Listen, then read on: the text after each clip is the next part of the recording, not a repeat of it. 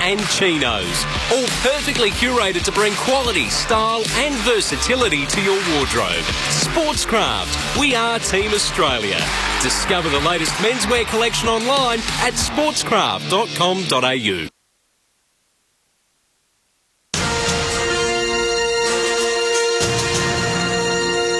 Welcome to SEN's coverage of the Olympic Games 2020. For Mate Communications, award-winning Aussie service and a bonus Tidal music subscription included on selected mobile plans. And Xero, invoicing but instantly, receipts but organised, cash flow but clearer. Try Xero free for 30 days. Search Xero, Xero. Day one of the 2020 Tokyo Olympic Games continues here on SEN, our rolling coverage across the network.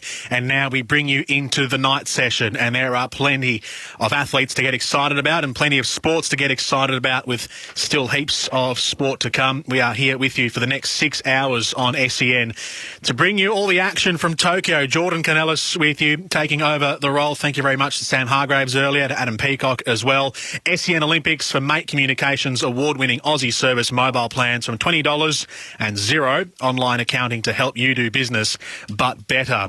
We are keeping an eye on the cycling, and we'll take you back out to the track in a moment, where the road cycling men's race is coming to a close. We are in the final 22 kilometres. Tadej Pogacar, the leader and the winner of the last two Tour de France's, is leading this race, but they are coming over the final climb at the Kogasaka Pass. Can Richie Porte try and attach himself onto the back of the leaders group and make a play for the medal? We'll find out in the final 22 kilometres. Tonight's main events from an Australian perspective, once the cycling is done of course, is the Matildas. Our second group game for the Australian women's national football team is to start in about half an hour from now. After our win a couple of nights ago against New Zealand, 2-1, we now take on Sweden, one of the mighty teams in women's football, who beat the other mighty team in women's football, the USA, a couple of nights ago, 3-0. Now it's our turn, Australia, to face the Swedes. Can they do it in the group stage? Tony Gustafsson, a Swede himself, against the nation of his nationality, will be in charge of Australia, featuring the stars of the Matildas side like Sam Kerr, Steph Catley, Lydia Williams, Caitlin Ford, Hayley Rasso and many more. And then to the pool. It's the first session from the pool, and there are a handful of heats to come and a handful of Australian swimmers to watch, including Seabom Lee and Brendan Smith up first in the heats of the individual medley 400 metres, Emma McKeon and Brianna Throssell in the butterfly, Elijah Winnington and Jack McLaughlin in the 400 metre freestyle, Zach Stubblety-Cook and Matthew Wilson, as well as our women's 4x100 metre freestyle relay team. So we keep an eye on all of that. Other Aussies to feature, we are still watching and keeping an eye on what's happening at the artistic gymnastics, where Tyson Bull is competing in the horizontal bar and the parallel bars apparatuses, and he's doing okay at the moment. The parallel bars, he is leading his rotation group, but he's low on the overall standings on the result. However, the parallel bars isn't his pet event. The horizontal bar is, and currently he's equal 5th overall, with the top 8 going through to the final stage of the artistic gymnastics apparatus in a couple of days from now. So we keep an eye on Tyson Bull, and now more importantly what his competitors are doing, because hopefully for the 28-year-old from Melbourne in the artistic gymnastics, he can maintain his spot in the top 8 and hopefully make that final in a couple of days. Elsewhere, aside from the swimming and aside from the soccer, we have equestrian, where Mary Hanna, Simone Pierce and Kelly Lane are competing in the individual dressage. We have badminton, where Gronya Somerville and Setiana Mapasa will compete in the women's doubles against South Korea. And then we've got a couple of table tennis matches as well later in the evening, around 10 p.m. Australian Eastern Standard Time, with Jianfang Lei taking on Deborah Vivarelli from Italy after she won her earlier match, Jianfang Lei from Australia, against Daniela Fonseca, 4-2. And then in the men's singles, David Powell takes on Pavel Sirachuk from the Czech Republic. And to round out the night, how's this? At 11 p.m. Eastern, so nearing nearing midnight really over in Tokyo.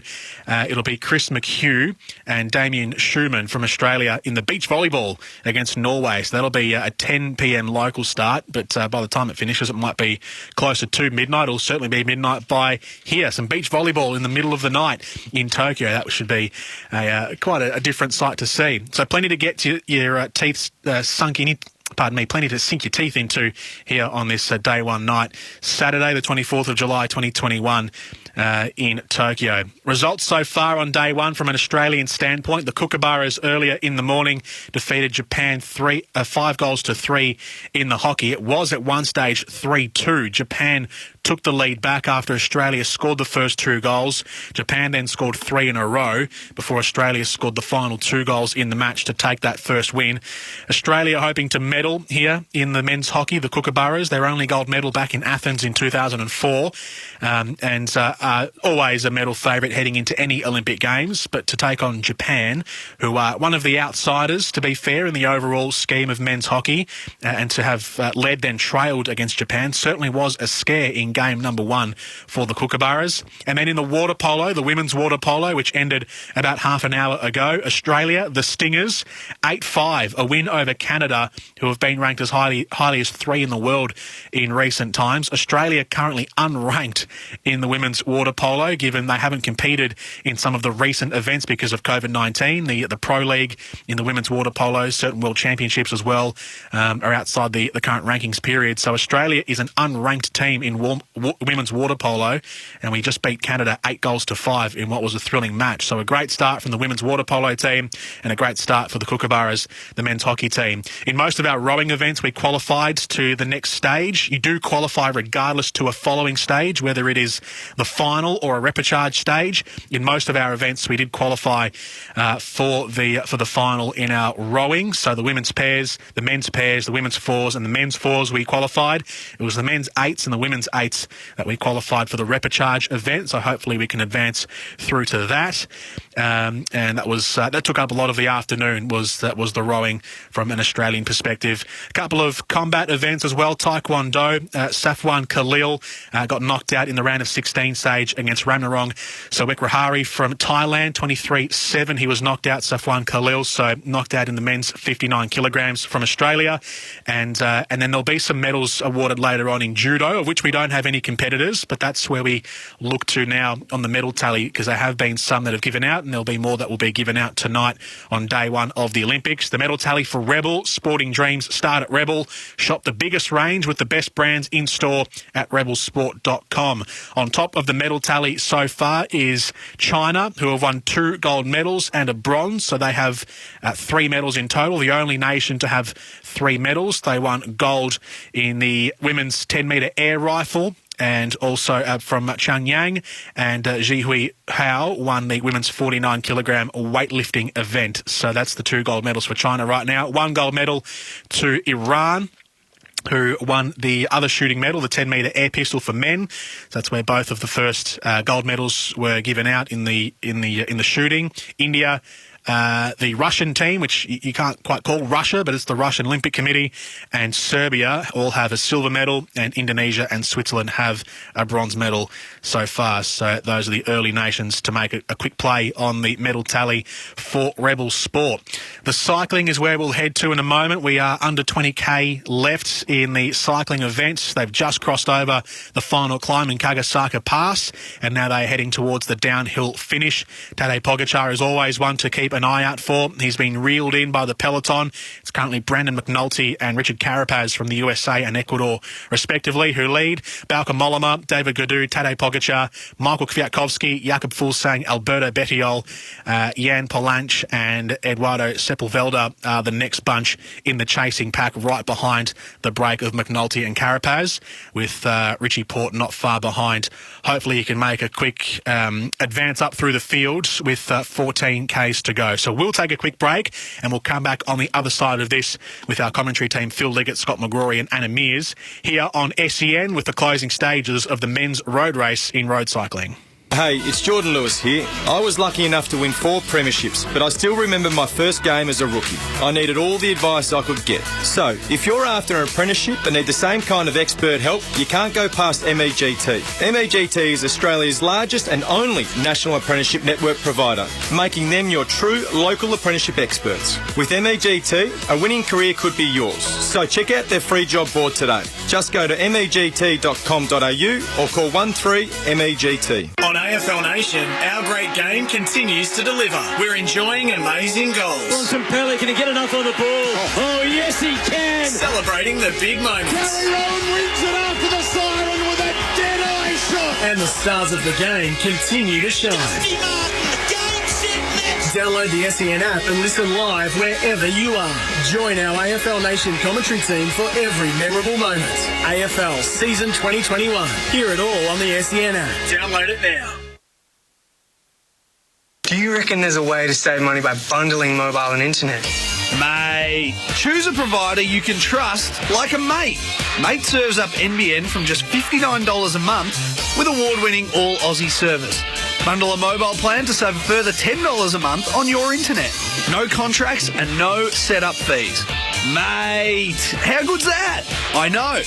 What are you waiting for? Mate! Mate's got your back. Visit letsbemates.com.au. The AFL season is building. The huge moments are becoming huger. And the stars of the game continue to shine. Buddy plays on, he put it through the middle, there's 2 points the difference. Download the SEN app and listen live wherever you are. Join our AFL Nation commentary team for every memorable moment. AFL Season 2021. Hear it all on the SEN app. Download it now. The Doc Shop makes space to make the world a better place. Is your office overrun with documents? Make space with the Doc Shop. We'll store your documents and data, protecting them from the elements. Our purpose-built, environmentally compliant facility is clean, secure, dry, pest-free and fire-protected. The Doc Shop, unashamedly green. Just look at our trucks. The Doc Shop makes space to make the world a better place. TheDocShop.com.au.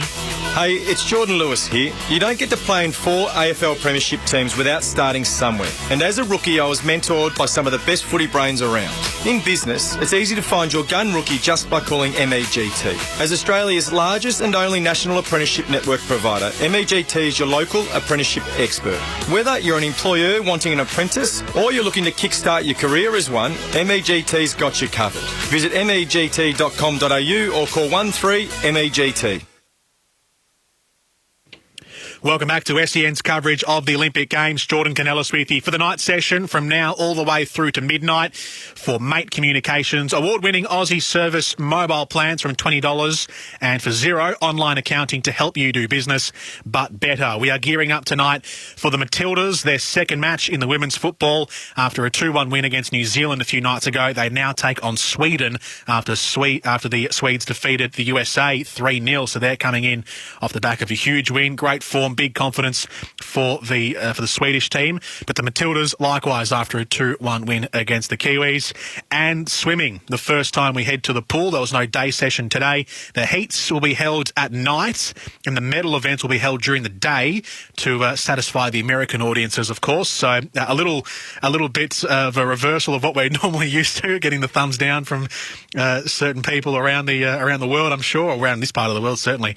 But in the States, they're happy because the night session will be the medal session. So heats tonight, medals tomorrow morning will be the first medal session of the pool. But tonight we've got the men's 400-metre individual medley, the women's 100-metre butterfly, the men's 400-metre freestyle, and the men's 100-metre breaststroke, and also the women's 4x100-metre freestyle, of which we have competitors in all of those disciplines. In the men's road race, we are coming to the final 10 kilometres. Brandon McNulty from the USA and Richard Carapaz from Ecuador Ecuador currently lead the group. They are the two-man break. The chase behind them features Bauke Mollema from the Netherlands, David Gaudu from France, Tadej Pogacar, the reigning two-time Tour de France winner, Michael Kwiatkowski from Poland, Jakob Fuglsang from Denmark, Alberto Bettiol as well from Italy. That's the chasing pack. Unfortunately, our Aussies, Richie Porte and Lucas Hamilton primarily, but also Luke Durbridge, have fallen a bit far behind. So with 10Ks to go, they won't catch up with 6 minutes now in arrears and that gap continuing to grow. But it's McNulty and Carapaz of Ecuador and the USA battling away for gold, but the chasing pack of all of the world's leading riders are right in behind. Let's take you to our commentators, Phil Liggett, Scott McGrory and Anna Mears for the closing stages of the men's road race in road cycling. Pull through there by Richard Carapaz. I think Carapaz will feel that if it comes to a sprint on that long straight road, he might be at a disadvantage. He's more of a climber. This is Van Aert still on the front. Who is going to help him pull? And you can see Wout just keeps going through because he knows he's got the better of everybody in this group in a bunch sprint. Now, there's still the final attacks that could come that could take the gold medal away from him if they bring Carapaz and McNulty back. But all of the pressure, Wout has taken that on board. He knows he has to bring those guys back if he's going to beat everybody else in the sprint. There's no point being the fastest for third. He wants to be the fastest to claim gold.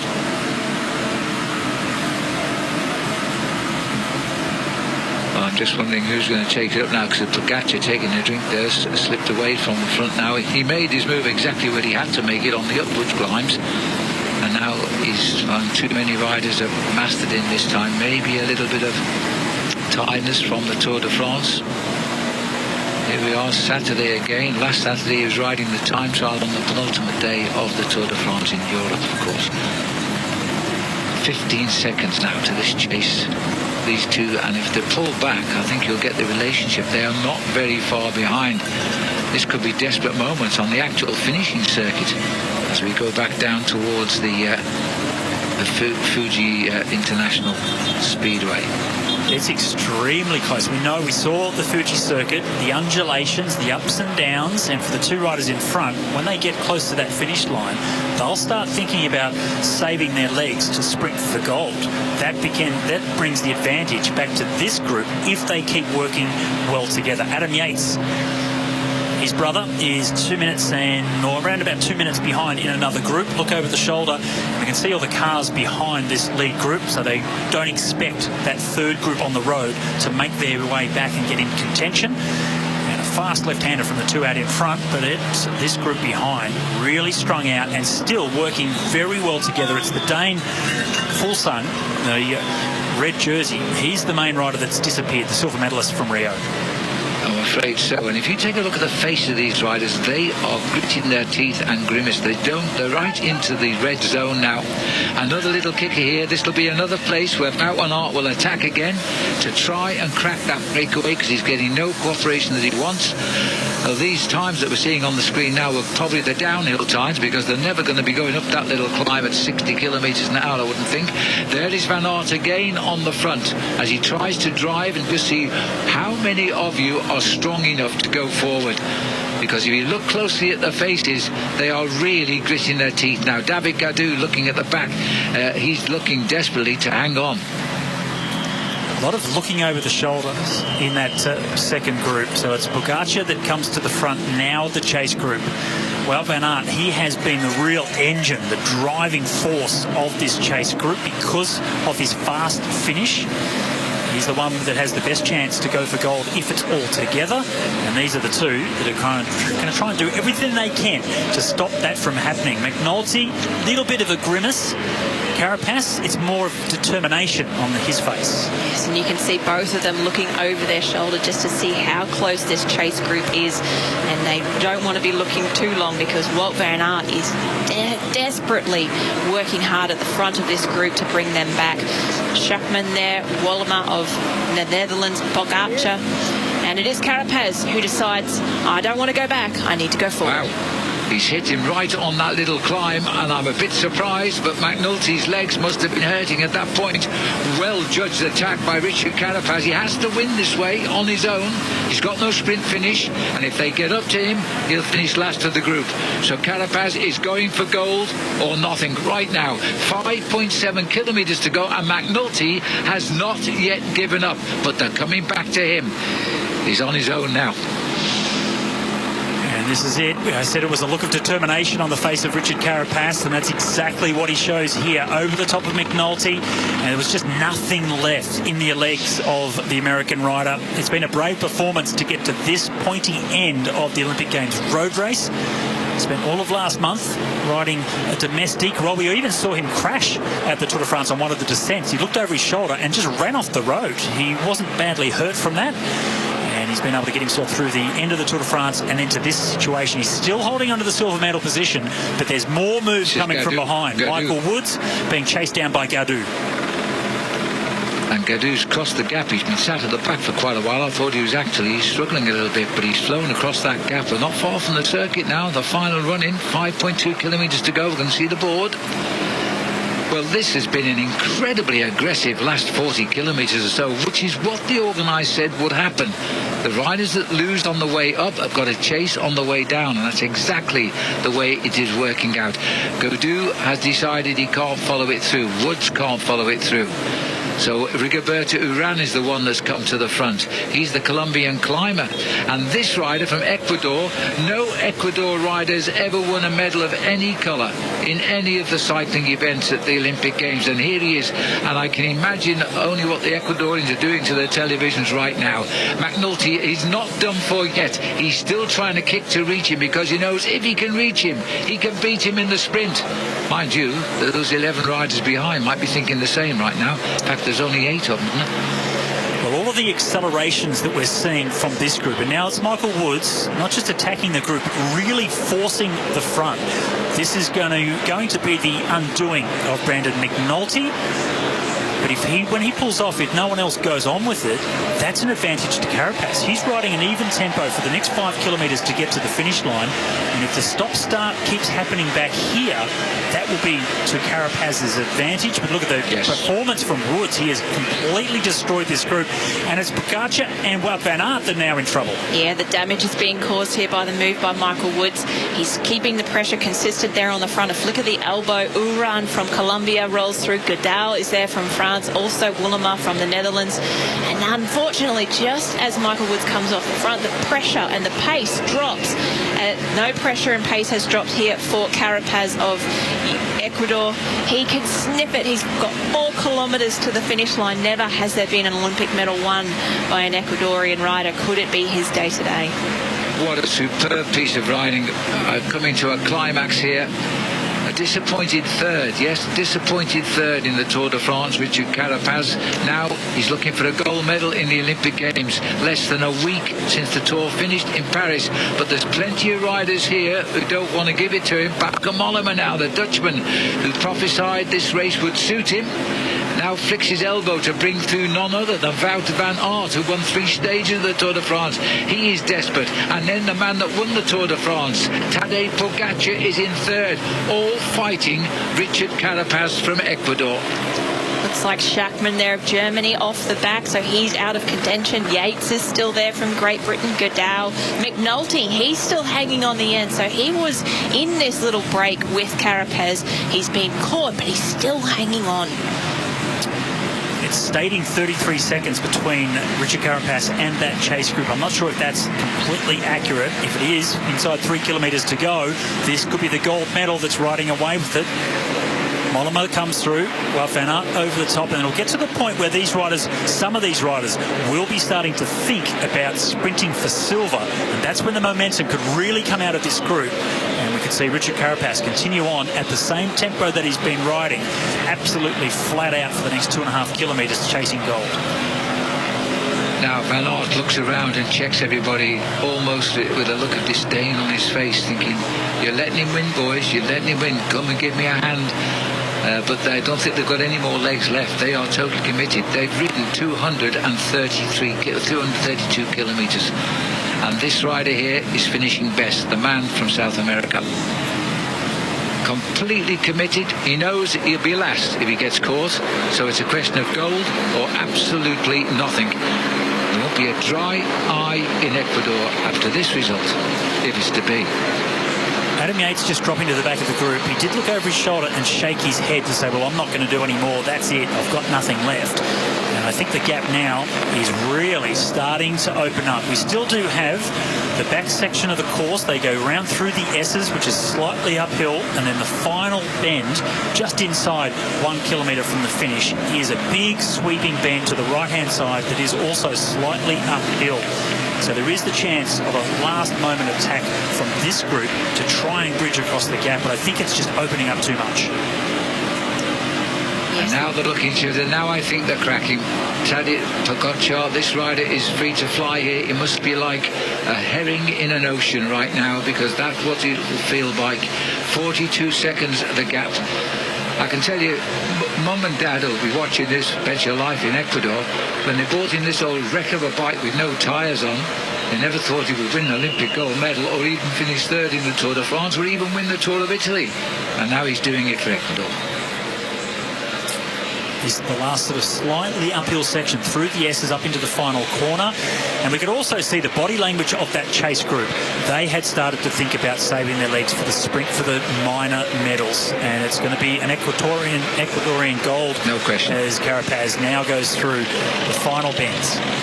Absolutely no question. I haven't seen the red kite. There should have been one to say 1 kilometre to go. Desperate moments, and Rigoberto Urán followed by Wout van Aert. He has conceded now. He knows he can beat all of these riders in the sprint, so he stopped the chasing now. He knows the race is lost to this man, Richard Carapaz of Ecuador, about to become the first Ecuador cyclist to get a medal of any colour in the Olympic Games. He's won 11 bike races in his career as a professional, which started back in 2017. He won the Tour of Switzerland this year, but he's only won one actual race this year. That was the 5th stage of the Tour of Switzerland.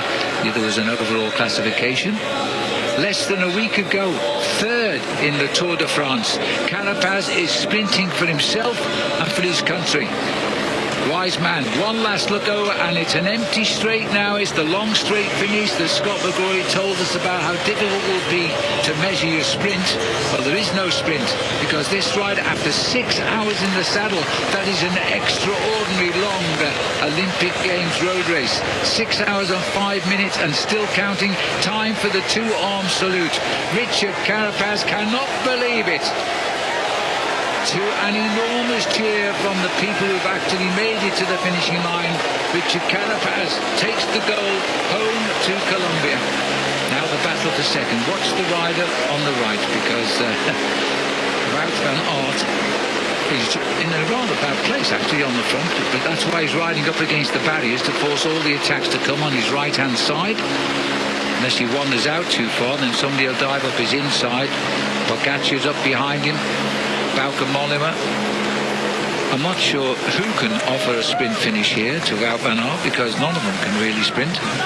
Brendan McNulty promised so much, sat at the back, might give it an early attack. He's in a perfect position to jump from last man, and if he's going to do it, sooner rather than later.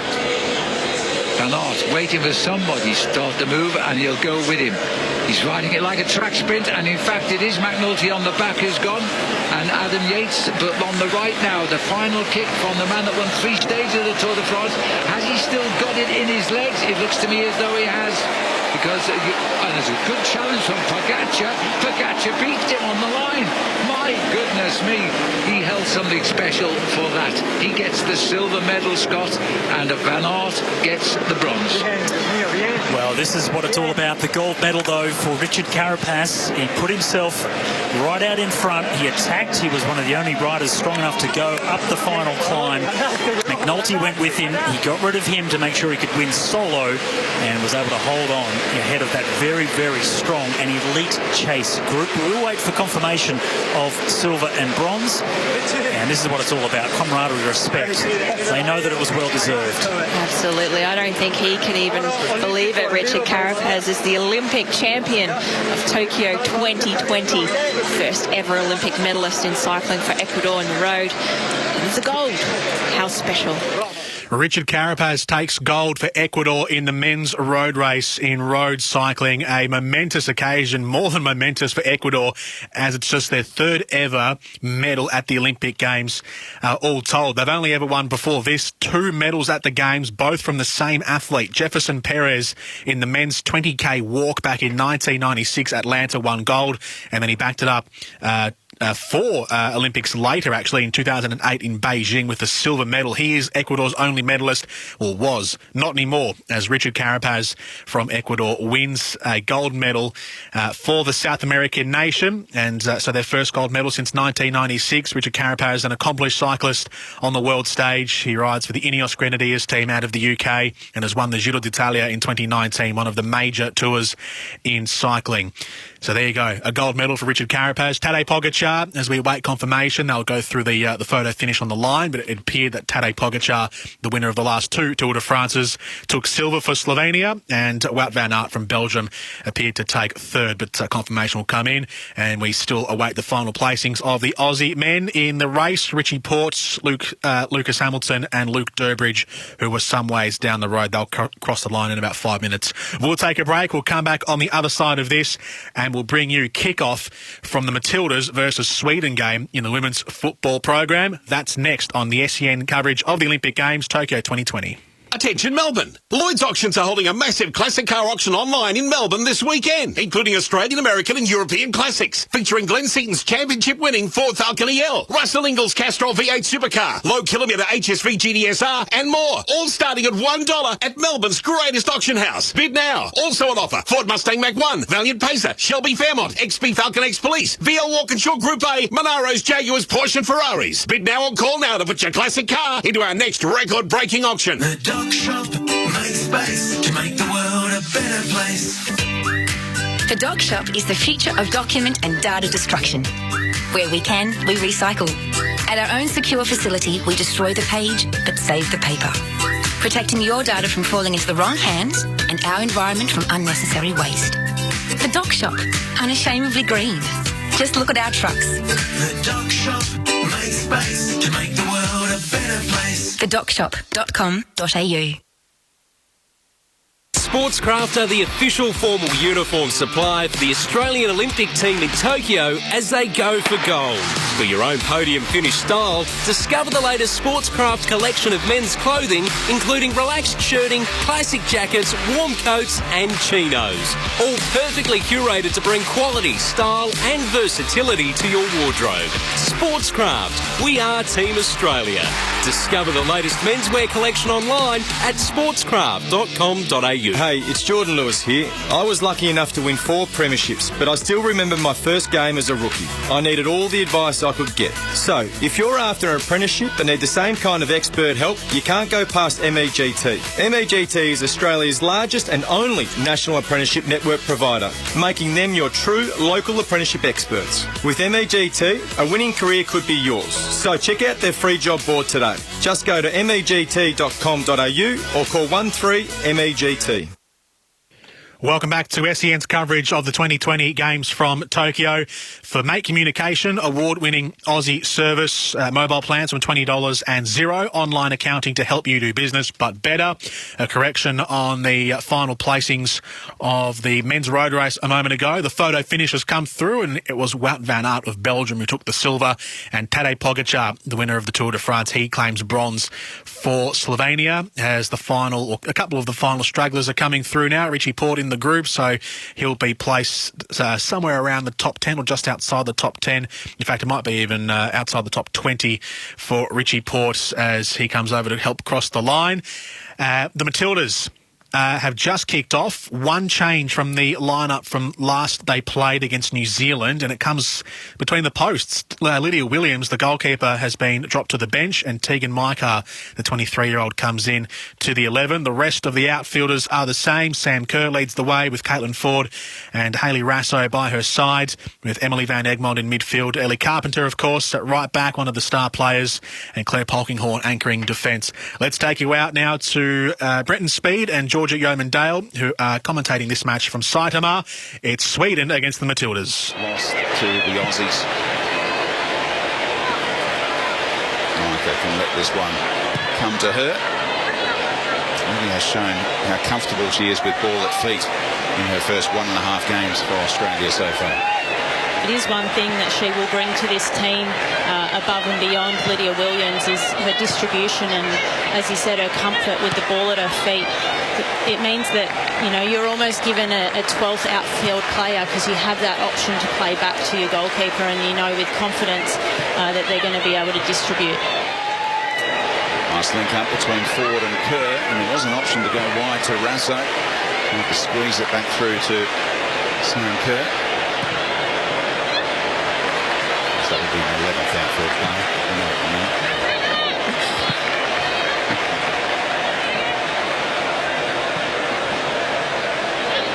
First meeting between these countries in a major tournament in 1999.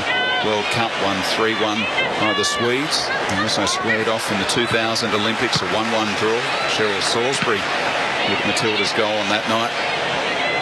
2004 quarter-final at the Olympics. Lisa Devanna scored in a 2-1 defeat. Elise Perry popped up with a goal at the 2011 World Cup. The dual international in a 3-1 defeat there. And the most recent meeting, 2015 World Cup, a 1-1 draw in the group phase. And Glass pushing on down that right-hand side. Australia back in really good numbers defensively. Catley and Lewitt combining. Again, there's that link up from Kerr, and you can see what Van Egmond was trying to do. Is Ford back on side. It was clever by Kerr to drop it over the top. It was a tight run thing on the offside front, and that's why the flag does indeed go up now. And the first phase didn't amount to anything. Yeah, Caitlin Ford's just made her run off the expecting to get the first ball. It's held up a little bit there for Sammy, and she's unable to play it through early enough, meaning that Caitlin Ford has run off into an offside position. We see Sam Kerr drop quite deep into the midfield there. I think in that instance she didn't need to. Emily Van Egmond had a lot of time on the ball and a lot of space to run into. In that instance, Sam Kerr could have peeled out a little bit wider off her opposing centre back and given Emily space to run into.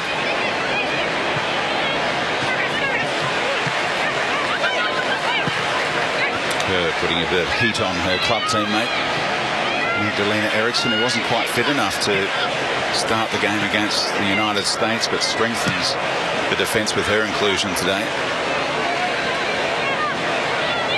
Alongside this lady, Ilstedt of Bayern Munich. And for all the big clubs around Europe. And the Swedes, who really played wonderful football against the Americans. Could have been more than just 3. Yeah, they absolutely dominated the US in their opening game and scored 3 goals. As you said, could have been more, but the thing that I was really impressed with was their defensive game and holding a really good block. They seem to sit back into 2 lines of 4 when they are defending, and it creates a bank that's really hard to break down. That's what the US really struggled with in that first game, and it's something that the Aussies here are going to have to find a way through, making sure that they can break down those lines.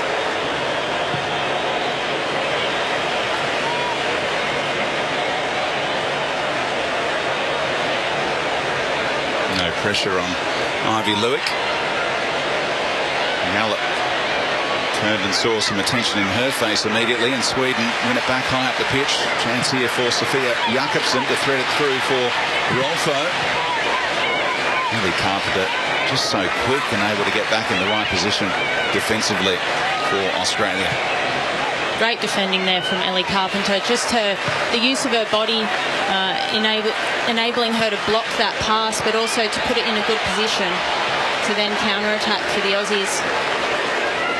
Sometimes we can see players running out to block a pass, and if their body position isn't right, you end up giving away a corner, which is not what you want. So the way that Ellie Carpenter's able to turn her body, and it means that the deflection goes back into the field of play rather than behind for a corner.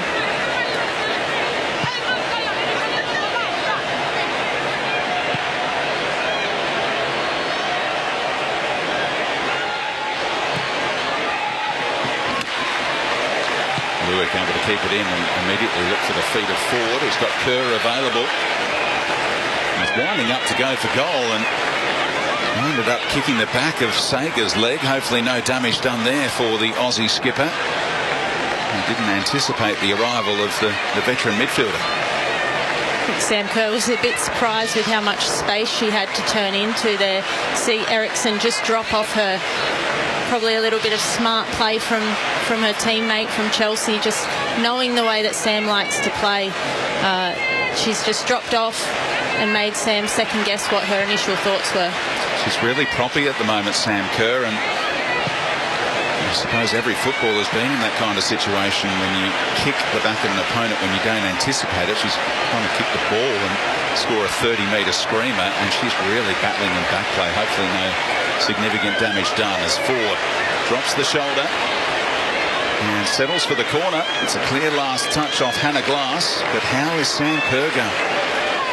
Yeah, it's nervous signs here for all Aussie fans, and I'm sure the coach on the sideline as well, Tony Gustafson, would be keeping a keen eye on Sam Kerr of how she's going. Hopefully it's just one of those ones you've got to walk off. She got on the end of a Steph Catley corner the other day for the second goal against New Zealand. She's got Jakobsen for company here. Catley swinging it in. Back in by Kerr. Simon was trying to help it on, out jumped by Sager, and now the Swedes look to counter.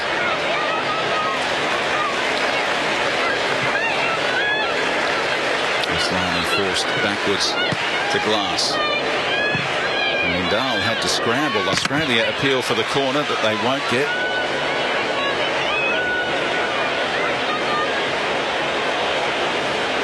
Several in this team won silver 5 years ago in Rio after knocking out the Americans in the quarterfinal there. Nice touch off Sweden, says Kaya Simon, but the decision has gone the other way. Goal kick given. A very even start to this game through the opening 10 minutes. Yeah, I feel like neither team has been able to get too much control over the game. It's been a little bit end-to-end. That is one danger that the Swedes have, is they're very good on the counter-attack, and something that the Aussies are going to have to be really careful of. But no one's really taken too much control. It's definitely looking like an even contest at this point.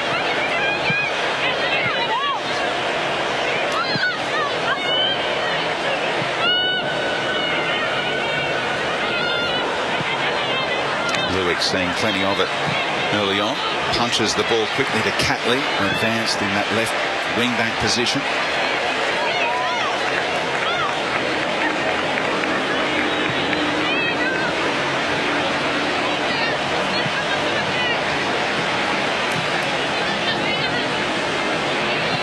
Matilda's looking so much more solid defensively after being opened up in those early games under Tony Gustafson, as he worked on getting the cohesion right. And there's the speed of Carpenter, comfortably ahead of her opponent once more to retreat to Micah.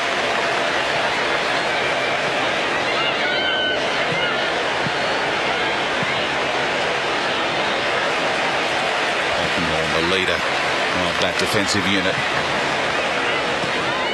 Ford and Catley rotating now. Rode through the challenge of Jakobsen with real strength there, Caitlin Ford. Carpenter ready to go to Razzo. Good build up here by the Aussies. Nice idea, but Lindahl with the early read and able to pluck Razzo's delivery. You see Razzo just knows that that delivery in there wasn't good enough. She needed to get a little bit more whip on the ball to pull it away from the goalkeeper. Otherwise, just turn out, keep the ball, recycle it, and try for another phase. But now, instead, the Aussies need to defend and try and win the ball back.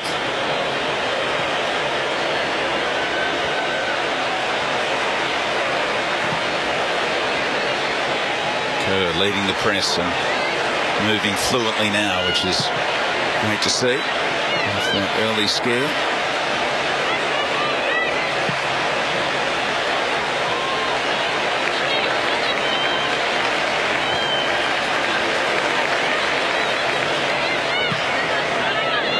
Stroking it out to Yallop this time, who opened the scoring against the Kiwis.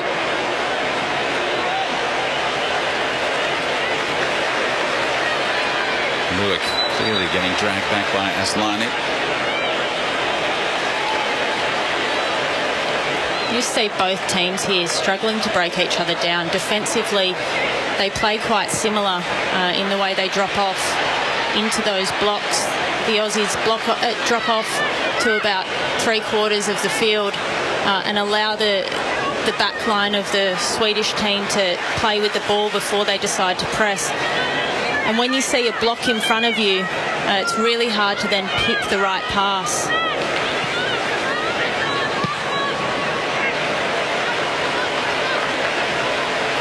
Holkinghorn beaten in the air by Nina Hertig. Sliney pulls the strings in that creative midfield role. Australia win it back. Ford and Kerr in concert once more. Cheeky attempt to go back to her skipper from Ford, who lost possession in the end, and Sliney and Jakobsen not on the same page.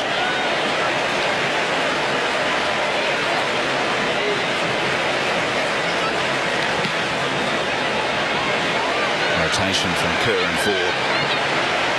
Started through for the advanced Catley that time, but Australia not finding the killer ball as yet.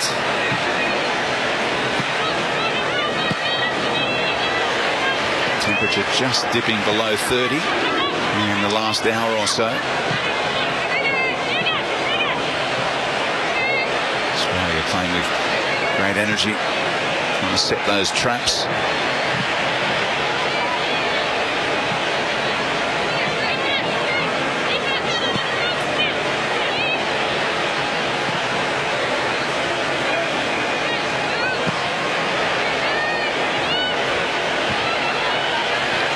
Dropping deeper this time to deal with the threat down the right-hand side from Sweden. Holkinghorn first to that one. And there's that midfield combination of Egmond and Yallop winning possession back for Australia. And also really rolling up the sleeves, ready to do her job down that right-hand flank today. Nice link up with Simon. Sam Kerr has so many opponents for company that Ford was the better option. And here comes Catley. Early delivery. Back off Millerstedt. Positive play there from the Matildas. Simon goes down, trying to buy a penalty. Won't get any joy from this vastly experienced Brazilian referee.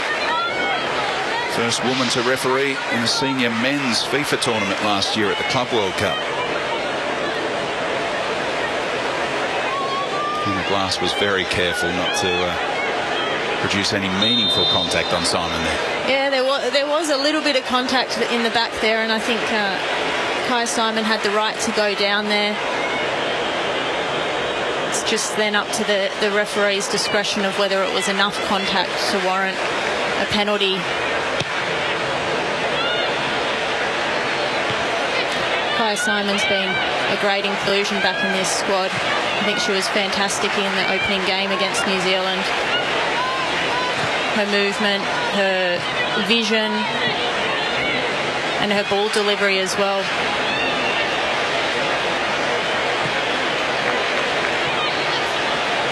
Holkinghorn and Lewick just interchanging positions for a moment.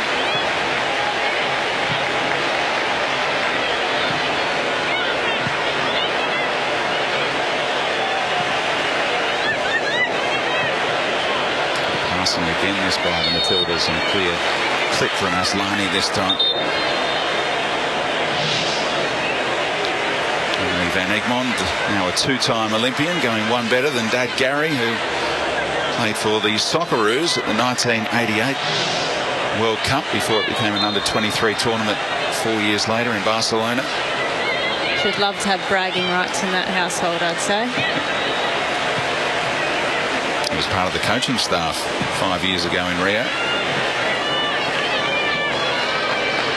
Unattached at the moment, Van Egmond as well, after leaving West Ham at the back end of last season. And she made 17 appearances in the WSL.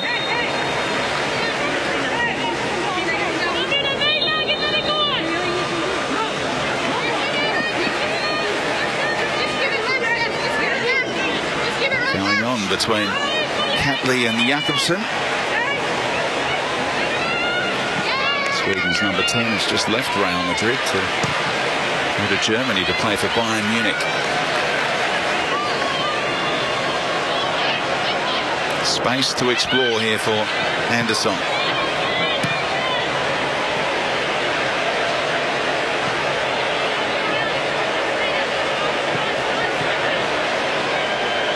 Reed and Grasso in the passing lane that time.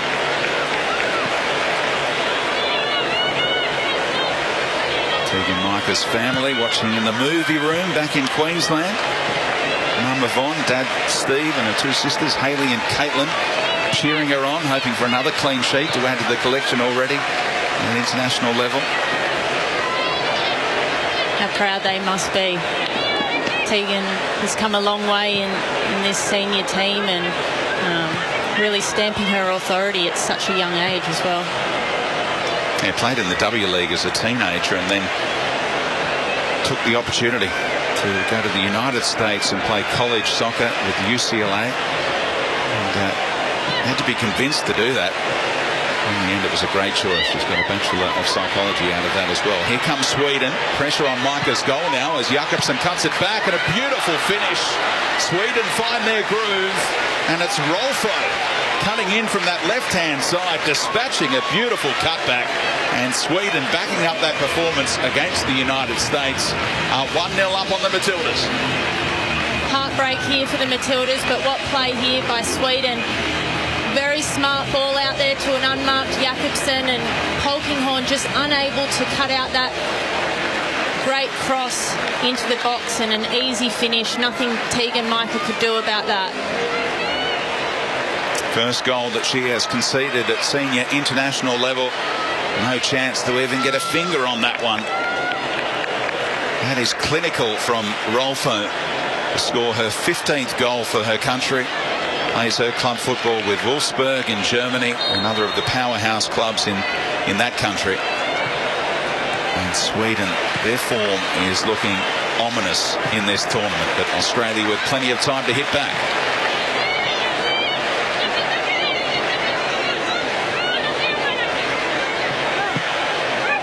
Barely a threat posed to Australia until that moment.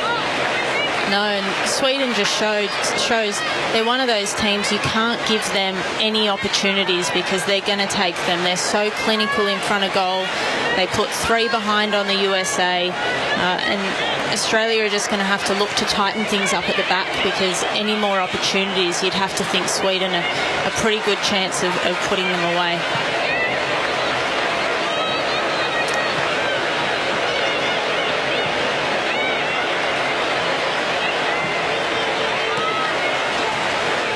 Egmont almost had it poked away by her opposite number, and here comes Aslani to put some more pressure on. Carpenter forced the scramble. Also left it behind. Good read by Van Egmond, who looks early for the run of Kerr or Ford. Passing not quite on point from Van Egmond, but that's a better effort to find Simon. Sweden quickly in to win it back. The Aussies just not quite on the same page up front there. Unable to string the passes together, and I think that comparing it to the game against New Zealand, we haven't got the same sort of movement and rotation that we did have. Jakobsen. Not a whole lot in that, but Catley got the whistle.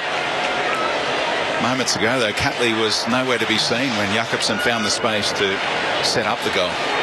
Yeah, Catley unfortunately caught out of position, and It allowed Jakobsen to have so much time out on the right-hand side of that 18-yard box to pick her pass. And what a beautiful delivery it was.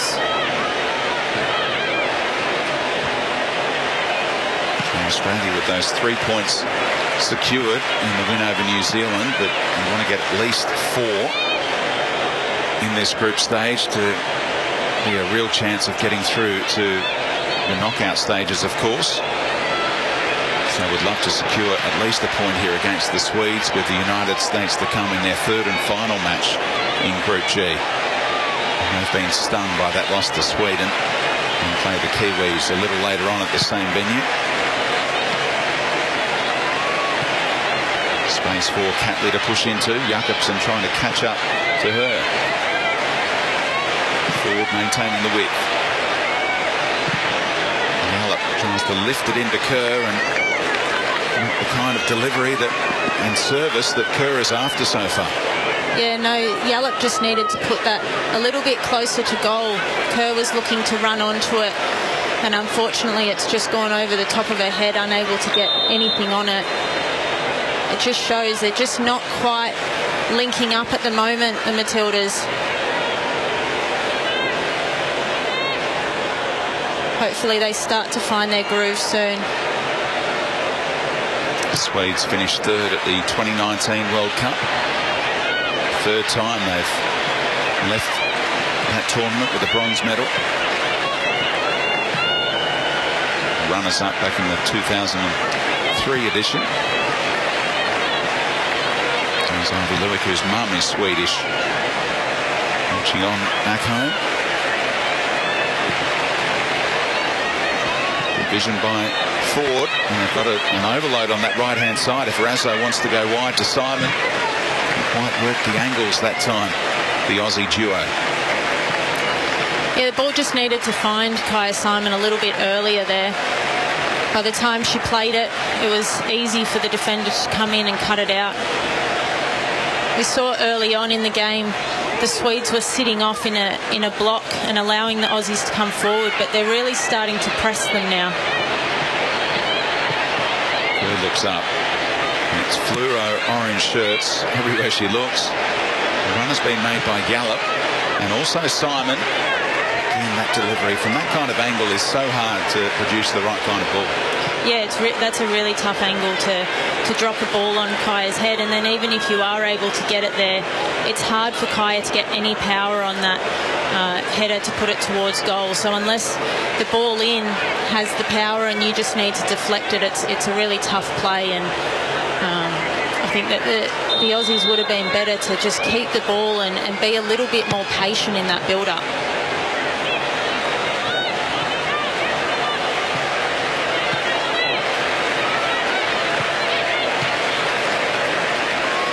Bounced it back to Razzo. Switched it out to Ford. Linking up with Catley again. They're so well positioned, the Swedish defensive unit. They're cutting out the dangerous ball so far.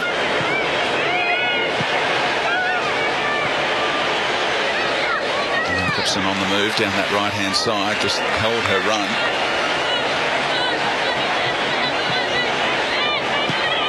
Ford just slotting in behind Catley. Cross ball out by Lewick.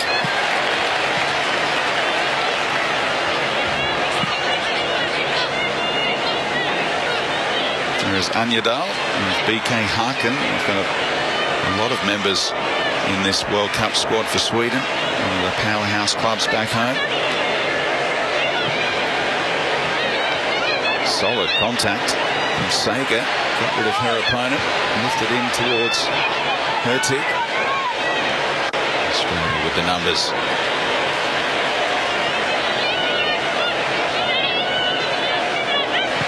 Carpenter has overlapped. Australia went the other way.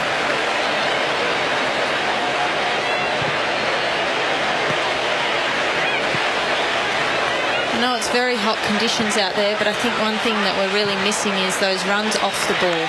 It's very reactive at the moment. Carpenter. Great work rate in industry. Trying to whip it in towards Simon. concerns for the Swedish defence in the middle. Massive for them to get Magdalena Eriksson back today after Natalie Björn started the other day. Such a solid defender. Big part of the success that Chelsea's had this season is Magdalena Eriksson, and not just in her ability but in her leadership as a captain as well. Good turn of speed here. Not many get the better of Carpenter, but Herzig did. That's probably why she had a head start. Offside flag up against the 25-year-old who missed the last game against Australia because she became a mum that week. Partner Lisa Lance.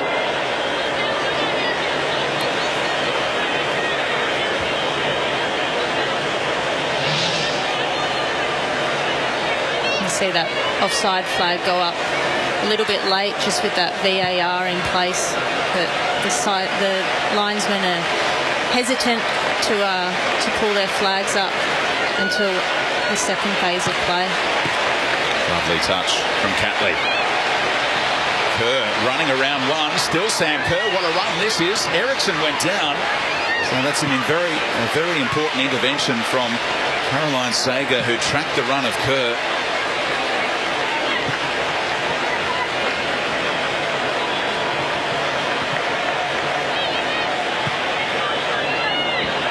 I hope you're enjoying this match between Australia and Sweden. The Matildas on the back. We'll be back in 60 seconds here on SEN's coverage of the Olympic Games. It's currently 1-0 Sweden leading the Matildas. Fridolina Rolfo, the goal scorer after 20 minutes for the Swedish team. The Matildas not out of it though. Ellie Carpenter putting in a good run down the right side. Sam Kerr lurking. 60 seconds. We'll be back for the remainder of the first half. Hi, I'm Tim from Red Energy. The Australian-made logo is a true mark of Australian authenticity. So, for Red Energy to be certified to use the famous green and gold Australian-made logo, well, it's fair to say it's something we're pretty proud of. Here at Red, we're owned by the mighty Snowy Hydro, and that makes us 100% Australian. We're also based right here, so our team really understands your needs. So, if supporting Australian means something to you, switch to Red today. Call 131 806. The Doc Shop makes space to make the world a better place. Is your office overrun with documents? Make space with the Doc Shop. We'll store your documents and data, protecting them from the elements. Our purpose-built, environmentally compliant facility is clean, secure, dry, pest-free and fire-protected. The Doc Shop, unashamedly green. Just look at our trucks. The Doc Shop makes space to make the world a better place. TheDocShop.com.au. Welcome back to SEN's coverage of the Tokyo 2020 Games. For Mate Communications, award-winning Aussie service mobile plans from $20 and Xero online accounting to help you do business but better. Sweden 1-0 over Australia, the Matildas in this group match. We've gone half an hour. The Swedish team have a corner. Let's take you back to Brenton Speed and Georgia Yeomandale. Aslani ready to deliver. In swinger. And Micah punches clear. Helped on by Ford, and Australia deal with that set-piece threat. When you look back at the highlights of when Australia were getting opened up from those set-pieces, Sam Kerr wasn't back defending. And that was part of the plan. Tony said, if we cop goals, that's on me. I want Sam Kerr further up the pitch to launch counter-attacks. But that time, she was front and centre, helping out. It is a decision you have to make. She's still back there. And it's one thing that Stadge was very adamant about when he was coaching was, no, we'll get everyone back because we don't want to concede. We can worry about scoring later.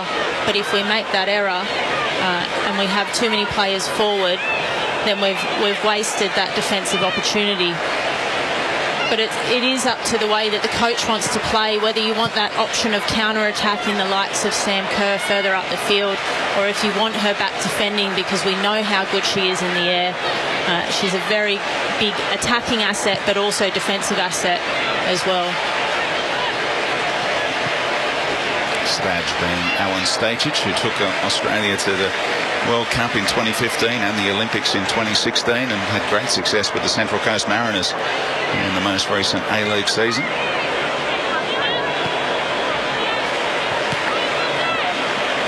Sam Kerr's recovered well from that early knock. Sustained in a little duel with Sager. Swedish captain plays her club football at Rosengard, where the Australian squad member Charlie Grant has been for the last couple of months.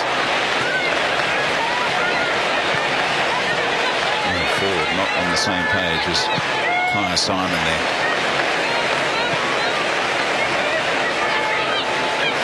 In that previous phase of play, you see Tamika Yallop pick it up in the midfield and able to turn out and switch the ball.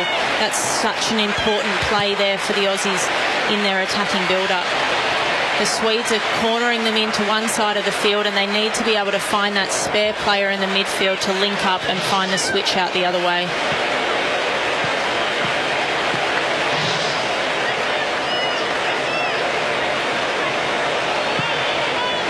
Shoulder to shoulder was okay from Carpenter there. Sweden settled for the throw. And Lindahl has to scramble back. Debuted a long time ago now, nearly 20 years ago. Hedvig Lindahl, 174th cap for her. She sat on the bench in the 2003 World Cup final. And still going strong. Now Sweden's number one. Space here for the goal scorer. Rolfo looks early and a big chance on the stretch. Not quite for Lena Hurtig. It just eluded her by centimetres in the end. And Australia are able to get it out for the corner. To continue watching the Matildas fight back against Sweden, switch to Channel 7 now, here on 7 Mate. We're heading to the Equestrian, where Australia's record breaker Mary Hannah is in action. 45. Yeah, I think she's just misread the ball coming in there. It didn't quite whip back as much as she had anticipated, and she almost held up her run when she just needed to keep running onto it. So the left back Anderson coming all the way across to deliver this corner in towards Micah. Again, a good strong punch. Clear. The volley was well struck. That's brilliant technique by Anyadal. But couldn't produce her 5th international goal. Great initial ball in there. Well done by Tegan Micah to get a really strong fist to it. But that would have been a fantastic goal if she was able to send that one goalward. Happy for the Aussie fans to see that one go behind.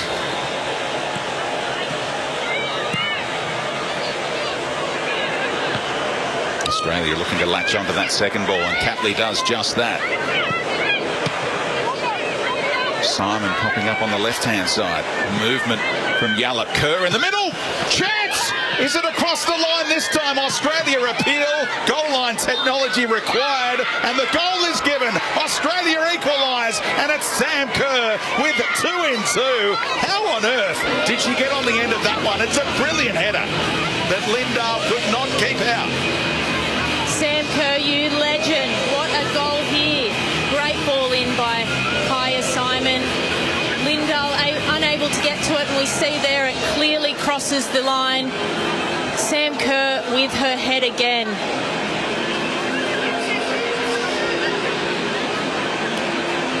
Almost for Lindahl, but Sam Kerr, eerily similar to the way she celebrated her first goal against New Zealand in this tournament. She knew it had crossed the line, and in the end, that decision was given. It's 1-1 in this Group G blockbuster between Australia and Sweden. And Sam Kerr has her 44th international goal. That's a huge moment there for the Aussies. They were starting to be under the pump a little bit from the Swedes, finding it really hard to break them down. And then Sam Kerr, captain, steps up, and it's back to 1-1. Even playing field now. And here's Kaya Simon on the right-hand side, where we've seen her so often. But she provided the assist by drifting out to that left-hand side, and she has wonderful technique and the ability to drop those balls into the right kind of area. Yeah, Kaya Simon does have fantastic technique, and as we see her drift out wide, that's what we talk about when we're talking about movement up front. We don't want players stuck in stagnant positions. Just because you're a right-sided winger doesn't mean you can't come into that number 9 position, and it allows Sam Kerr to rotate out. That movement is so important, and it's key to how the Australians are going to be able to break down this Swedish backline. She'd prefer to be wearing the number 20 shirt, but maybe number 2 is going to be her lucky charm. It's 2-2 for Australia's number 2 and captain at the Olympic Games of Tokyo 2020/21. The winner of 6 golden boots in 3 different continents, 21 goals in 22 league games with Chelsea last season. And Tony Gustafson's been working so hard on the training pitch to bring out the best of her in this Matildas team. And it's certainly been the case in the first 1.5 games in this tournament.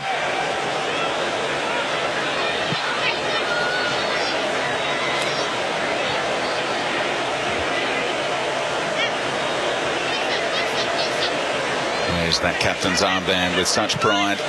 The 27-year-old, been around a long time, won that 2010 Asian Cup as a 16-year-old. Helping out defensively again here. Here's the skipper.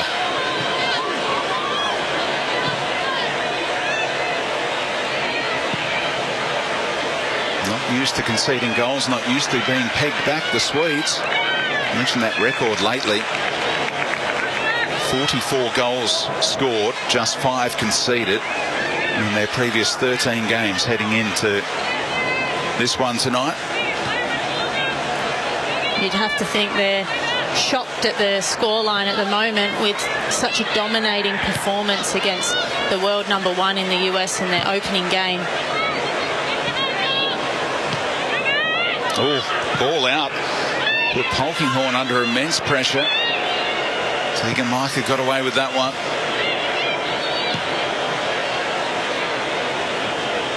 Again, Kerr able to win an aerial battle. Simon couldn't track it down in time. They were the two that combined to fashion that equaliser for the Matildas. And Egmont a chance to get a head up. There was not a whole lot to go to. Nice time for Yallop. Here's Simon dropping into that hole again and bending one around the corner. Sensationally for Kerr, who's clipped. Penalty. Surely no. The referee says no. I thought Kerr was clipped. VAR is available, and Sam Kerr's got to be careful about making that gesture, but I think it's well worth a look. Clearly clipped there on the way through. I would be shocked if VAR don't pick this one up.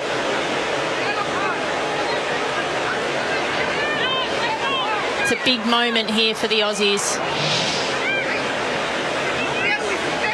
Sam Kerr hoping that the referee is getting a word in her ear, but the word is that stick with the on-field decision. And there's no penalty to be given by VAR. Well, that will be being debated in Australian lounge rooms right around the country. Should Australia have had a spot kick there to take the lead before half-time and complete a remarkable turnaround? There's clear contact there on Sam Kerr, and the thing is, when you're moving at that kind of pace, you don't need a lot of contact to put you off balance, and that's why for penalties it can often be given for the smallest of contacts, because that puts a player off, and that is then deemed illegal, and it should be a penalty in that situation. The referee disagrees there. Micah can come and play.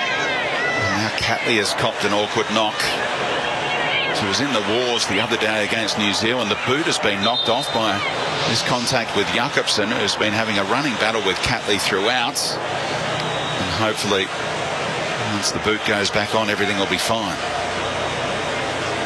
You just see Jakobsen stand on the back of Steph Catley's boot, and hopefully it's no more than just studs down the back of the ankle, which hurts a lot, but usually you're able to then play on with it. Impromptu timeout for Tony Gustafsson to bring in his Matildas, for the Swedes to talk it over without their coach.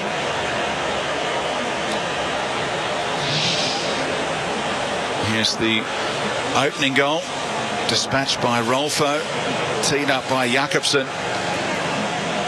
The bench in celebration mode, but Swedish smiles were wiped away. Sam Kerr's equaliser. Look at the vision of Kaya Simon. Plenty of time to get her head up, and that is just beautiful. It's great delivery there from Kaya Simon. You see her patience on the ball, making sure she tees it up, perfect timing. And Sam Kerr, if the ball's put in on her head in that situation, she's putting it goalward, and most of the time it's going in the back of the net. Listening to the insights of Matilda number 180, Georgia Yeomandale, and great to hear the way you talked about why that penalty should have been given for Kerr as well. It can be minor contact when she's going at that speed. Kerr just sucked the defender in, got Hannah Glass right where she wanted her. Once she felt the chopping motion come across the back of her legs, she went down and expected the whistle to go for a spot kick. Yeah, exactly. The way that Sam Kerr is able to run across the defender gives her no chance of actually getting to the ball, and then makes contact. However, penalty wasn't given, and the Australians need to find another way in now. Good flick on here towards Rolfo, looking for Aslani making the late run, and Tegan Micah swiftly off her line.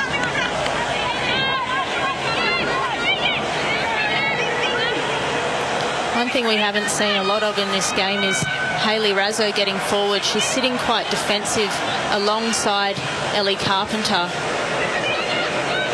and not getting up and joining in that attack. It's one thing that was really good in the New Zealand game, was the way that Hayley Razzo from the right side and Steph Catley from the left side were able to overlap and join in and add that extra number. With a clever ball to Van Egmond. Has been looking for that kind of pass right throughout the first half. And Sweden pretty comfortable dealing with that diagonal from Australia's number 10.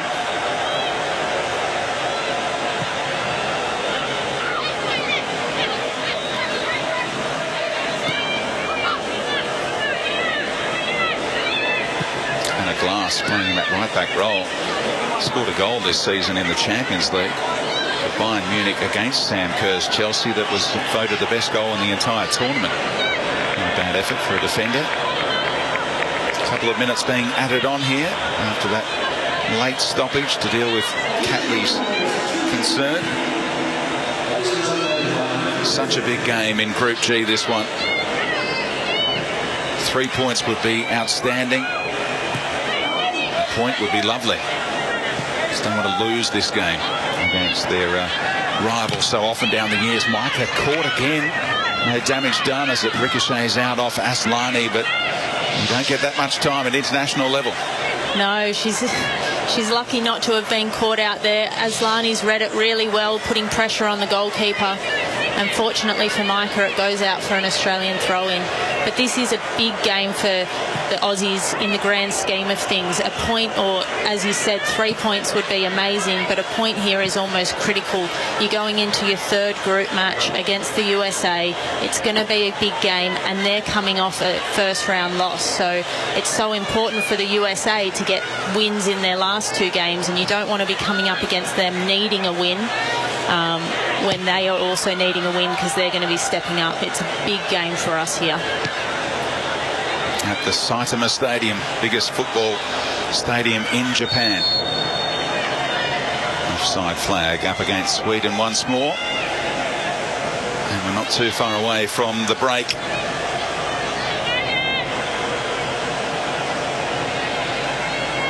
Tony Gustafsson appointed last year to take Australia all the way through to the next Olympics in 2024. And that phase of time, of course, includes a home World Cup for Australia, co-hosting with New Zealand in 2023. Less than 2 years away now. And it's going to be an amazing time down under. Good win by Yallop. Ford following up. Could have ricocheted anywhere. Stayed there for Hannah Glass.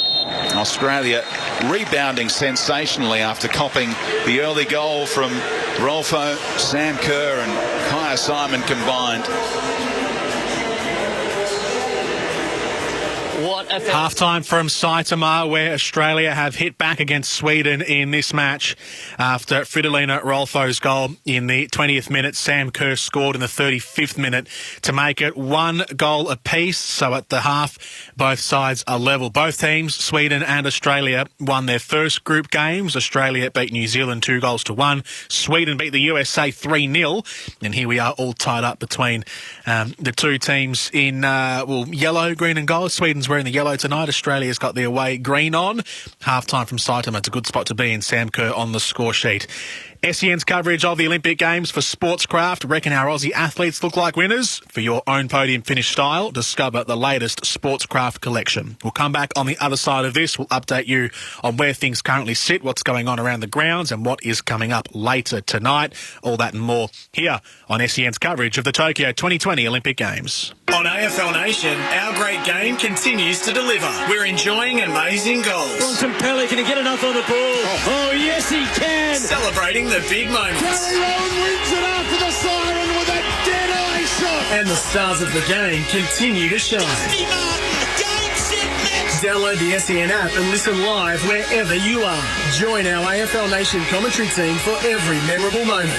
AFL Season 2021. Hear it all on the SEN app. Download it now. Attention! Lloyd's Auctions are holding a massive classic car online auction this weekend, including Australian, American and European classics, featuring Glenn Seaton's championship-winning Ford Falcon EL, Russell Ingall's Castrol V8 supercar, low-kilometre HSV GDSR and more, all starting at $1 at Australia's greatest auction house. Bid now. Also on offer, Ford Mustang Mach-1, Valiant Pacer, Shelby Fairmont, XP Falcon X Police, VL Walkinshaw Group A, Monaros, Jaguars, Porsche and Ferraris. Bid now or call now to put your classic car into our next record-breaking auction.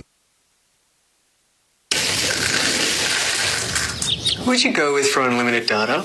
Want unlimited data and top speed with your internet service? Mate serves up award-winning all-Aussie service. Get the Elite Mates Home Superfast plan for $89 a month for the first 6 months. Mate, how good's that? Plus, get unlimited data on all internet plans. No contracts and 1 month risk-free guarantee. What are you waiting for, mate? Choose a provider you can trust, like Mate. Visit letsbemates.com.au. Hey, it's Jordan Lewis here. You don't get to play in 4 AFL premiership teams without starting somewhere. And as a rookie, I was mentored by some of the best footy brains around. In business, it's easy to find your gun rookie just by calling MEGT. As Australia's largest and only national apprenticeship network provider, MEGT is your local apprenticeship expert. Whether you're an employer wanting an apprentice or you're looking to kickstart your career as one, MEGT's got you covered. Visit MEGT.com.au or call 13-MEGT. The AFL season is building. The huge moments are becoming huger. And the stars of the game continue to shine. Buddy plays on, he put it through the middle, there's 2 points the difference. Download the SEN app and listen live wherever you are. Join our AFL Nation commentary team for every memorable moment. AFL Season 2021. Hear it all on the SEN app. Download it now. The Doc Shop makes space to make the world a better place. The Doc Shop is the future of document and data destruction. Where we can, we recycle. At our own secure facility, we destroy the page, but save the paper. Protecting your data from falling into the wrong hands and our environment from unnecessary waste. The Doc Shop, unashamedly green. Just look at our trucks. The Doc Shop makes space to make the world a better place. thedocshop.com.au. It's time to make the call and switch to Kogan Mobile, because right now you can get started with Kogan from just $4.90 for 30 days. Yep, just $4.90 for 30 days. Thousands of Aussies have already made the call and switched for unlimited calls and texts and a big 40 gig of data at award-winning prepaid prices. Get started now with Kogan Mobile from just $4.90 for the first 30 days at koganmobile.com.au/footy. The Doc Shop makes space to make the world a better place. Is your office overrun with documents? Make space with the Doc Shop. We'll store your documents and data, protecting them from the elements. Our purpose-built, environmentally compliant facility is clean, secure, dry, pest-free and fire-protected. The Doc Shop. unashamedly green. Just look at our trucks. The Dock Shop makes space to make the world a better place. thedockshop.com.au. Welcome back to SEN's coverage of the Tokyo 2020 Olympic Games. Jordan Canellis here with you, taking you through the night session from now all the way through to midnight. It is half-time between the Matildas and Sweden in their second group game from Saitama. This game being played outside of Tokyo in one of the biggest football stadiums in Japan. 1-1 is the score at the break. It was Fridolina Rolfo who scored for Sweden first in the 20th minute, putting them up 1-0, but Australia hit back on the 35-minute mark with Sam Kerr. Surprise, surprise. There was a shout for a penalty for Australia not long after that goal, maybe 5 to 10 minutes afterwards. Not given.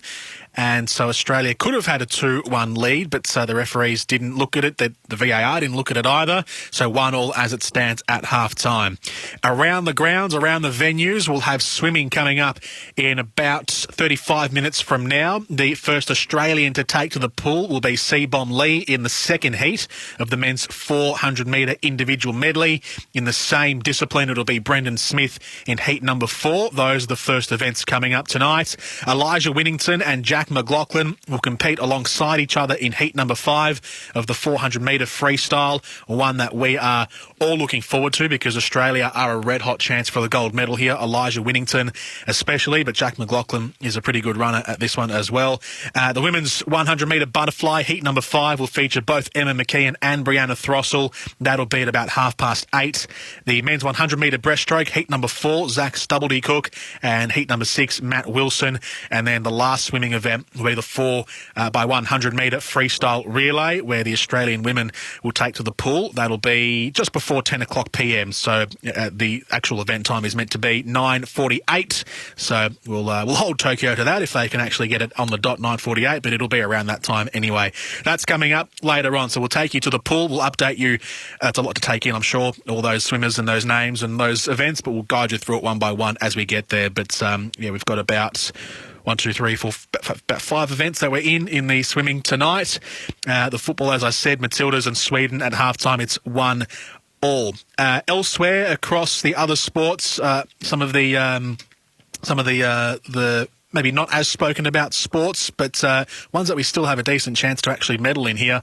We're on the equestrian. We're on the lookout for the equestrian, the dressage, the individual dressage, where Mary Hannah in Group A of the dressage is currently competing along with compatriots Simone Pearce and Kelly Lane in Group D and Group E. Unfortunately for Mary Hannah, in her 6th Olympic Games, it won't look like she'll advance from her group as only the top 2 qualified appears, and she's ranked 6th at the moment. So Charlotte Fry from the UK and Therese Nilshagen from Sweden have got through from Group A, but we keep an eye on Simone Pearce in Group D and Kelly Lane in Group E in the equestrian dressage. In about 15 minutes from now, the badminton women's doubles will take to the courts, where Gronya Somerville and Setiana Mapasa will compete for Australia against the South Korean duo. So that is at 7:40 Australian Eastern Standard Time, the women's doubles of the badminton. And then later on in the evening, in table tennis, we'll have David Powell of Australia against Pavel Sirachuk from the Czech Republic in the men's singles. And in the women's singles, Jianfang Lei will take on Deborah Vivarelli from Italy. And to round it all off tonight at 11 p.m, we'll be watching the beach volleyball in the men's preliminary stage. Group A, Chris McHugh and Damien Schumann of Australia against a Norwegian pair. So that's coming up a little later on. Thanks heaps of there's heaps of Olympics content to explore right now on 7+. Add your favourite sport to your watch list now. Every sport explained, and get to know the new Olympic sports as well. Download the 7+ app to your smart TV, mobile or tablet to watch Tokyo 2020. Quite looking forward to the new sports. Of course, Australia will be right in the mix for a gold medal in the surfing, particularly the women's discipline with Sally Fitzgibbon and Stephanie Gilmore, but also Owen Wright will compete for the men in that event in surfing, skateboarding, sport climbing, all the new events to the Olympics this year. Mixed results for the Australians in the tennis, as Ash Barty and Storm Sanders are through to the second round in the women's doubles after beating Nao Hibino and Makoto Niyomiya 6-1, 6-2 earlier today. Sam Stosur, however, lost to Elena Rybakina of Kazakhstan 6-4, 6-4. And away from the Australian lens, Novak Djokovic, who is looking to do the Golden Slam this year, something that's only been completed in the Open era by Steffi Graf back in the mid-90s, of winning all 4 Grand Slams during the year, plus the Olympic gold medal in the singles. He's already got the first 3. He won the Oz Open, he won Wimbledon, he won Roland Garros. He won his first match here in Tokyo, taking care of Hugo Dellien of Bolivia 6-2, 6-2, and will face Jan-Lennard Struff of Germany in the second round. So he is on his way to going to complete the Golden Slam this year. The medal tally for Rebel Sporting Dreams start at Rebel. Shop the biggest range with the best brands in store or at rebelsport.com. We have an updated medal tally now that a couple more events have been completed since last we checked an hour ago. China still on top. They've won 3 medals overall, and 2 of them gold, 1 bronze. They won gold in the 10-metre air rifle for women, with Chen Yang winning that one.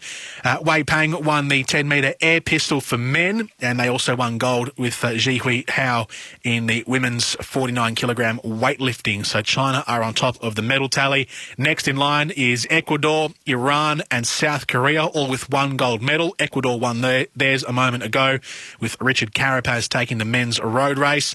Silvers for Belgium, India, the Netherlands and Serbia, and also Russia, or the Russian Olympic Committee. They're not competing under the Russian flag for obvious reasons, given the doping scandals.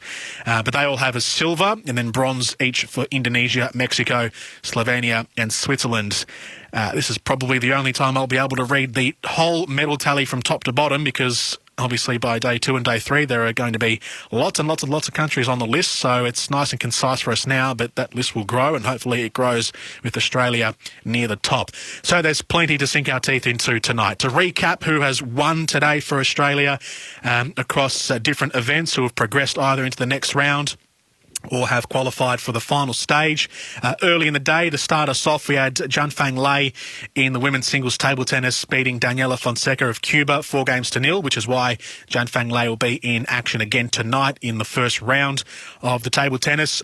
In the men's hockey, we beat Japan 5-3 after leading 2-0. We then conceded 3 quick goals and trailed 3-2 to the Japanese team before winning 5-3 in the end.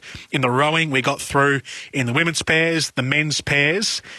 We got through in the women's fours and the men's fours. And the women's fours was a great story because the quartet of Stefan, Papa, Morrison and McIntyre actually qualified for the next stage with an Olympic record. So already a record has fallen.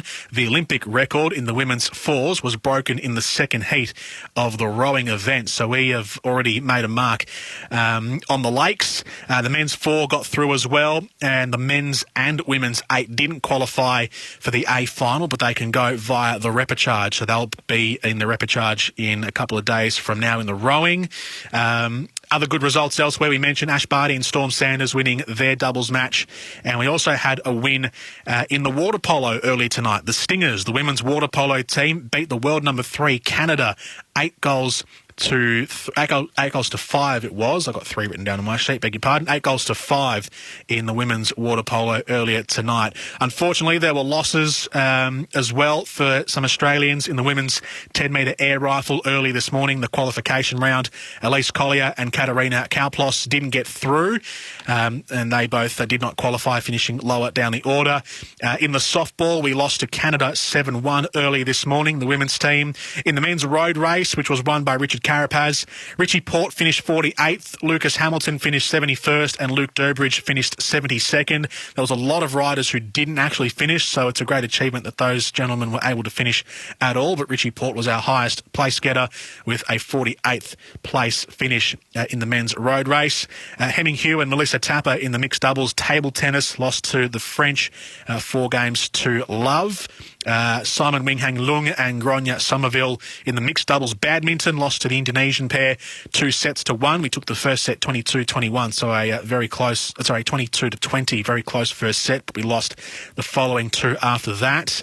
Sam Stosur, as I mentioned before, lost to Elena Rybakina of Kazakhstan in the women's singles. Safwan Khalil in the Taekwondo men's 59 kilograms. Safwan Khalil for Australia lost his round of 16 clash 23-7. And Daniel Repiccioli in the men's 10-metre air pistol in the shooting finished 30th and didn't qualify for the men's final in the shooting events. Michelle Bromley in the women's singles table tennis lost to Natalia Patica from Poland, and Jin Yang from Australia lost to Ovidiu Ionescu from Romania 4-1 as well. So we've had mixed success in both badminton and table tennis, the racket sports, on day number 1.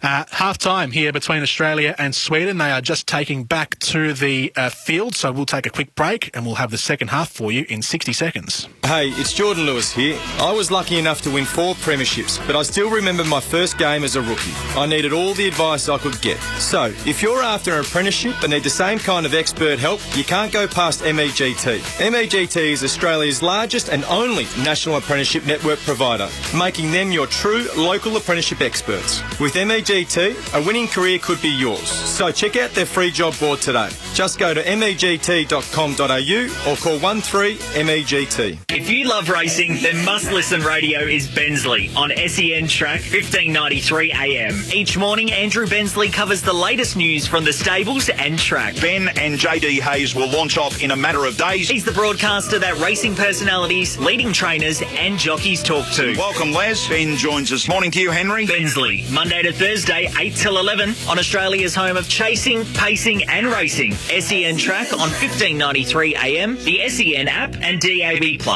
SEN's coverage of the Tokyo 2020 Games for Mate Communications, award-winning Aussie service mobile plans from $20 and Xero online accounting to help you do business but better. The second half has just commenced between the Matildas and Sweden. It's 1-1 as we come back from half-time. Fridolina Rolfo from Sweden scored first in the 20th minute. Sam Kerr then hit the score sheet for the Aussies in the 35th minute. So 1 goal apiece as we start the second half. Brenton Speed and Georgia Yeomandale are your commentators. Just engaging with Anderson.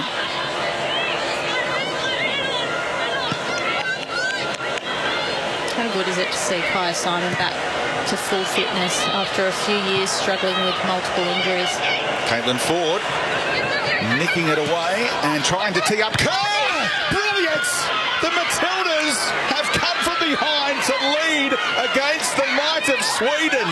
And there's that combination we've been waiting to see. Caitlin Ford and Sam Kerr on the same page. It is a thing of beauty. Caitlin Ford, what a great little chippy ball here on her left foot, on her non-preferred foot. She chips it. Lindendale lost in space on that near post, and Sam Kerr with her head. Again, it hits the back of the net. Well, this is what the critics were talking about in the lead up to this tournament. Can we get a player on the same page as Sam Kerr like we see at club level with Fran Kirby at Chelsea? What we've seen in the past at the Perth Glory with Rachel Hill and at Chicago Red Stars with Agimi. And here it is, Caitlin Ford, who's played alongside Kerr for so long, delivering a ball like that, knowing exactly where Kerr would be. It's great to see them on the same wavelength. Yeah, Caitlin Ford and Kaya Simon up there. They've really stepped it up in this tournament. And now Simon has been clipped, clearly, by Eriksson. And she's told to get back to her feet by the referee, so not a whole lot of joy for the Australians getting any decisions here. That's a clear foul and a yellow card, but the Brazilian referee is not seeing it that way. Not getting a lot of calls going our way. There's been a few big moments in this game where we could have got a free kick in that instance. In the first half there was what I considered a clear penalty and not a lot going our way from the referee, but we still lead 1-0, and how good is that? Given up to Aslani. Still got to be on guard. Rolfo is such a clever player, and Carpenter in the right spot to get a body in the road and put it out for that corner.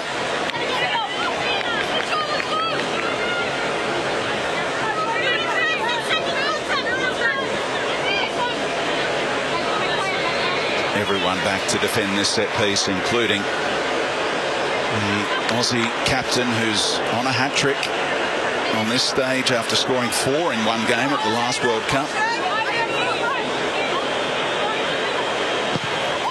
Aslani swings it in. Micah has been Fisting them clear so far and does so again. There's late contact that the referee will blow up this time. This is good. Allows the Aussies time to reset, move further up the pitch, get a little bit more control of the game. Simon in a real wrestle there. Both players engaging, and the decision eventually went Australia's way.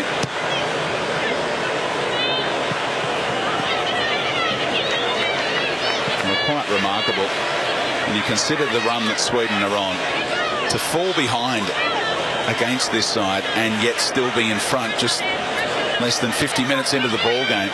These never say die Matildas are turning it on in Japan. And when you think back to that Olympic qualifying tournament in this country in 2016, that's arguably when Australia played their best football in recent memory. Yeah, the Matildas in 2016, I think, was when they really took the world stage on, and people started to take notice.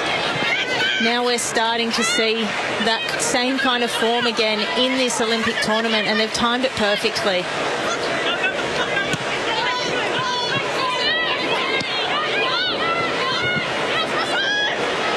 And Razzo has won back possession again. Tried to squeeze it through the legs of Sager in the end.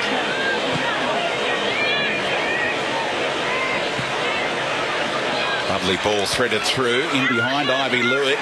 Chance in the middle here, and the stretch. Sweden equalise.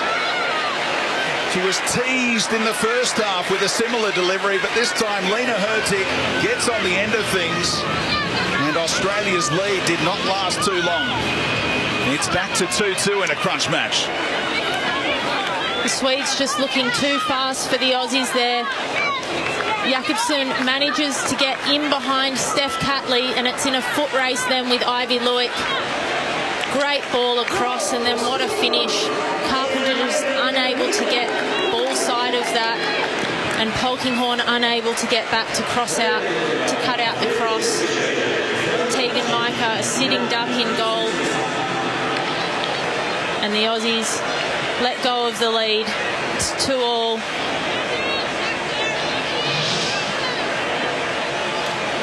Lena Hurtig hurting after that one, but the pain will quickly go. Goals in back-to-back games for her. And the number 10 who's provided both assists so far for Sweden, Sofia Jakobsen, I think is still rattled by what happened at the corner a few minutes ago.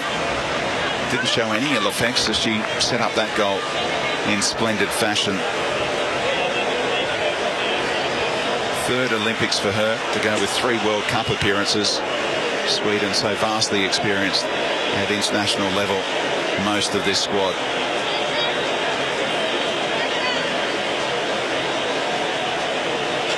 So the goals flying in tonight in the Women's Olympic Football Tournament.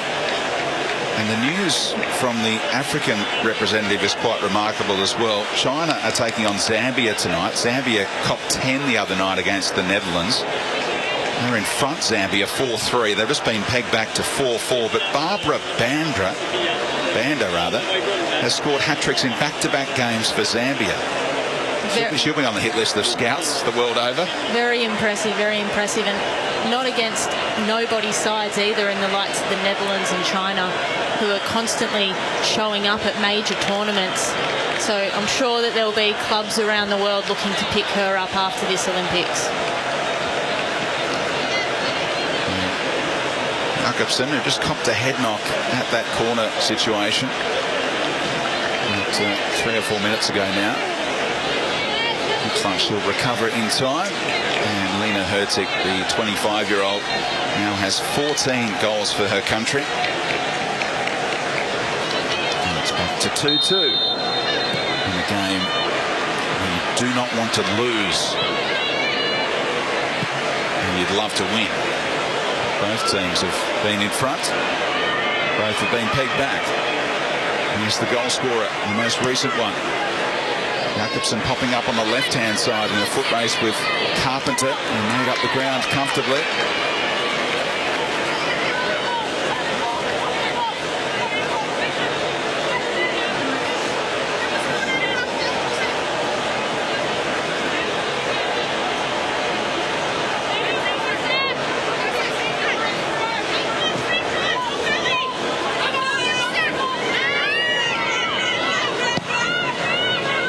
Sweden didn't get the free kick they were hoping for. Kerr flicked it on, but she was isolated this time. She's now scored 45 goals for the Matildas. Only Lisa Devanna has scored more, and her all-time goal-scoring record for Australia is within touching distance. Just 2 goals away now. Rolfo teases one in to Aslani. He's betwixt and between. And Yadal going wide. Jakobsen, such a clever player, this time going for goal after teeing up a couple already. You just see there in that defensive situation for the Matildas, they get back into a really nice back 5 line, which is so important. When you're playing 3 at the back, you need your wing backs to drop back and create a solid line and make it hard for the Swedes to break them down. If you go back to the second goal for the Swedes, Steph Catley was a little bit forward of that line and it allowed the ball in behind. It's a difficult one to judge. We want our wide players to get forward and add into that attacking set pieces, but we need them tucking back as well to form that solid defensive line. Beautiful, intricate football for a moment for the Swedes. Just couldn't get the release pass right for Hertig, who may well be withdrawn shortly. You saw Stina Laxtanius getting ready, coming off a double against the United States the other day. It's a handy weapon to have in reserve for Peter Gerhardsen.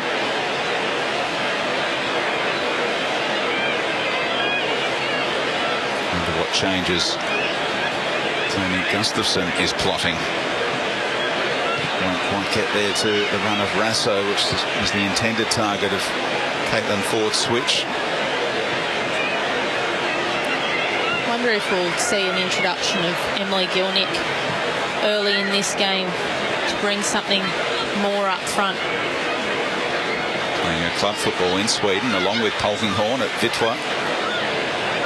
Rolfo with space, cut back into a great area, but no one there to get on the end of things around that penalty spot. Sager loops it onto the crossbar. Micah beaten. An amazing strike from the Swedish captain. Miscue from Ivy Lewick, not punished as Micah gets her hands on that one. Australia looking a little shaky at the back. Ivy Lewick lucky to get away with that one. Tegan Micah happy to see that one into her gloves after she's almost chipped here. Thanks for the crossbar. Ivy Lewick picks it up, but too calm and casual in the box on the ball. She needs to get rid of that one earlier and not get picked. It's just far too dangerous there for the Aussies. Yeah, the majority of Ivy Lewick's career has been played in midfield, as she was such a weapon, making her way to 7 W League Grand Final appearances, won 5 of those as well. But, asked to play in defence in this team by Tony Gustafsson. Simon's offside after dropping back to try and release Sam Kerr, and here comes the 25-year-old striker in superb form right now, and it is that like-for-like change with Hertig. How scary is this for the Aussies, seeing Blackstenius coming off the bench 60 minutes into the game, fresh legs, and having scored 2 goals against the USA. She's definitely an attacking threat as we have a look at that second goal there for Sweden. And here they come again. That time it was Aslani in the middle, really targeting that space in behind Catley and Lewick.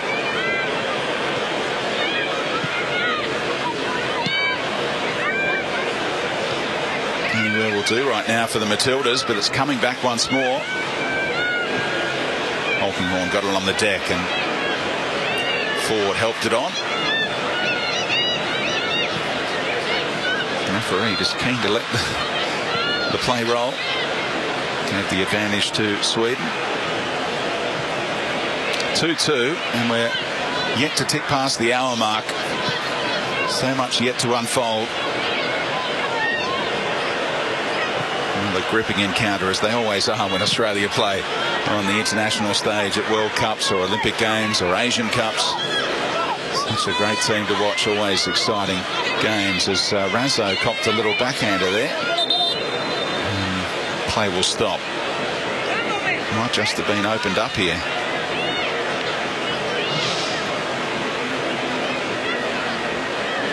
Yeah, you just see the arm hit Hayley Razzo in the nose, and it doesn't look like a lot of contact, but that one hurts. When it hits you on the ridge of the nose, you see Hayley Razzo go down straight away. I think she'll be all right, but it'll sting for a little bit.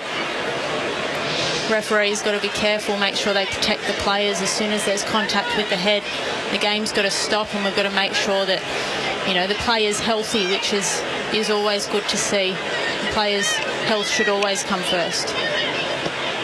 The eyes watering for Hayley Razzo. If I'm not mistaken, I think she didn't get to Everton originally because of a broken nose situation.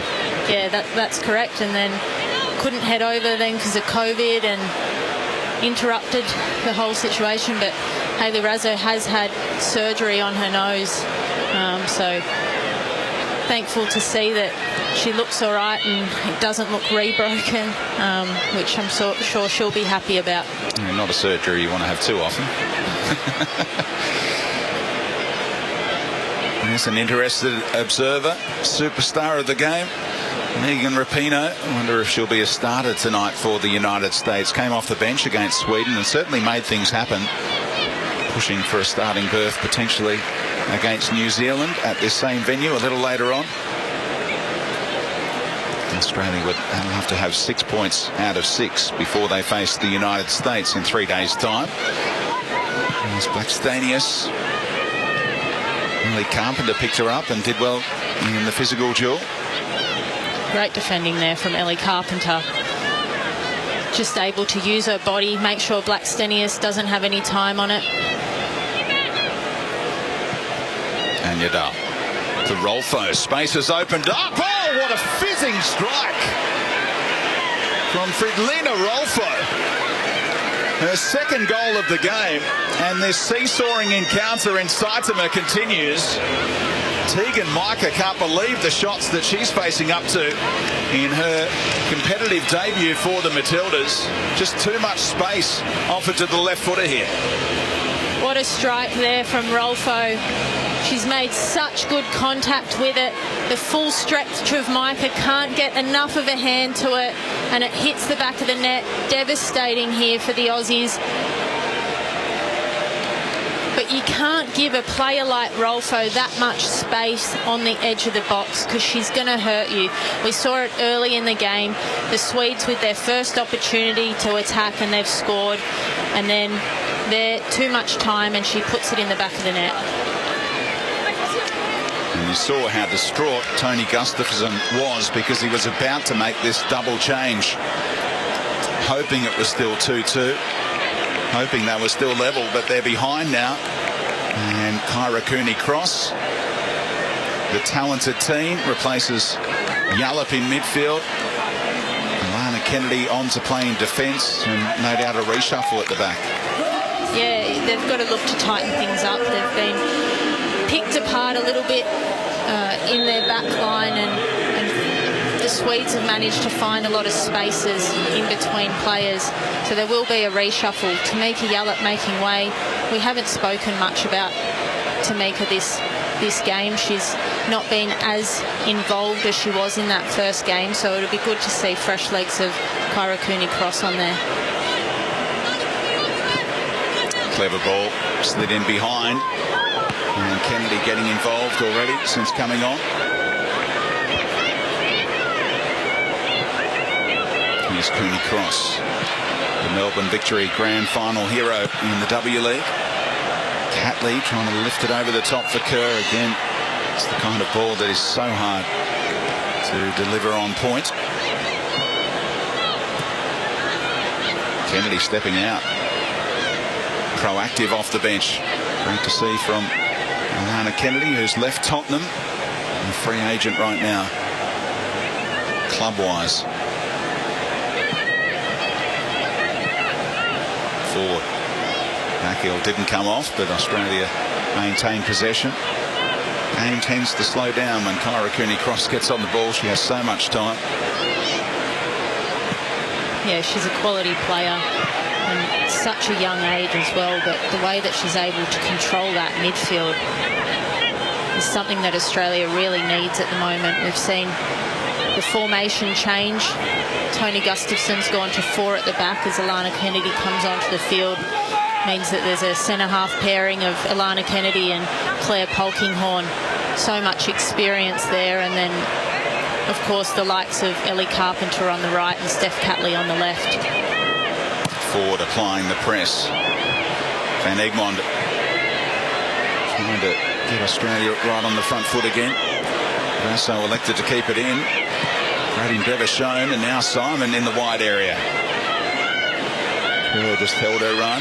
Simon looking for Kerr in the middle. We'll get the corner out of it.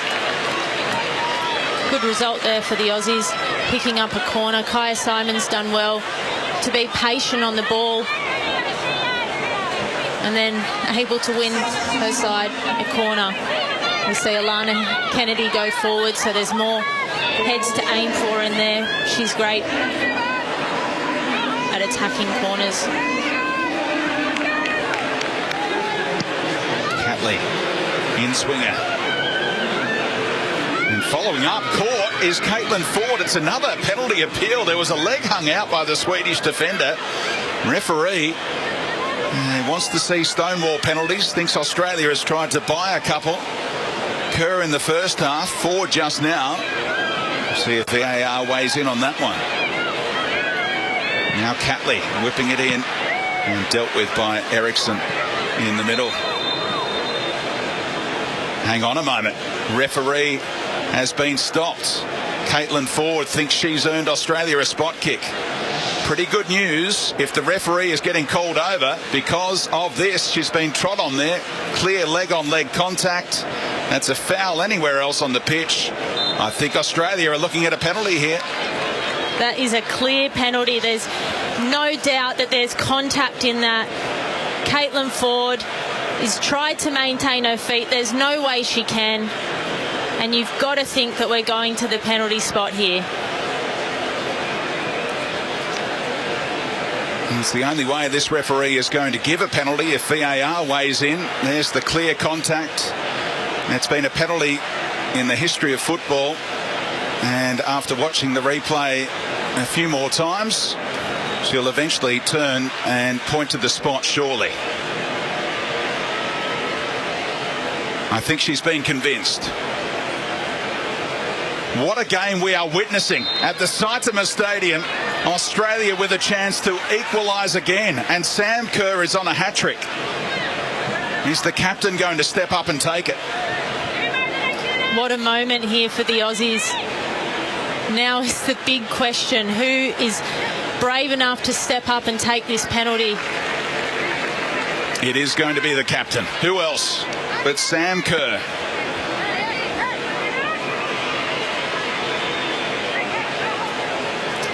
Hedvig Lindahl in goal. Kerr has missed some spot kicks down the years, has dispatched some as well. What's the technique going to be this time? So much going through the mind of Australia's superstar.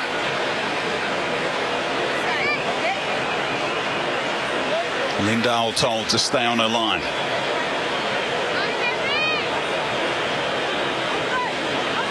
Two goals away from the all-time goal-scoring record for her country. A hat-trick at the last World Cup against Jamaica.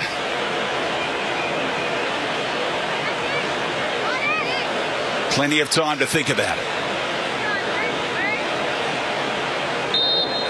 Concentration from Kerr.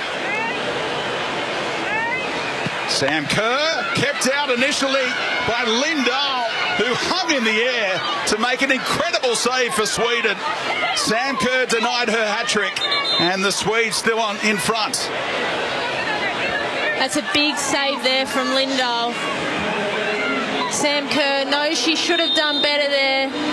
She's almost hit it down the centre of the goal. You need to be looking for corners there. It's almost like she's second-guessed which side she's going. Catley delivers. Lindahl punches clear.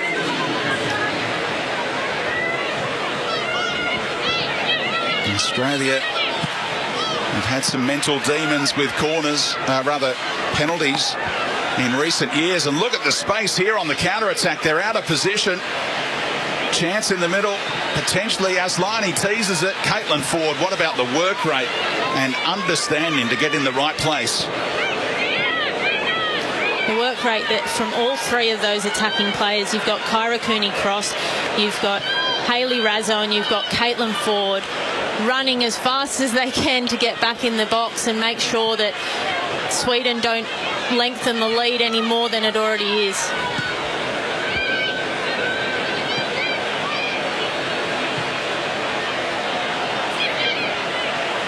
Australia have to go again. Simon looking to get on the end of things here. It's alive potentially. We weren't sure where it was for a moment. Eriksson was out of position.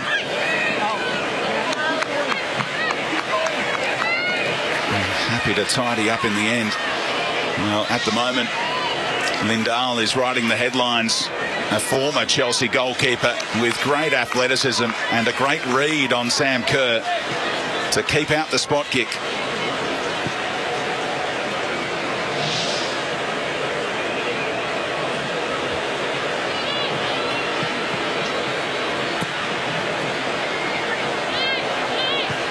Quite remarkable game here.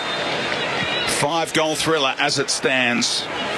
Sam Kerr denied from the penalty spot by the Atletico Madrid shot stopper. The Aussies need to make sure they find something in them at this point to make sure they charge on the attack. Not only do you get a little bit of heartbreak when you miss a penalty like Sam Kerr just has, but it gives a little bit more energy to the opposing team as well. So Lindahl saving that penalty will really lift this Swedish team, and the Aussies need to be careful that they don't concede in this next little bit. This is SEN's coverage of the 2020 Tokyo Games. It is 3-2 Sweden leading Australia in this group match from the Saitama Stadium. For Sportscraft, the official supplier of both the Australian athletes and SEN's call team ceremony uniforms, we'll be back after this with a continuation of this match, but also we're about to get busy because the swimmers are about to hit the deck for the opening events of the swimming disciplines in Tokyo. So we'll be crossing in and out of what's happening in Saitama and what is happening with the Australians in the pool. Our focus will be the Matildas and what happens in the final 15 minutes of this match, but we'll keep an eye on the Australian swimmers with Seabom Lee and Brandon Smith the first up for the Aussies in the men's 400 individual medley. 60 seconds. Matildas back after this. On AFL Nation, our great game continues to deliver. We're enjoying amazing goals. Bronson Pelly, can he get enough on the ball? Oh, yes, he can. Celebrating the big moments. Gary Rowan wins it after the siren with a dead eye shot. And the stars of the game continue to shine. Download the SEN app and listen live wherever you are. Join our AFL Nation commentary team for every memorable moment.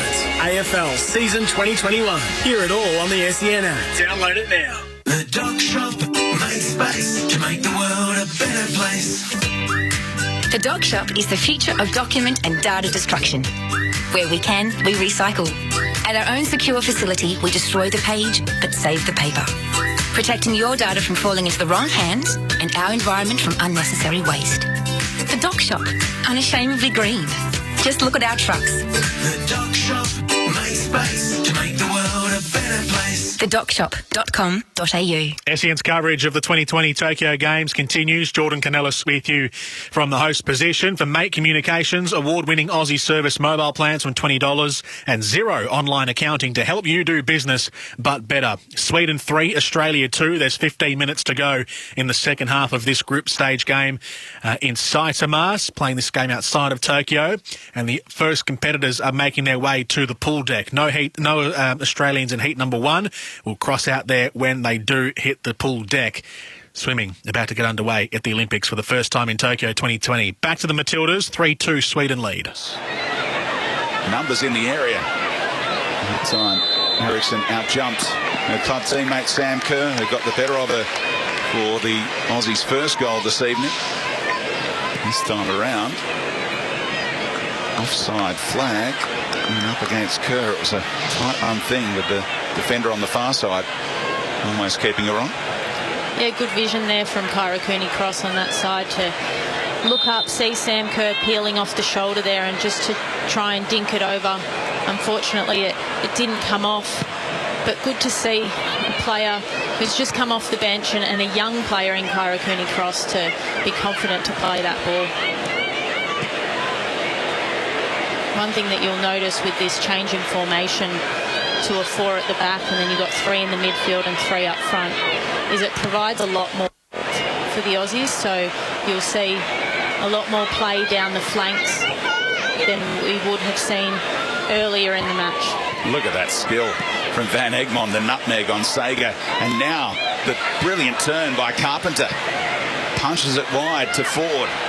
This play from Australia in the lead-up outstanding, and Catley nearly nicked it away. That was a risky challenge inside her box.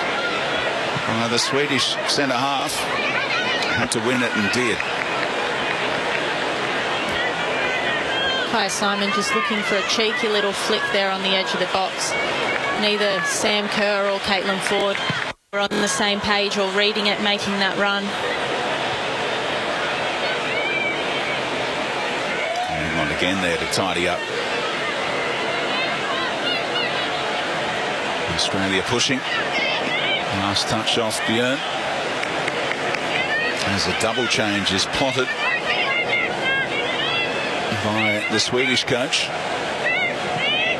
A maximum of 5 changes allowed in a maximum of 3 substitution windows. Kennedy. Diagonal is delightful. Grasso. Deflecting out off Anderson for another corner. How good is that ball out there from Alana Kennedy, and on her left foot, her non-preferred foot finds Hayley Razzo. Hayley Razzo tries the tricks to get around and manages to win a corner there. But Alana Kennedy, such great technique on that delivery. This one will be taken by Van Egmond, who tends to slice these ones in. Hung up to the back post for Kerr to attack. Nudged by Sager, perhaps. Back in by Catley. Lindahl elects to punch. Van Egmond capable of keeping that down on the half volley, but not on this occasion. Yeah, I don't mind seeing Emily Van Egmond with the confidence to try and hit that one first time. Spins off the boot and unfortunately goes wide, but I've seen her make good contact with those ones, and she's definitely capable of scoring a goal like that.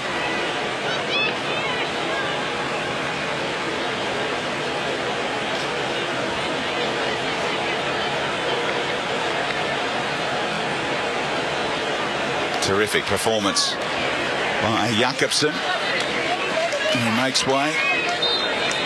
So too does Anjadal, Benisson and Shaw, the latest arrivals.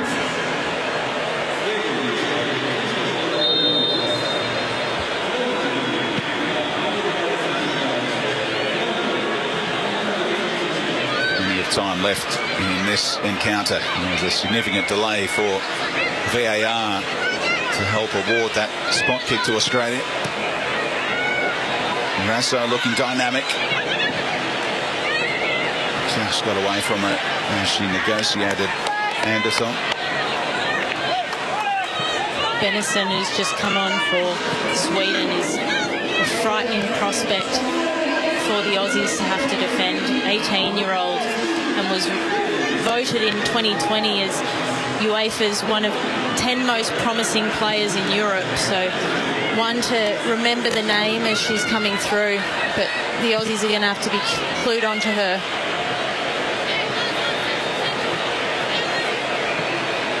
Carpenter keeping it away from Rolfo, who was on a hat-trick as well in this game. 2 brilliant goals, and there's some more X factor off the bench for Australia.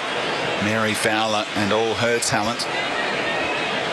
a teenager based in France with Montpellier. Scored 5 goals in the French top division last season.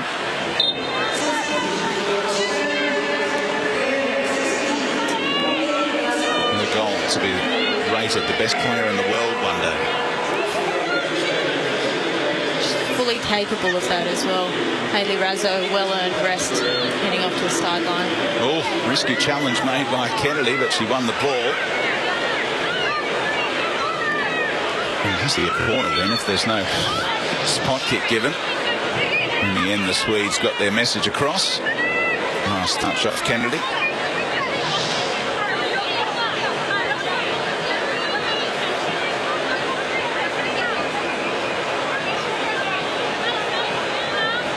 Lining in no great hurry to take.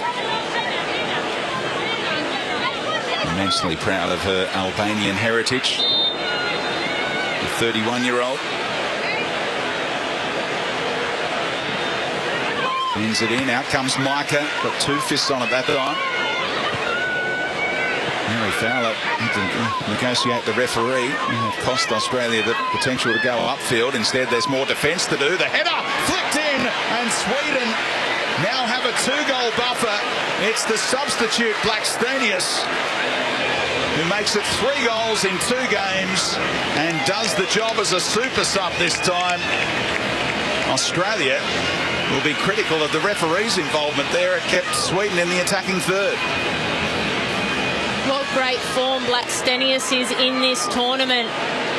Great header, just gets a little bit of a glance on it and puts it into that far post. Sweden ecstatic with that one, going up by 2 goals. But the Aussies absolutely heartbroken as they see that one hit the back of the net. Climbing back in this game has just become that much harder. She's now scored 5 Olympic goals in 4 different games. Scored against the United States and Germany and Brazil 5 years ago, and has backed it up against the United States and Australia here in Tokyo. A proven goal scorer. Australia have to find 2 now. Kerr brings Cooney Cross into it. Ford tried to keep the defender show honest. Good enough to shepherd it out for the goal kick. So that rotation of Hurtig and Blackstenius scoring as starters and substitutes so far in this tournament, and Rolfo with a brace today. And they've got some attacking talent, the Swedes. Yeah, they do. They've got a lot of players that they can rotate through as well, which is so important in these tournaments with how quick the game turnaround is. Only 2 days rest in between each game. You need to be able to rotate your squad, and that's something that Sweden definitely have. A lot of attacking talent. The weight of missing that penalty would be weighing in on Sam Kerr right now. How the game would have changed if she had have put that one in the back of the net.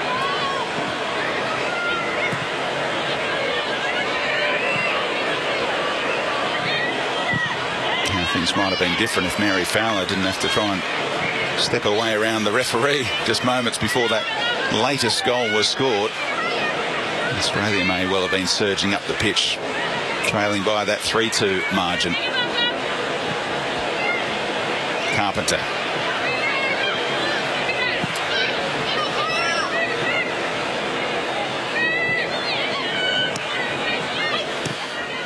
We'll interject on the final 5 minutes of Australia's current match against Sweden, where it's 4-2 Sweden, as we are about to get underway in the pool. Australia's first athlete in the pool in Tokyo 2020 is Seebom Lee out of lane number 6 in heat number 2 of the men's 400 individual medley. Let's head to the pool. Second oldest in the field at 27 years of age. In 4, the fastest qualifier, the Spaniard Juan Pons. In 5, closest to us in the golden lanes, the Dutch swimmer Ian Knipping. The Australian in 6 is Seebom Lee. In 7 from Slovakia, the experienced Richard Nagy, 28 years of age now. He's been in World Championship finals, and plenty of Olympics, Europeans and Worlds over a long career. Jared Arroyo of Portugal rounds off the second heat of 4 heats, and at the minute it is just lane 6, the Australian, Sebom Lee. Sebom Lee's qualified for his first Olympic team in this 400 IM. He has a strong butterfly. He has an even stronger backstroke. He goes around at the 100 metre mark at 56.37. It's him with the gold cap, 3 lanes from the left-hand side. You'll notice also in backstroke in the IM, they do rest their legs because breaststroke is coming and it is a very hard discipline on the legs. They tend to rest their legs in the backstroke, so you won't see a lot of kick, but a great stroke rate at the moment by Sebom Lee. The Australian imposing himself on Heat 2. He knows what's at stake here because making it through to the final, there's no semi-finals in this event, making it through to the final is a very tough ask. But making a statement now, the Australian from lane 6, a little closer to us, the experience of the Slovakian Richard Nagy in lane 7, but he's being left behind because it's up in lane 4 now. Is Juan Pons, the 24-year-old Spaniard who's had such a good year this year, really coming into prominence, not just in the medleys, but across the other strokes as well. Doing well to hang on to the leader at the moment at the midpoint then of this 400 medley, Sebom Lee. 2 minutes flat at the 200 metre mark, and what he's trying to do is qualify into the final. The top 16 qualifiers will be in Heat 3 and 4. If he wants to be able to make it into the final, he will have to swim faster than his best time, and that is his entry time of 4:14. So there's a lot of work cut out for him, and already in the breaststroke you can see he was a great backstroker. Breaststroke is probably his weakest part of his 400 IM. You can't afford to have a weak stroke at the world level now in 200 or 400 individual medleys. So it's Juan Pons from Spain just closing down on our early leader, Sebom Lee. And these are the two who are away from the rest of the field. There's 3 in a line behind the leaders, including Nagy. It's not Pons, of course, my mistake. So approaching the 300 metre mark, the end of the breaststroke, he has a very fast stroke rate. And you can see the distance that they're travelling and the difference. So 1.35 metres per second for Pons compared to Sebom Lee, who's dropping off to 1.27. My mistake, I was looking at the wrong golden lanes. It's Ian Knipping of the Netherlands, who had a terrific breaststroke length, hanging on to the feet of Juan Pons, who's now taken over at the front of this race, and there's going to be no doubt about who's going to bring this home, because you can see how much damage and how much change there is in 100 metres. Straight down the centre of the lane too as he approaches, just 50 metres to go. Nice high elbows under the water and holds the underwater. 3-4 kicks, and this will be a sprint now. You can see the 6-beat kick there, and he's increased his pacing. Pons coming in on a 4:13. Looks as though he's going to every bit as good as that, and taking over in second place now is the Dutchman Knipping, as Sebom Lee struggles at the back end of this. Also coming strongly in lane 2 is Maxim Stupin, the Russian, but on his own now, underneath the flags with 5 to go. Head down, final 2 strokes, and Ramon stops the clock in a best time of 4:12.67. Sebom Lee just gets on the wall by the smallest of margins to take second. So Kipping.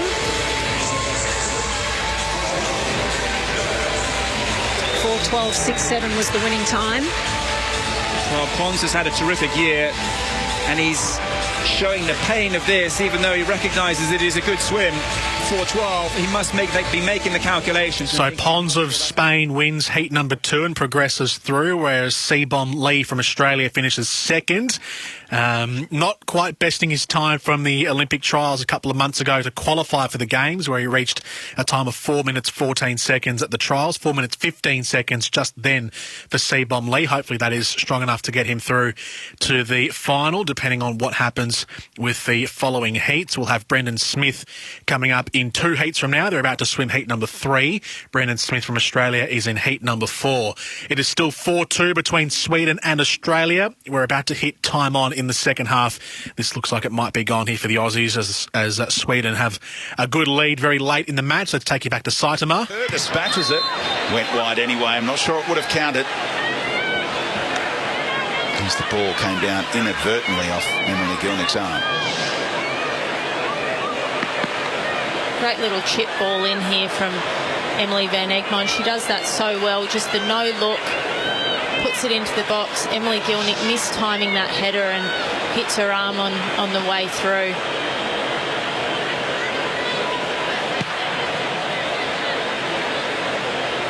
Stoppage time about to be revealed as we tick past 90 minutes, and there's 6 minutes to be added on.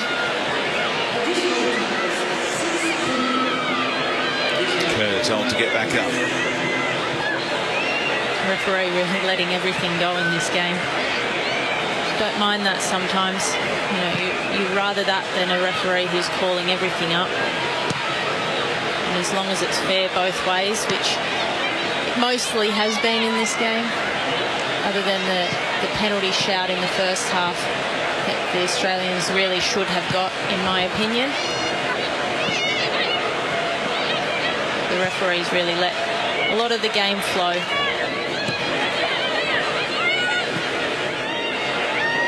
Plenty of touches for Benisson, who's another at Rosengard, along with Caroline Sager. There's Yanogi running out of room.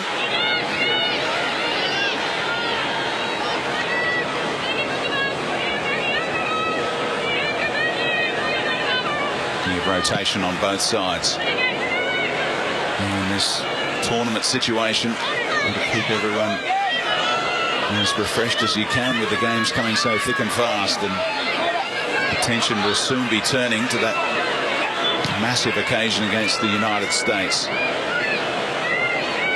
who still have New Zealand to face later this evening at the same venue. Favoured to join Australia on 3 points after that one. Yeah, but if you look at the way that the US played in the game against Sweden, the Swedish team really suffocated them and didn't give them any time to play. It wasn't the usual US team that we're used to in tournaments. They definitely didn't dominate in the same way that they had. So you never know what could happen. New Zealand could pull out an upset, but at this point, Sweden looking pretty safe to be finishing top of this group.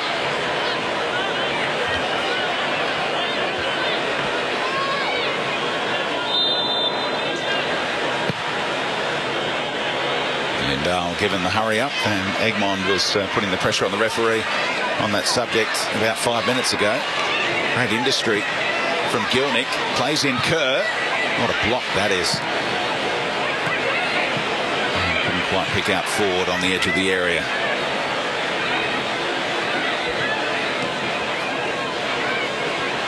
Here comes Ford again. Fowler in support. Holkinghorn saw where Mary Fowler was. And there's another corner coming up halfway through this stoppage time period. Look at the numbers that Sweden are getting back to defend that box. They're up by 2 goals, but they really don't want to be conceding. Gilnick got on the end of things, but no direction in the header.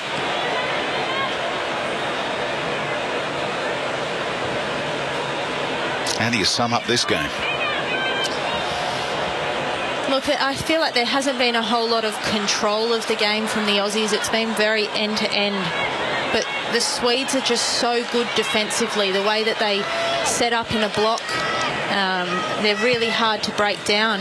But I think that, you know, the Matildas have really challenged in this game. And in many instances, there's definitely the chance that they could have won this one. Fowler took up a clever spot again. And Gilnick keeps it alive for Carpenter. To make room, it was so awkward it just wouldn't sit for it, and wrap her right boot around it.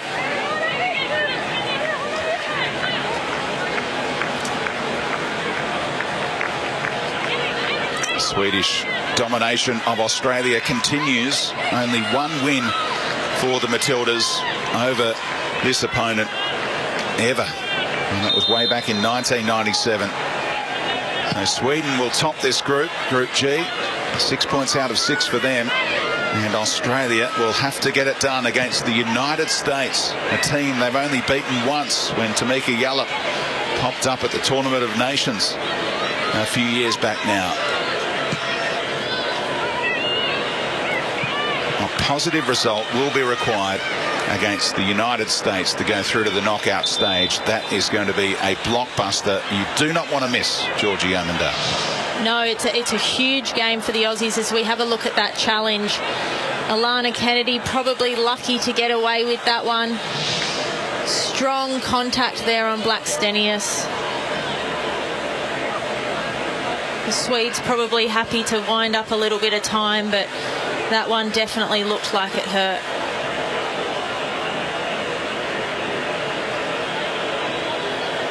Scorer of 3 goals already in this tournament, 2 against the US, 1 off the bench here against the Aussies, and she's in agony when the treatment is being applied here.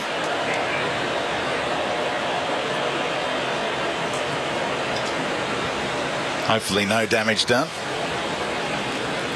The problem is with injuries like this is even if it's not serious and there's no structural damage, that'll cause a serious bruise on the top of her foot. And as a footballer, the last thing that you want is a bruise on your foot. It just makes everything painful, including striking a ball, passing a ball, obviously, and even running. So Blackstenius, I'm sure, will be a little bit ginger after that challenge. Hopefully for the Swedes, it's nothing serious, and she is able to continue in this tournament just based on the form. You know, as a football fan, you don't want to see serious injuries, so hopefully for her it's nothing too serious.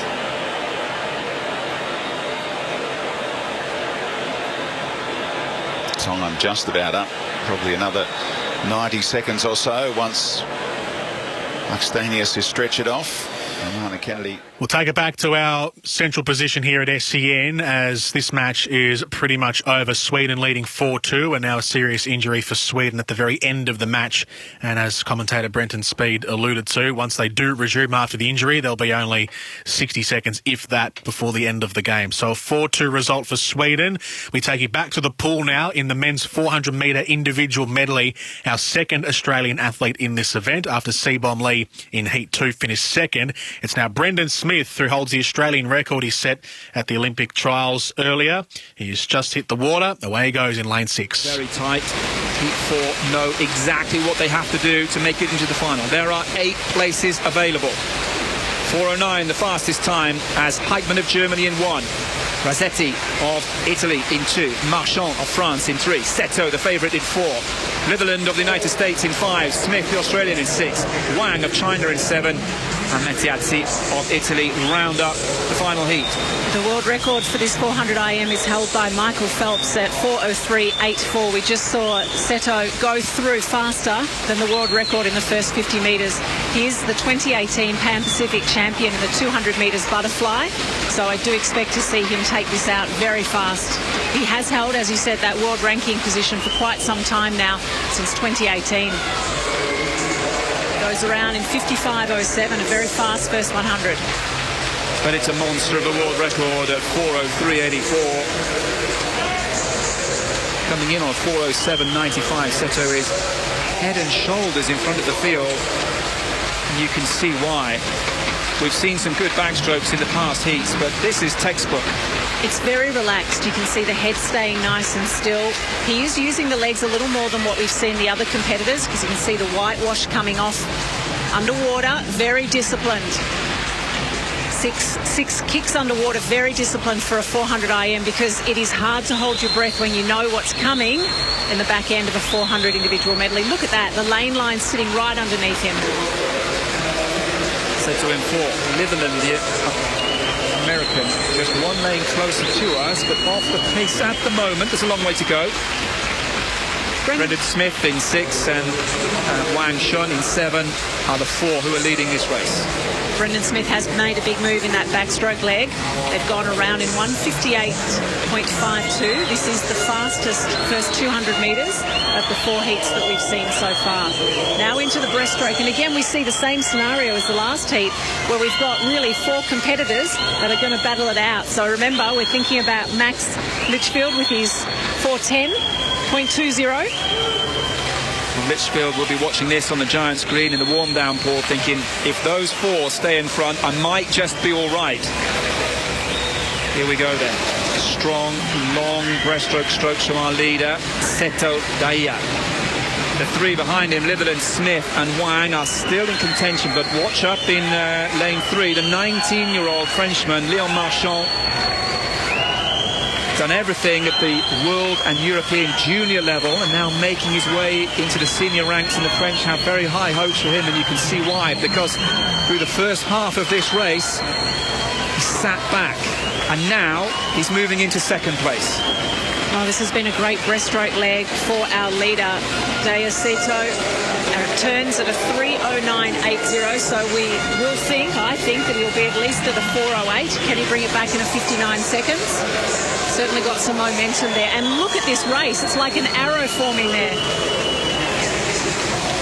The seeding has worked itself perfectly as Seto leads the way, and you can see all the swimmers are on the charge now. They know what they've got to do, and in the previous heat we saw they were only on the charge in the final 50, but this is winding up for a huge finish. Marchand is starting to make a move. Seto's only just in front by 0.3 of a second. The sprint is on. Brendan Smith, he's starting to get some momentum in lane 6. Magnificent final 50 on this 400 individual medley. This could be the final.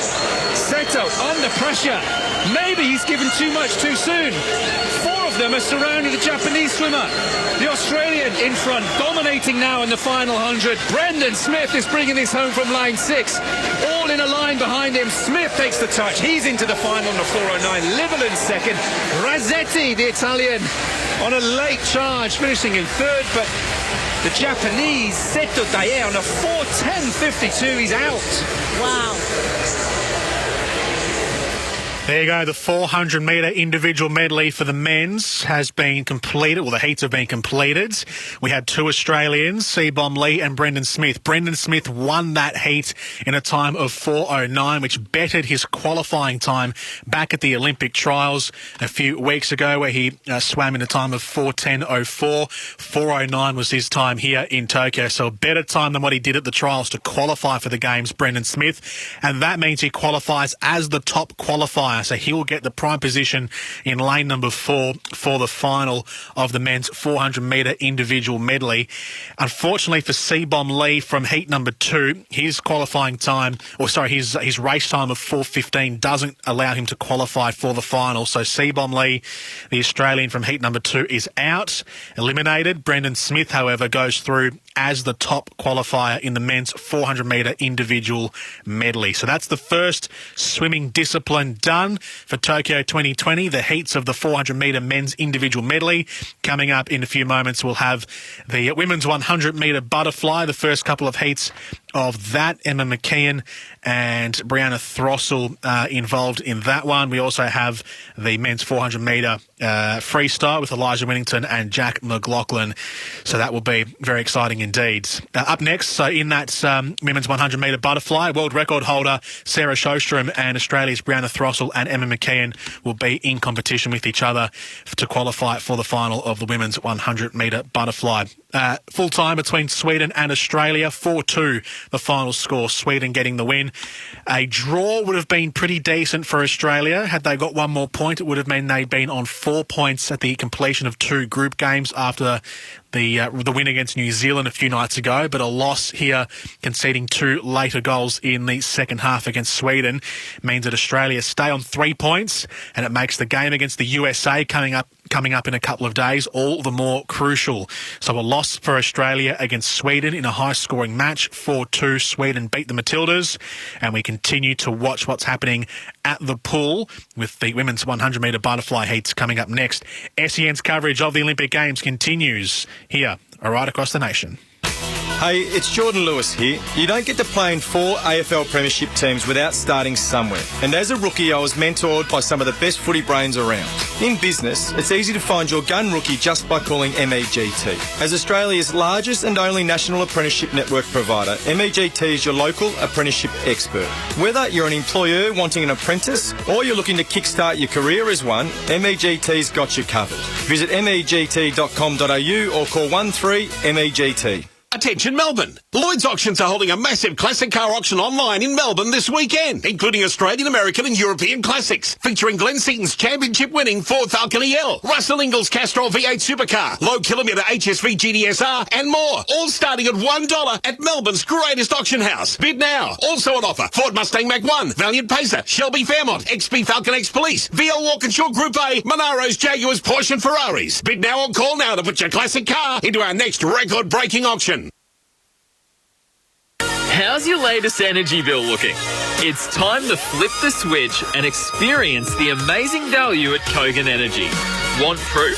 Just upload your electricity bill on koganenergy.com.au and find out how much you could be saving on Kogan's incredible energy rates. See why thousands of Aussies are already saving with Kogan Energy. Visit koganenergy.com.au. Kogan Energy, powered by Powershop and does not operate in all areas. The AFL season is building. The huge moments are becoming huger. And the stars of the game continue to shine. Buddy plays on, he's put it through the middle, there's 2 points the difference. Download the SEN app and listen live wherever you are. Join our AFL Nation commentary team for every memorable moment. AFL Season 2021. Hear it all on the SEN app. Download it now. As we cheer on our athletes, there's a star of Australia you can always rely on, and that's Tyre Power. Each Tyre Power store is independently Aussie owned. When you visit your local Tyre Power, you're literally dealing directly with the local owner. And Tyre Power dealers love a podium finish, having recently won CanStar Blues prestigious events across customer service, value for money, plus the highly sought after overall satisfaction events. Tyre Power, your trusted local Aussie tyre experts. Get the power of Australia's biggest independent. Sportscraft are the official formal uniform supply for the Australian Olympic team in Tokyo as they go for gold. For your own podium finish style, discover the latest Sportscraft collection of men's clothing, including relaxed shirting, classic jackets, warm coats and chinos. All perfectly curated to bring quality, style and versatility to your wardrobe. Sportscraft, we are Team Australia. Discover the latest menswear collection online at sportscraft.com.au. Hi, Jared Waitley here. Us Aussies, we're a patriotic bunch and we love supporting our own, which is why I'm with Red Energy. It feels good to support a 100% Australian-owned company and know I'll be looked after by a customer service team who are based right here. I love having Red Energy on my team and I reckon you will too. Red Energy. That's real Aussie energy. Sportscraft are the official formal uniform supply for the Australian Olympic team in Tokyo as they go for gold. For your own podium finish style, discover the latest Sportscraft collection of men's clothing, including relaxed shirting, classic jackets, warm coats and chinos. All perfectly curated to bring quality, style and versatility to your wardrobe. Sportscraft, we are Team Australia. Discover the latest menswear collection online at sportscraft.com.au. Welcome back to SEN's coverage of the Tokyo 2020 Olympic Games. Jordan Canellis here with you all the way through till midnight tonight. So much more still to come. Unfortunately, the Matildas couldn't back up their win from against New Zealand from a few nights ago. Tonight against Sweden, a 4-2 loss to Sweden. Even despite Sam Kerr's best efforts, she scored 2. She had a penalty saved. There was a chance for a penalty in the first half, which didn't get awarded by the referees nor the VAR. So they might feel a little aggrieved, but at the end of the day, they conceded 4 goals to Sweden, who are a very good team. SEN's coverage of the Olympics is from Mate Communications, award-winning Aussie service, NBN from $59, and Xero, invoicing but instantly, receipts but organised, cash flow but clearer. Try Xero free for 30 days. Search Xero, that's Xero, Xero, Xero. So we've had the men's 400 metre individual medley. Seabom Lee from heat number 2 didn't qualify for Australia. Brendan Smith, however, did. He qualified with the best time, so he'll be in prime position in lane number 4 for the final with a time of 4:09, qualifying in first. And alongside him, it's going to be an Antipodean battle. New Zealand's Claire Burt was second, so it'll be the New Zealand and Australian flags right in the middle of the pool. At the moment, we have the women's 100 metre butterfly going on at the moment, where we do have 2 competitors, Emma McKeon and Brianna Throssell. They'll both be competing in heat number 5. We're up to heat number 3. Heat number 3 has just been completed at the moment, so we'll bring you heat number 5 when we get there. In about 20 minutes from now as well, we'll go to the men's 400 metre freestyle, where Elijah Winnington and Jack McLaughlin will be competing also in heat number 5. Elijah Winnington is a big chance for a gold medal. Jack McLaughlin's a very good racer as well, but Elijah Winnington, this is one of his pet events, so we're hoping for a big time from Elijah Winnington. Elsewhere around the grounds, earlier in the men's road race cycling events, which came to a completion about 2.5 hours ago now, Richard Carapaz took the gold medal for Ecuador. Ecuador's 3rd ever medal at the Games and their 2nd ever gold medal, and only the 2nd ever Olympian to win a medal for Ecuador at the Olympics, after Jefferson Perez won the gold medal in 1996 in the 20k race walk. So it's a big moment for Ecuador, and Richard Carapaz in the world of cycling is a big name. He rides for Ineos Grenadiers, which is... It's one of the powerhouse teams of cycling. He's competed at a couple of Tour de France's. He won the Giro d'Italia back in 2019. So he's an elite athlete in his chosen sport, and for one of the smaller nations out of South America, that was a very big win. Right, let's go back to the pool. The women's 100 metre butterfly. We are gearing up for heat number 4, where Sarah Sjostrom, one of the leading swimmers in this discipline, is racing out of lane number 5.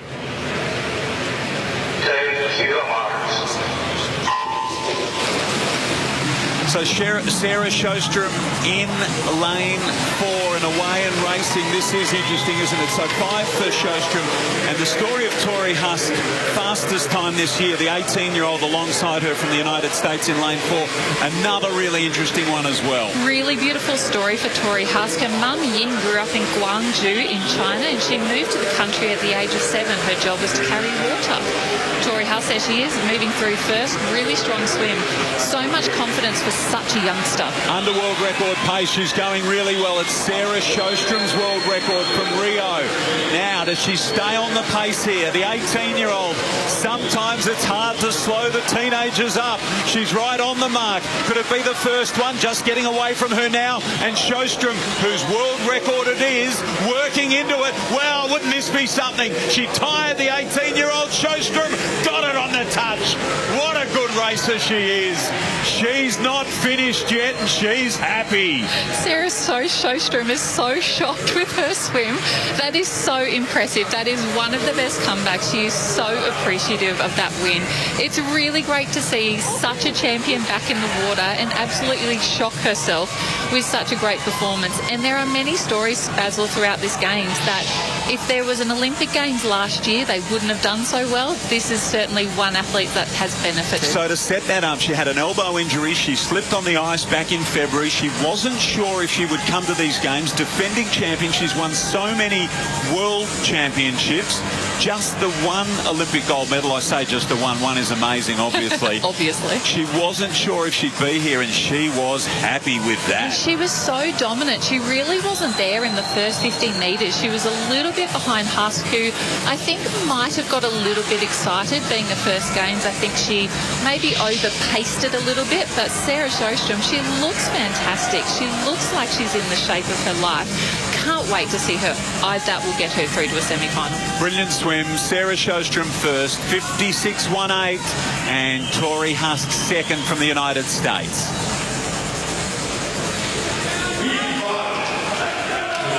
So fifth heat now, and it keeps coming. The action thick and fast. So good, isn't it? We're back at the Olympics.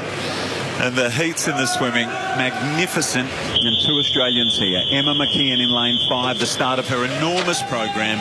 And Brianna Throssell alongside her didn't quite get the qualifying time at the trials, but made it in the 200 and gets the start here. Harriet Jones of Great Britain in 1. Guntunaki of Greece in lane 2. It's Hansen of Sweden in 3. Zhang Yufei of China in 4. The two Aussies side by side. Emma McKeon in 5. Brianna Throssell in 6. Emily Beckman of Denmark in 7. And An Se-yon of Korea in lane 8. And it's been a very good start by the Chinese swimmer. Zhang Yufei leads it down the pool the first time. I would say Emma McKeon looks really sharp. She looks really clean with all of her strokes. She looks like she's entering the water really cleanly. Brianna Throssell, I'm a little bit worried about her positioning at the moment. She is a little way back in the field. But Emma McKeon is looking really strong, but she looks like she's comfortable. Brianna, of course, a 200 specialist. 6th in Rio, Emma McKeon. She's right on that world record line herself. Sarah Sjostrom at the longs too. Just getting away now, but she's going to get the lead and win it, I reckon. She does. They tie. They tie in the heat. How about that? Zhang and McKeon hit the wall locked together. Let's check that time. 55.82, new Australian record. Well done, Emma McKeon. Well, good way to start your heat swim, isn't it? That's a great way to start your week with an Australian record, which was impressive to start with when she broke it at trials 6 weeks ago. She's just coming from strength to strength. She's looking more sharp every time she races, and I think that's a really great way to start your Olympic campaign and start off a really great week. Start it with an Australian record. Why wouldn't you? How about that? 55.82, and that's just outside Husk's best time of the year.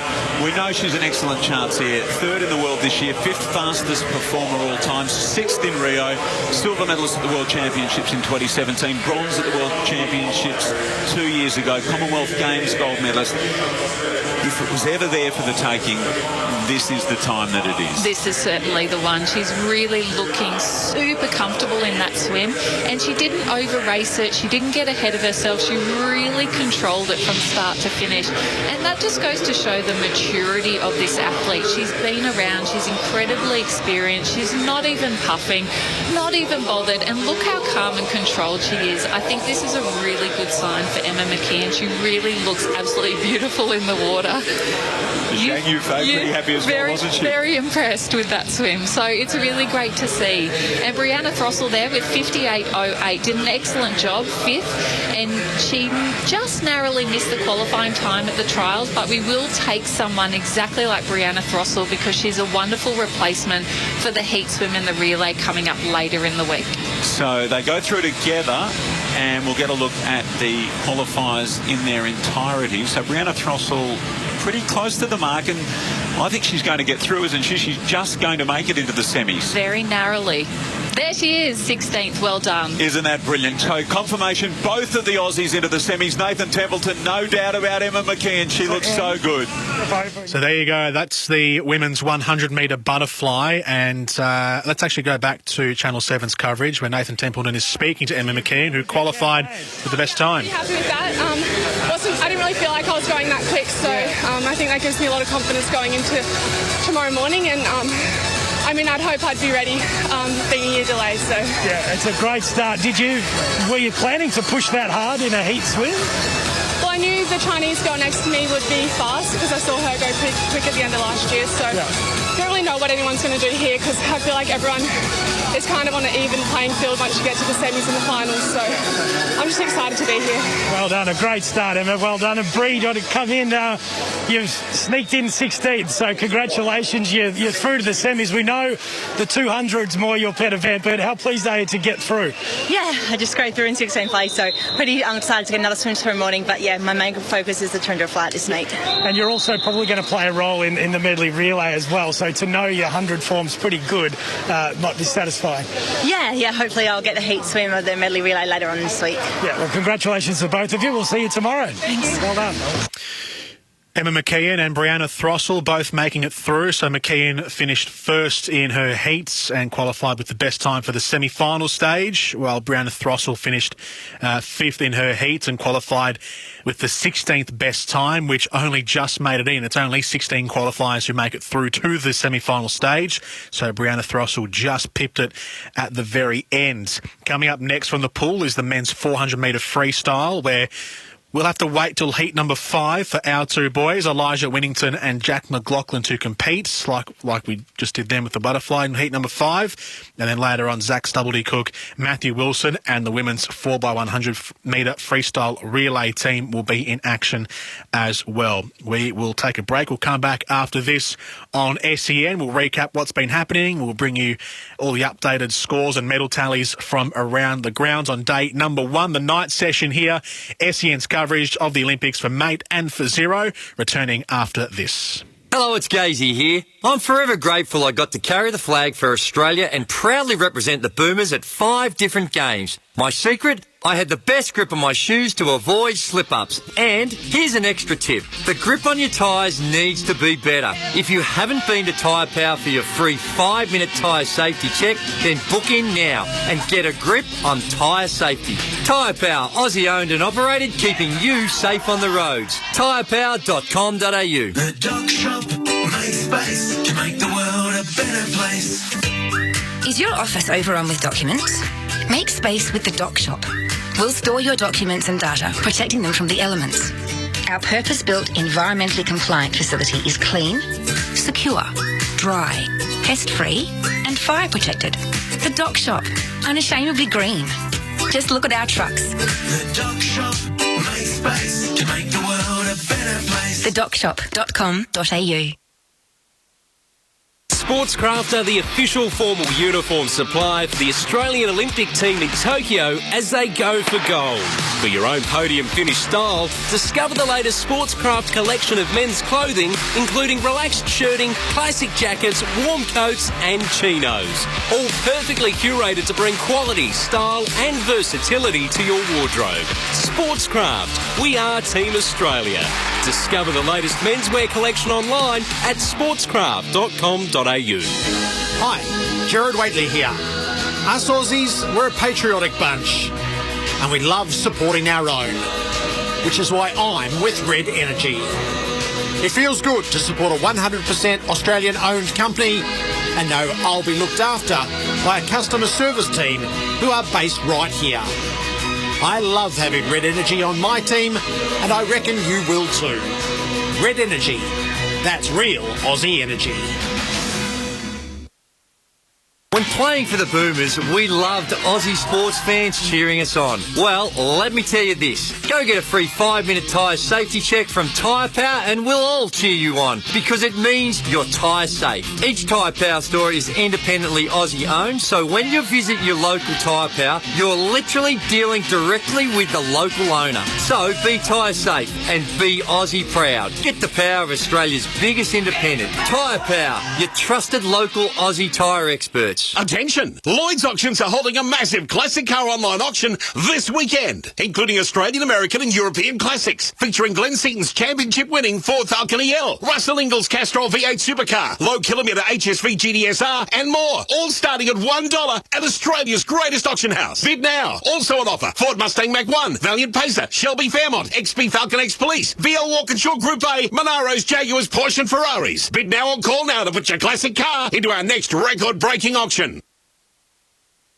Hey, it's Jordan Lewis here. I was lucky enough to win 4 premierships, but I still remember my first game as a rookie. I needed all the advice I could get. So, if you're after an apprenticeship and need the same kind of expert help, you can't go past MEGT. MEGT is Australia's largest and only national apprenticeship network provider, making them your true local apprenticeship experts. With MEGT, a winning career could be yours. So check out their free job board today. Just go to megt.com.au or call 13MEGT. On AFL Nation, our great game continues to deliver. We're enjoying amazing goals. Bontempelli, can he get enough on the ball? Oh, yes, he can. Celebrating the big moments. Gary Rowan wins it after the siren with a dead-eye shot. And the stars of the game continue to shine. Download the SEN app and listen live wherever you are. Join our AFL Nation commentary team for every memorable moment.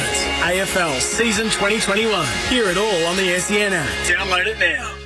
Welcome back to SEN's coverage of the Tokyo 2020 Olympic Games. Jordan Canellis with you here all the way through till midnight for the night session, and it is a night session that will bring us plenty of entertainment. Unfortunately, it brought us entertainment, but not quite the result for the Matildas. It was a 6-goal game, so there were plenty of goals in it, but 4 of them went the way of Sweden. Sweden 4, Australia 2 in the second group stage match of the football disciplines. So after the Matildas beat New Zealand, the football Ferns back in the first group game before a day before the opening ceremony, 2-1. This time, Australia have lost to Sweden, which makes the final group stage match against the USA in a couple of days all the more crucial. That will be one heck of a battle.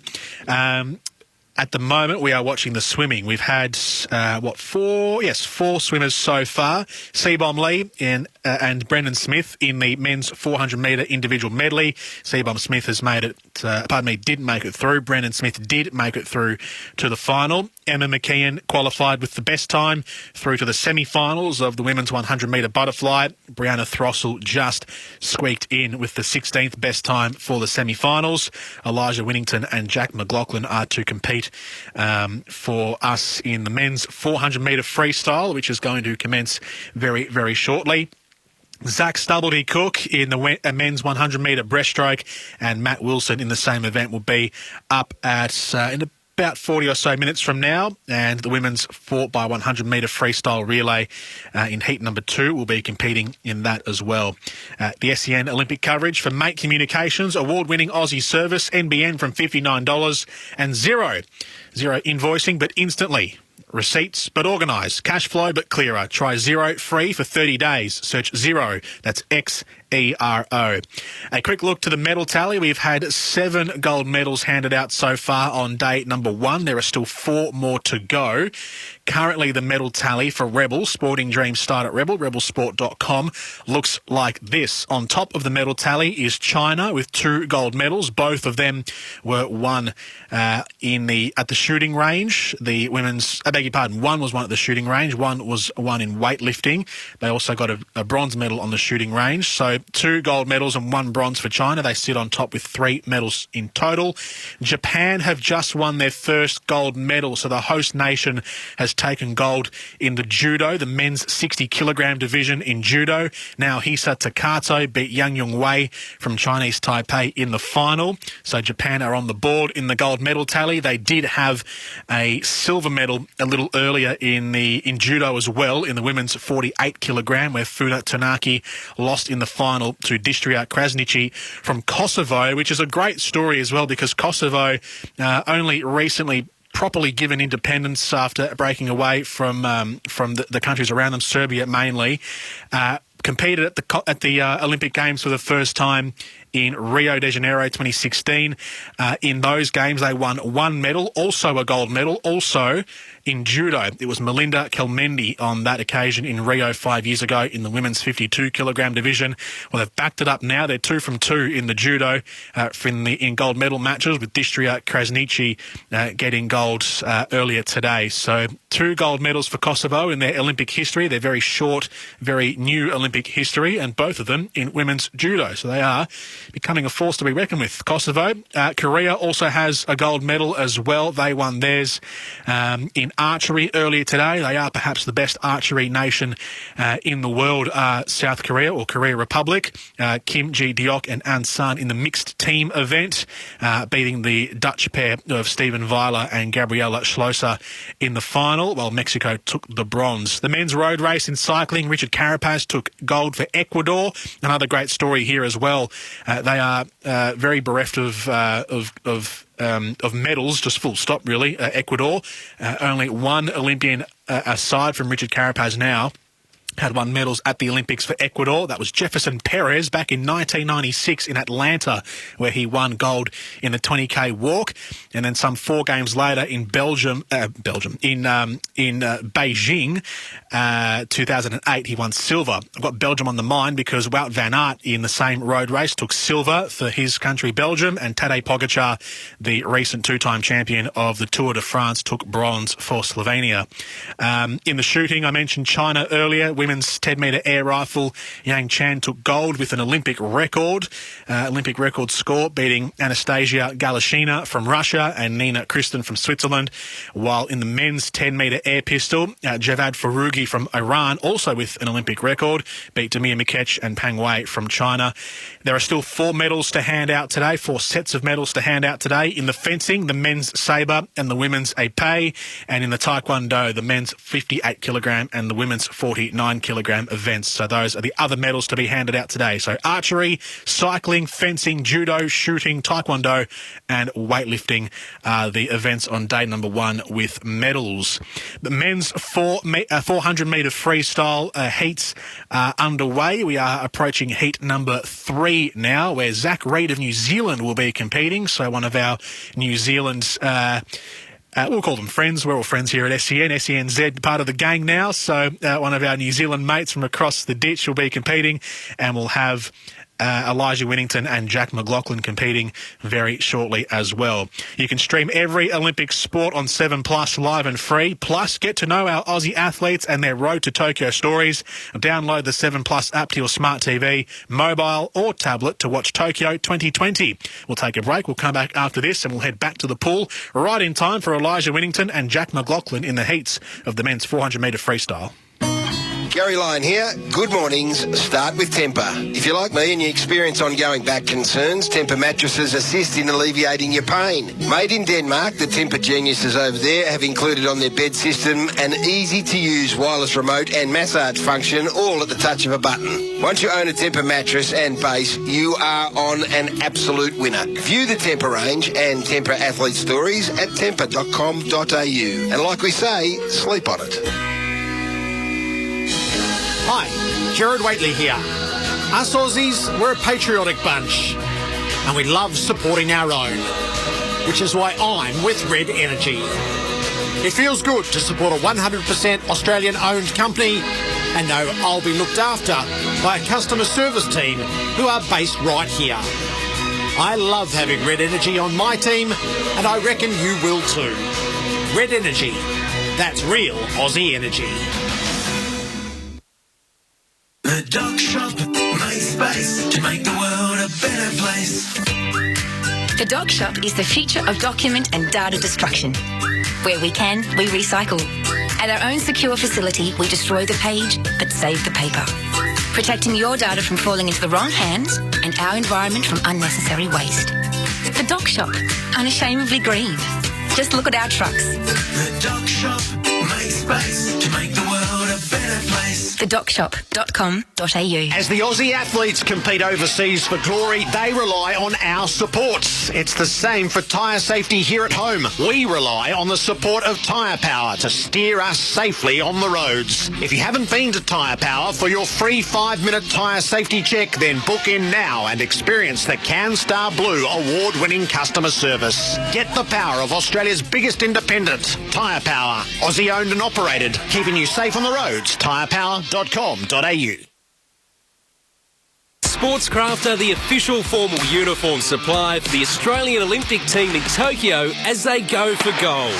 For your own podium finish style, discover the latest Sportscraft collection of men's clothing, including relaxed shirting, classic jackets, warm coats and chinos. All perfectly curated to bring quality, style and versatility to your wardrobe. Sportscraft, we are Team Australia. Discover the latest menswear collection online at sportscraft.com.au. Hi, Gerard Waitley here. Us Aussies, we're a patriotic bunch and we love supporting our own, which is why I'm with Red Energy. It feels good to support a 100% Australian-owned company and know I'll be looked after by a customer service team who are based right here. I love having Red Energy on my team, and I reckon you will too. Red Energy. That's real Aussie energy.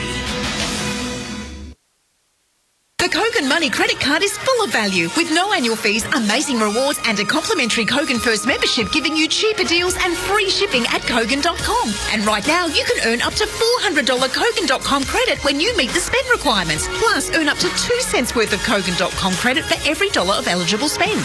So make the switch to a better value credit card today at koganmoney.com.au/footy. Offer ends August 2nd, 2021. T's and C's credit criteria apply. Product issuer and credit provider Citigroup Pty Ltd. Hey, it's Jordan Lewis here. You don't get to play in 4 AFL Premiership teams without starting somewhere. And as a rookie, I was mentored by some of the best footy brains around. In business, it's easy to find your gun rookie just by calling MEGT. As Australia's largest and only national apprenticeship network provider, MEGT is your local apprenticeship expert. Whether you're an employer wanting an apprentice or you're looking to kickstart your career as one, MEGT's got you covered. Visit MEGT.com.au or call 13MEGT. Welcome back to SEN's Olympic coverage of the Tokyo Games. I beg your pardon. Frog in the throat. Jordan Canellis with you from the host position where we are watching the men's 400-metre freestyle heats. We are into heat number 4. Our Aussies, Elijah Winnington and Jack McLaughlin, will be up in a couple of moments in heat number 5. Great news as well from Emma McKeon in the women's 100-metre butterfly, which we heard before. She set an Australian record with her best time to get her through to the semi-finals with the number 1 qualifying time. So excellent stuff there. So Elijah Winnington and Jack McLaughlin in the last heat together, which will come up in just a moment as they are completing heat number 3. They qualified with a time of 3:42 and 3:43 back in the trials. Coming up a little later on as well in the same races, the same heats. Gabrielle Detti from Italy and Dana Rapsis from Lithuania will be in heat number 4, along with German Lucas Martin. Detti has the time from the European Championship of 3:43. So what's that about? Was second and a bit behind. The second 1.8 seconds behind Elijah Winnington, and Rapsis has a time of 3:43 as well. So they're in the same mix as Jack McLaughlin, but Elijah Winnington is about almost half a second actually clearer. I think we went over the top with 1.3. Is about half a second clearer than the others. So let's take you to the pools now, where Basil Zemplis and Nicole Livingston are doing the calling in the swimming events, and we are about to have a listen to some of the men who might be the major rivals to Elijah and Jack in the 400-metre freestyle of Gabrielle Detti from Italy and Dana Rapsis from Lithuania. Let's take you back to the pool now with Basil and Nicole. Fastest time of the year from the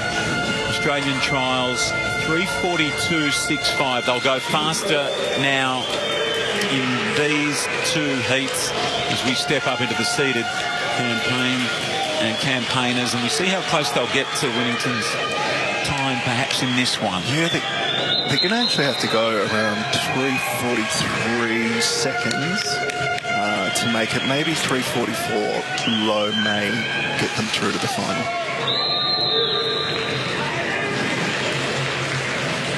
Fourth heat now, men's 400 free. Aussies up next.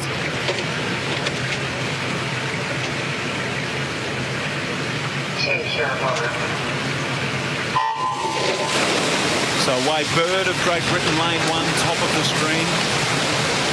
Leitner of Germany in 2. Felix Orbeck of Austria in 3, the 24-year-old. Gabrielle Detti, bronze medalist from Rio in this event, the 26-year-old in lane 4. Danas Rapsis of Lithuania, lane 5. He was 4th at the World Championships. Lucas Martens of Germany in lane 6. It's Costa of Brazil in lane 7.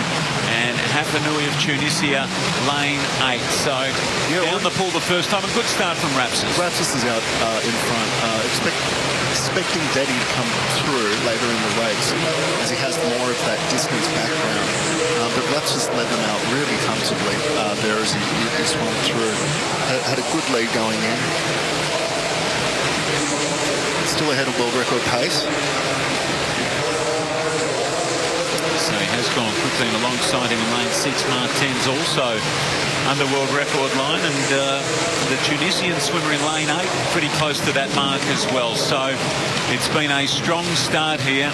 Remember that Biederman swim, of course, and well, it was something else in a time when people were doing extraordinary things, aided by what they were wearing all these years on. Going quickly, and how fast can they go at these games in 2021? Raps's first, Detty now into second spot, and sitting in third spot, swimming comfortably, is Martens of Germany in 4, and Hafanui of Tunisia, lane 8. Closest to camera, probably back in 4th spot at the moment.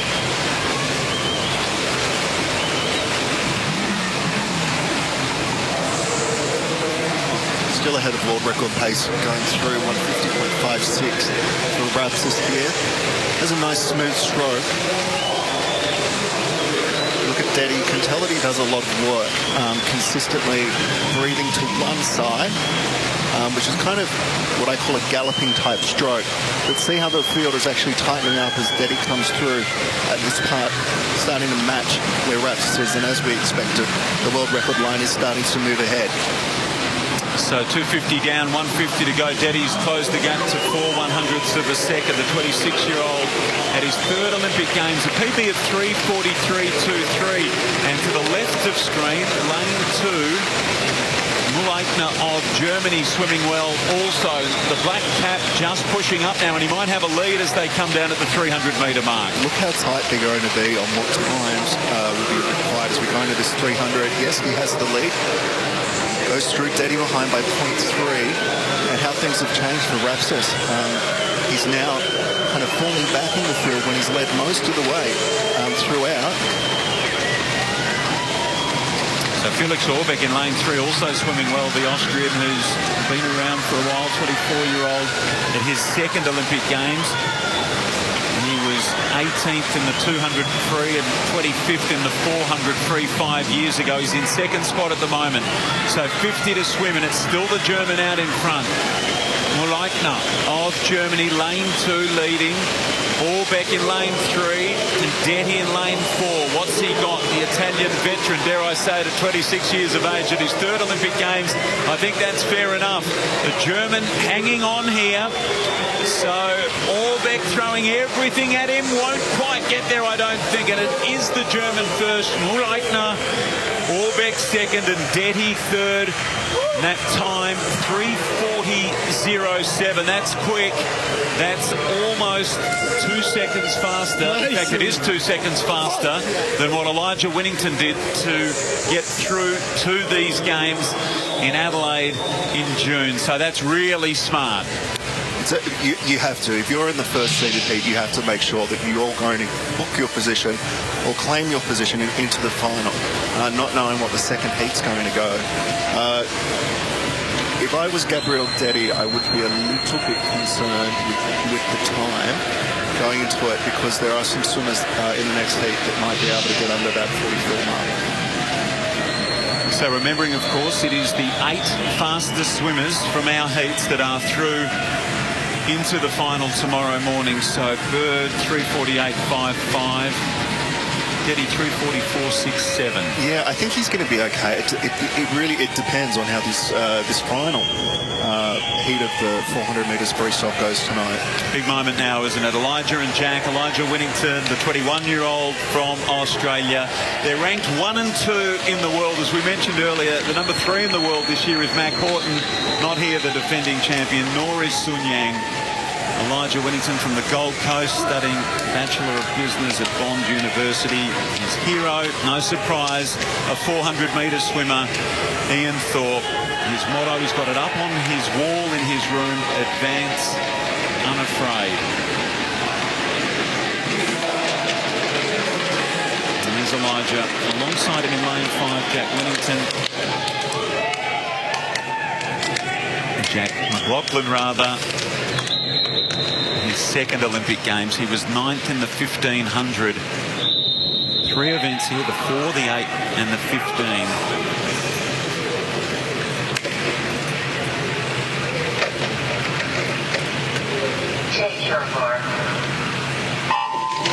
So away they go, the Aussies, in 4 and 5. Winnington and McLaughlin. Jake Mitchell of the United States in lane 1. Kieran Smith, the United States in 2. Malutin, the Russian in lane 3. Winnington in 4. McLaughlin in 5, the 2 Australians. De Tullio of Italy, 20 years of age, in lane 6. Ji Xinye of China in lane 7. And Zombori of Hungary in lane 8. Down the pool the first time, Winnington in front, the Hungarian in lane 8 second. And of the 2 Americans, Kieran Smith, lane 2 in 3rd spot. Good start from Elijah Winnington. He wanted to get out in the first position and be able to lead this race. I think it's a sensible thing to be doing in this heat this evening. But you see McLaughlin's, kind of made up a little bit of that distance that Elijah had put on him. Goes through. Smith still in 2nd place here. But it is Winnington who is leading. McLaughlin in 3rd position at this stage. So in a good spot at the moment, and a pretty controlled race from the Aussies out in front. It looked reasonably comfortable to me, which is good. This is how you should look at this stage. And the American Kieran Smith in lane 2 also going pretty well. So as they come round, 150, the Aussies are in 2nd and 3rd, not far off the pace. Smith it is out in front. Kieran Smith, 21-year-old, his first Olympic Games. Ridgefield in Connecticut. He's coached by Anthony Nesty. Elijah Winnington making a little bit of a move now, and probably has just taken the lead, and he's taking Jack McLaughlin with him. So the Aussies at the halfway mark in a good position here. 1 and 3. And McLaughlin not far off the pace at all. It's really interesting. Watching this is Winnington beating McLaughlin on each of the turns, but McLaughlin is making up for it in the swimming part of the race. But it's going to be very, very tight for both of these guys when it comes through to getting into this final. And when there's a field that's going pretty fast, they'll go through. But it's just which lanes they're going to be in. So Winnington in front, Smith still 2nd, McLaughlin 3rd. Not much has changed there. It was a good turn by the American, and Smith got off the wall very well. So Winnington having to work, not getting it all his own way, and starting to push up now is Marco De Tullio, the Italian, in lane 6. So what they're doing right now is they're building into this turn for this last 100 metres. They're setting themselves up so that they can have a fast final leg. Winnington still. Smith in 2nd spot as he's been for a lot of this race, and the American in lane 1, Jake Mitchell, has made a bit of a move as well, as has Marco De Tullio. So the pace is on now. They're going to need to get cracking, and McLaughlin is going to need to stay on the pace. He's just off the shoulder of his teammate Elijah Winnington in lane 5. Needs to get moving now. It's been very good swimming from Mitchell in 1 and Kieran Smith in 2. So not coming too easily for the Australians, although Winnington, he swum excellently over the last 2 or 3 metres of that 50, and he's got the lead. He has. Elijah's going through, but it is quite tight with Smith out there from the Americans, and as we're going through into this last part, into the last 25 metres of this last 15 metres, it is actually close between the Australians and the Americans. So McLaughlin's moved up as well. He's right with Winnington. They're just in front, the Aussies. Smith, the leading American. It might be McLaughlin. Oh, they've dead heated. Well, how about that? Winnington and McLaughlin, 3:40.07. Excellent swimming from them. And that's a good effort. So this heat has actually been a little bit slower than the previous heat. So it'll be interesting to see which lanes they actually come up in when it comes to where they qualify into the finals. Okay, so those times came up wrong, came up 3:40.07. In fact, 3:45.20.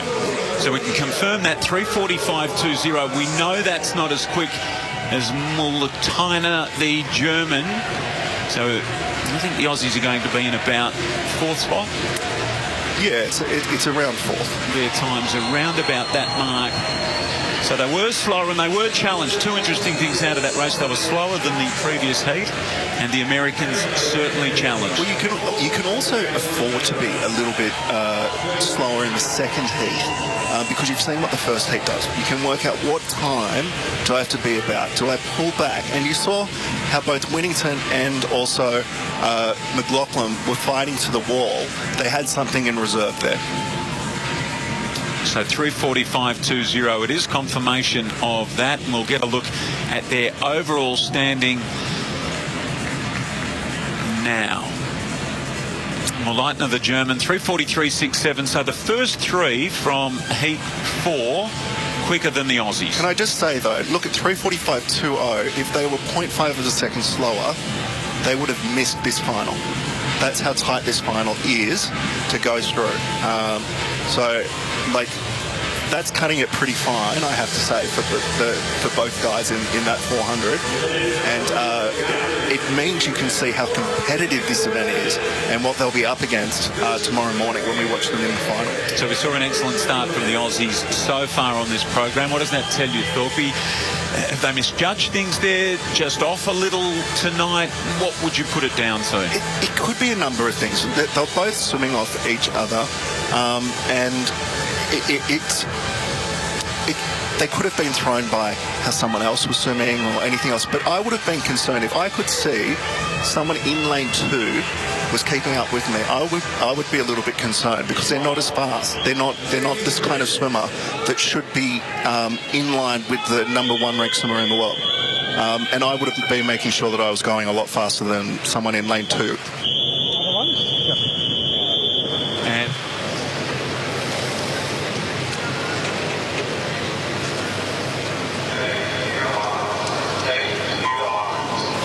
well, we couldn't separate the two Aussies, Jack and Elijah, right next to each other. Maybe a tad slower than we expected from that heat. Was that what you were expecting, the 3:45? I kind of thought at 3:44 maybe would be where we need to be. So that's kind of thought where we're at there.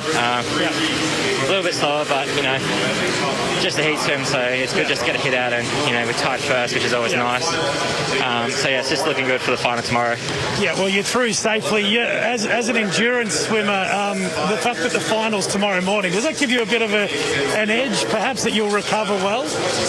Yeah, you'd hope so. It's always a game in these events, like the 4 and up, about trying to get through to the final without damaging yourself too much, but it's also a pretty tight game with how fast everyone is swimming around now. So, I'm happy I'm through. That's the first job I have to do when I'm here. Yep, you've done that. We'll see you tomorrow. And Elijah, well done. There's been a huge build-up for you leading up to this. How satisfied are you with what you've been able to do there and get safely through to the final? Yeah, I was actually feeling a bit of pressure. Yesterday I was quite nervous just about, making the final. It's actually the first time I've ever swum a 4 and 3 internationally, so that's the first time I've raced so many of those guys, so I was actually fortunate that I was next to Jack. But very similar heat time today to the trials. I saw the heat before me was a little bit slower than what I maybe thought they were going to go, so I did the job. I'm in a good lane tomorrow morning, so I'm excited. Yeah, you controlled it beautifully. Did you feel like you kept plenty in reserve for tomorrow morning to go a bit quicker? It was all about the process. I just sort of executed the first 3/4 of my race how I want to do it, and then wanted to see where I was at. I saw Jack was making a move on that last 50, and then the US guys were making a move also, so I had to sort of drop the hammer with 15 to go to make sure I could touch the wall in there safely, and I did that, so that was good. Yeah, you handled your first Olympic swim beautifully. Well done. We'll see you in the final tomorrow. Thank you very much. Well Thanks, done, guys. Elijah. Nathan Templeton there with Jack McLaughlin and Elijah Winnington after they qualified for the men's 400 metre freestyle final. But as you heard there via what Ian Thorpe was saying, his analysis alongside Basil Zemplis, it was convincing enough, I suppose. They made the final, but it probably wasn't at their absolute best. They were maybe dictated by the pace of those set around them, competing with one another, Elijah and Jack, as well as the Americans Mitchell and Smith in lanes 1 and 2, who were keeping the pace right with them. Their qualifying times from the Olympic trials, Elijah Winnington and Jack McLaughlin. So Elijah qualified with a time of 3:42.65 and Jack with a time of 3:43.27. So 3:42 and 3 minutes 43. Here in the heats, they did 3:45, so a lot slower, and it means they don't qualify as the top swimmers. So starting in the middle lanes of the final of the men's 400-metre freestyle tomorrow, which will be at 11:52 a.m., will be the German Henning Bennett Mulleitner, along with Felix Albeck from Austria, while Gabriel Detti will also be in there, and then the Aussies will follow after that with the time of equal fourth. They finish with the same. At the same time, smack on between each other, Elijah Winnington and Jack McLaughlin, 3:45.20, so they dead heated, as Basil said in the call. So certainly still a chance that you can still win the race from whatever lane they'll end up being in, 2 and 5 perhaps, or 2 and 6 maybe. But maybe a little underperform, I guess, from their perspective. It might be a little underperforming, but they'll have enough time between now and tomorrow morning to get themselves ready for the final, and still with a huge chance to win a medal. And for Elijah Winnington especially, who came in with a great time, perhaps the gold medal for him, but he'll have a couple of European opponents to deal with in the form of the German and the Austrian and the Italian. We continue on with the swimming program next. We'll be watching the men's 100-metre breaststroke. In heat number 4 will be Zach Stubblety-Cook. That will be in about 10 minutes from now. So we'll take a break here on our coverage of the Tokyo 2020 Games, the SEN Olympic Games, for Mate Communication, award-winning Aussie service, NBN from $59 and Xero, invoicing but instantly, receipts but organised, cash flow but clearer. Try Xero free for 30 days. Search Xero, that's XERO. Our coverage of the Games continues next with an update from what's happening around the grounds. I just really want customer support from someone close by. True Blue award-winning Aussie support, you betcha. Mate has got your back. Mate serves up award-winning internet and mobile. Get unlimited talk and text, plus great data inclusions with data banking of unused data up to 100 gigabytes from only $20 a month. Plus, you get a Tidal Music subscription included free with selected plans. Mate, how good's that? What are you waiting for, mate? Choose a provider you can trust, like Mate. Visit letsbemates.com.au. If you love racing, then Must Listen Radio is Bensley on SEN Track 1593 AM. Each morning, Andrew Bensley covers the latest news from the stables and track. Ben and JD Hayes will launch off in a matter of days. He's the broadcaster that racing personalities, leading trainers and jockeys talk to. Welcome, Les. Ben joins us. Morning to you, Henry. Bensley, Monday to Thursday, 8 till 11 on Australia's home of chasing, pacing and racing. SEN Track on 1593 AM, the SEN app and DAB+. Gazy, as an Aussie athlete, you did it all. Carrying the flag for Australia has to be right up there. Well, Jared, it was an amazing honour. And if scores are close, who should we rely on in the last 5 minutes? These days, G, always Tyre Power. A quick, free 5-minute tyre safety check at Tyre Power and you're on your way to a podium finish, G. Protecting your family on the roads is more important than any medal. Tyre Power, Aussie owned and operated. Your trusted tyre experts. tyrepower.com.au. Sportscraft are the official formal uniform supply for the Australian Olympic team in Tokyo as they go for gold. For your own podium finish style, discover the latest Sportscraft collection of men's clothing, including relaxed shirting, classic jackets, warm coats and chinos. All perfectly curated to bring quality, style and versatility to your wardrobe. Sportscraft, we are Team Australia. Discover the latest menswear collection online at sportscraft.com.au. Hi, Jared Waitley here. Us Aussies, we're a patriotic bunch and we love supporting our own, which is why I'm with Red Energy. It feels good to support a 100% Australian-owned company and know I'll be looked after by a customer service team who are based right here. I love having Red Energy on my team and I reckon you will too. Red Energy. That's real Aussie energy. The AFL season is building. The huge moments are becoming huger. And the stars of the game continue to shine. Buddy plays on, he put it through the middle, there's 2 points the difference. Download the SEN app and listen live wherever you are. Join our AFL Nation commentary team for every memorable moment. AFL Season 2021. Hear it all on the SEN app. Download it now. Sportscraft are the official formal uniform supplier for the Australian Olympic team in Tokyo as they go for gold.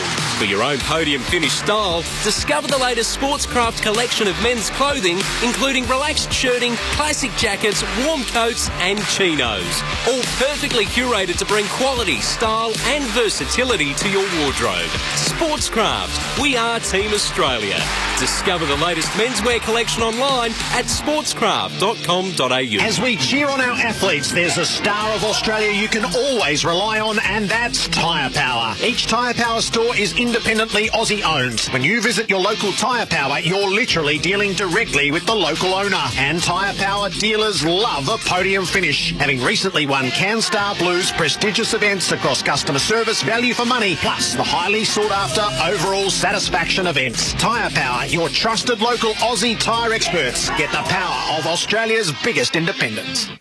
Welcome back to SEN's coverage of the 2020 Tokyo Games. Jordan Canellis with you for the next 2.5 hours, taking you through the night session of what's happening around the grounds in Tokyo, mainly from what's happening at the Tokyo Aquatic Centre with the pool, the first session of the swimming sports taking place, and our Australian athletes getting their ways through to the finals. It started off with the men's 400-metre individual medley. C-Bomb Lee unfortunately didn't qualify for the final in the individual medley. Brendan Smith did, however, with the best qualifying time, claiming an Australian record along with it. Emma McKeon likewise in the women's 100-metre butterfly along with Brianna Throssell. Emma McKeon took the Australian record with the best time, and into the semi-finals she goes. And then, as we heard just a moment ago, with the fourth best qualifying times into the final goes Elijah Whittington and Jack McLaughlin from Australia. So they won't have the middle lanes, but they'll have probably lane 3 and 6, or maybe at the worst 3 and 7 perhaps, but regardless, still decent to have those middle lanes for Elijah and Jack.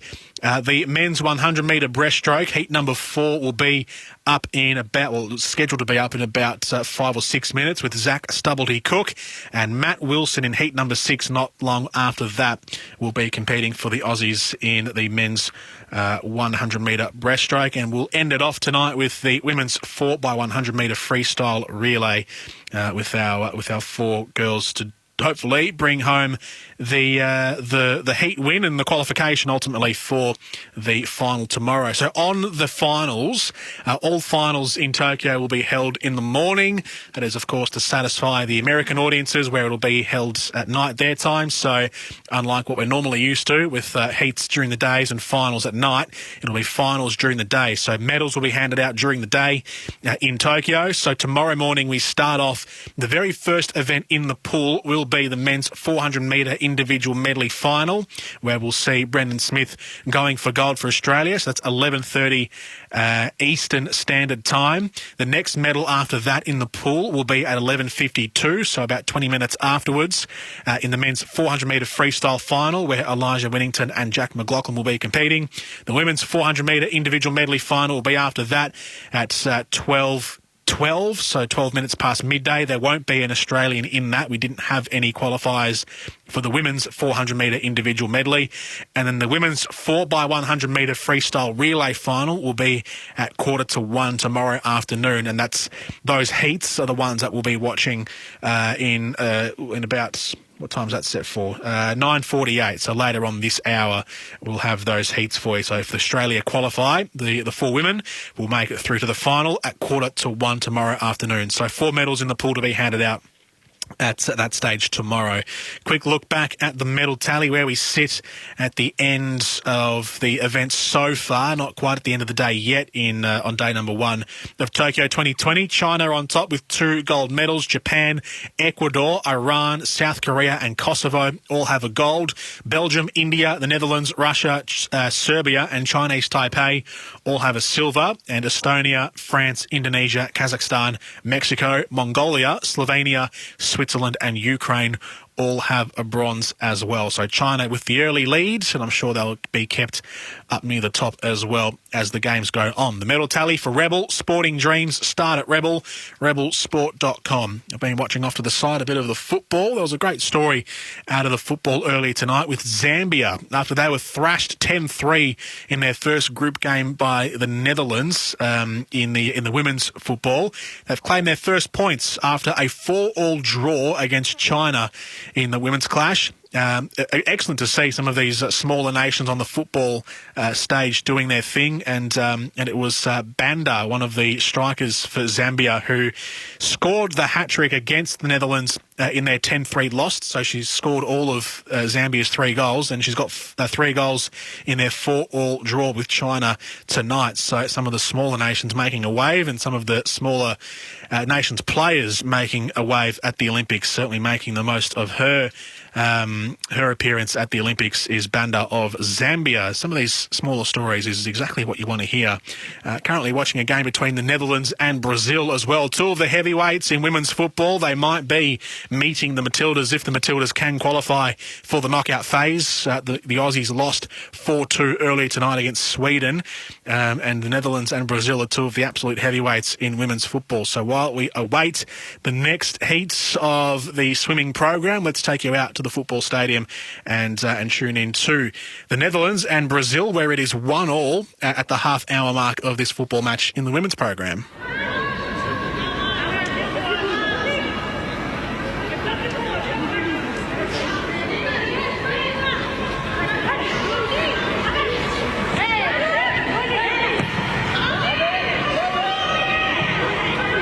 Forward, which Debinha will chase. There are 2 such tenacious forwards, Beatriz and Debinha.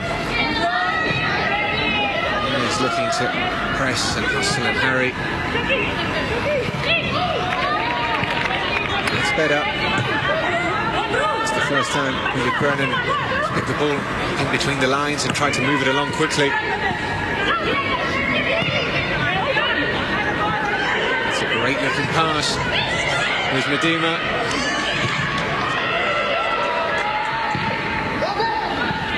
Netherlands regain possession, and this is the best mini spell of the game, feels like. Here's Gronen.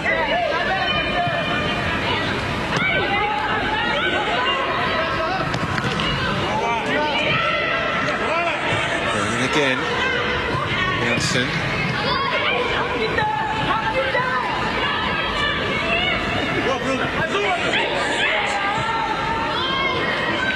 They're in the right place to pick up that loose pass, and now was there a break on for Brazil? Debinha can't get there.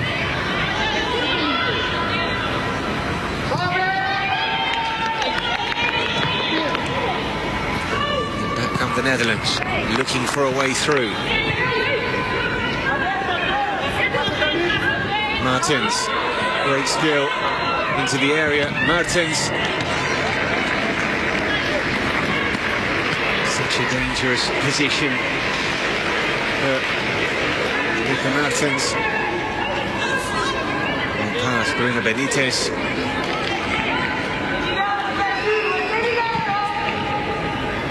Just wonder if the Netherlands do something important at this tournament and claim a gold medal. She might have in the back of her mind potentially being in the running for another Player of the Year award, given her exceptional season with Barcelona. Let's not get ahead of ourselves. Corner here for the Netherlands. The marking is a bit slack. It's just about cleared. Cronin was all on her own.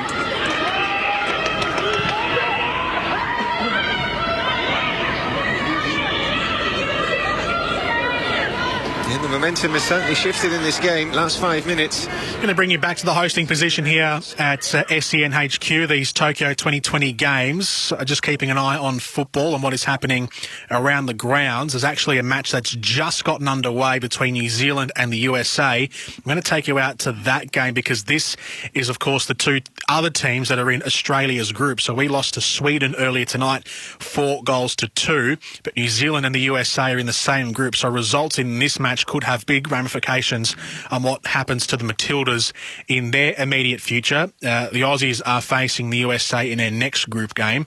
If New Zealand can cause an upset here, this might help Australia even more.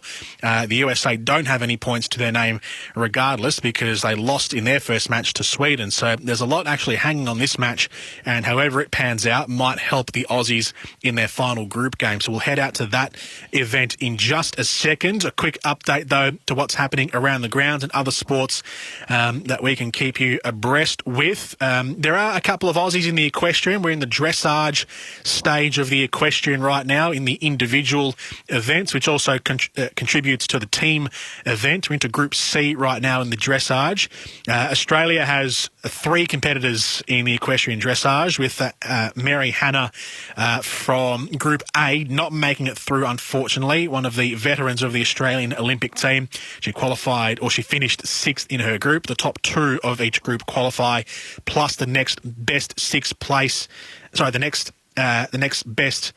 sixth next best athletes, I should say. So I don't think Mary Hannah's going to be in there, unfortunately, but she finished 6th in her Group A. Group D, which might be later tonight, depending on timings and if they're able to get it in before the end of the session. But Simone Pearce for Australia is in Group D. They're just going through Group C. In fact, Group C just started, so it might be a little while. It might even be tomorrow by the time we get to Group D. And then Group E in the equestrian dressage, we have Kelly Lane. So that might be just depending on the timings and how late they want to run the equestrian program. That'll probably be tomorrow.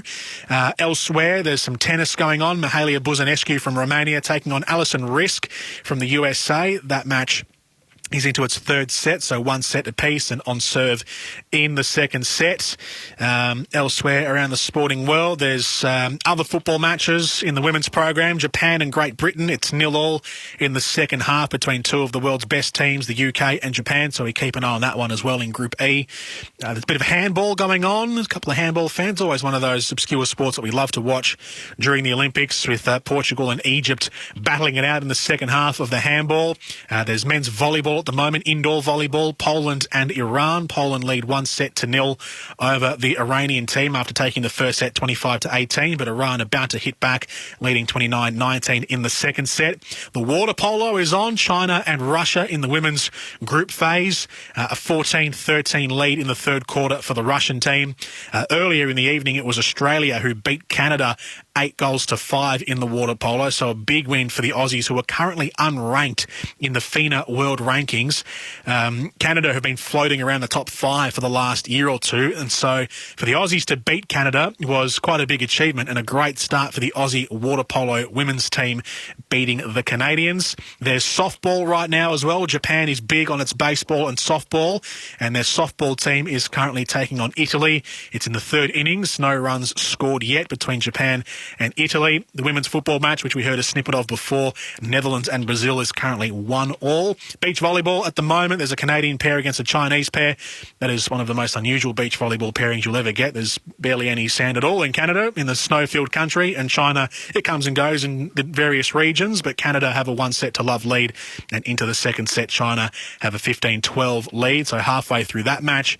Some boxing, some table tennis as well. There's a couple of Aussies to take to the table tennis tables later on tonight. We'll bring you those matches when they come through. We have David Powell against Pavel Siricek from the Czech Republic in about 20 minutes, and Jianfeng Lei in the first round, which is actually the second round. They call the first round the prelims, and the second phase is round number 1. So Jianfeng Lei in round 1, or the second phase of the women's singles table tennis, against Deborah Vivarelli. That'll be later on at 10 p.m. Eastern Time. and hockey as well. The women's match between the Netherlands and India is about to get underway in about 6 minutes. So the Netherlands very good in both men's and women's field hockey, as are India. That'll be a key match to look at and might shape the way that the standings fall. Well, it certainly will shape the way the standings fall in hockey, and both of those teams will be expected to go through to the next phase and go through the bracket as close as they can to the final. But as I said, one of the key matches for the Matildas' fortunes is this current match between New Zealand and the USA, the two other teams in Australia's group in the women's football. We played and lost to Sweden earlier tonight, 4-2. It's currently 0-0 here between New Zealand and the USA. We'll take a break and we'll be back in 60 seconds for this match. Sportscraft are the official formal uniform supply for the Australian Olympic team in Tokyo as they go for gold. For your own podium finish style, discover the latest Sportscraft collection of men's clothing, including relaxed shirting, classic jackets, warm coats and chinos. All perfectly curated to bring quality, style and versatility to your wardrobe. Sportscraft, we are Team Australia. Discover the latest menswear collection online at sportscraft.com.au. Hi, Gerard Waitley here. Us Aussies, we're a patriotic bunch and we love supporting our own, which is why I'm with Red Energy. It feels good to support a 100% Australian-owned company and know I'll be looked after by a customer service team who are based right here. I love having Red Energy on my team and I reckon you will too. Red Energy, that's real Aussie energy. Welcome back to SEN's coverage of the Tokyo 2020 Games. The USA have just scored a moment ago. Rose Lavelle tucking it away underneath the left arm of the goalkeeper from New Zealand, fed in by Tobin Heath. It was a ball played out to the right sideline. Tobin Heath, one of the wingers of the USA, then played a through ball past the New Zealand defence into Rose Lavelle, making the run into the box and sliding it past the goalkeeper in a one-on-one situation. So 9.5 minutes into the first half, the USA lead 1-0. We'll take a bit of this, and then when the Aussies are back in action in the pool, we'll head back out to the Aquatic Centre. But for now, over to the football. Carly Lloyd finds Horan. Rapinoe, first time cross from her. It's been cut out by Michaela Moore. It's still in play though. And Rapinoe, that's clever play from her into the area. Too close to Leet, an easy take for the goalkeeper.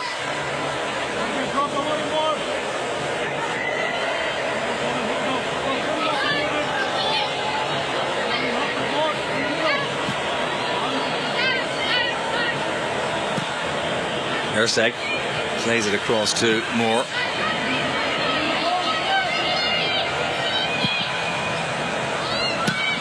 Wilkinson with the touch.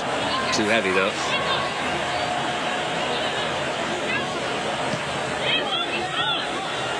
It was actually Katie Bowen who played that forward. Wilkinson unable to get on the end of it. Dalkemper finds Horn. And now Crystal Dunn.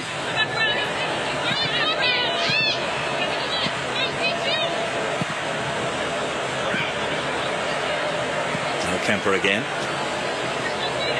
Even though Andonovsky has made so many changes for this game, players that he's able to call upon are all top class, top players. The likes of Rapinoe, Carly Lloyd, they've so much experience.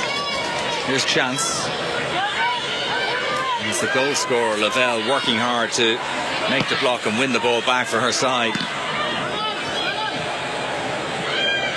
Now it's Lloyd battling. Carly Lloyd caught Rhea Percival there. Free kick awarded.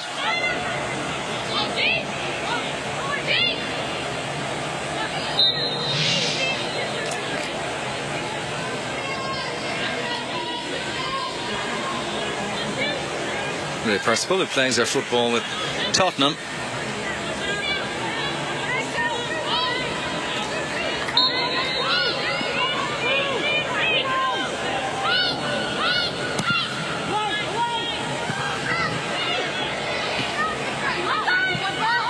Ertz with the header away. They're looking for offside, and the flag goes up.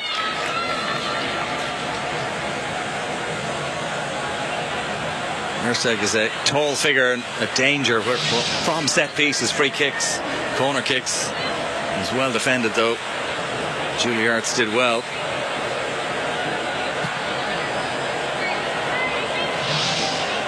A few of the American players starting in this team tonight: Ertz, Dunn and Horan, who were all given their USA debuts under Tom Sermanni, the New Zealand head coach tonight. Horan did well to earn a corner kick for her side there.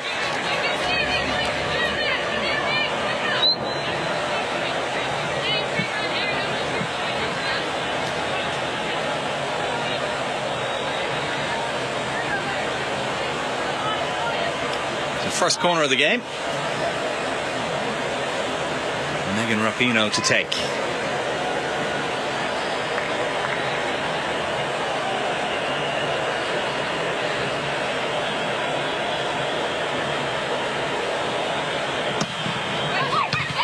Swinging ball. It was hit wickedly by Rapinoe there, and it was well defended by New Zealand. It's a lovely ball through for Rapinoe. One or two shouts for handball, but the referee was ideally positioned there as Ali Riley gets it away. It's been out of play, but it will be a New Zealand throw-in.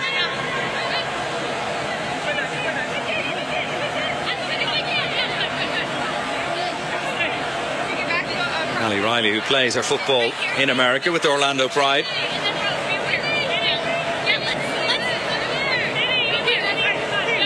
A teammate actually from Orlando. Alex Morgan is on the bench for the USA tonight.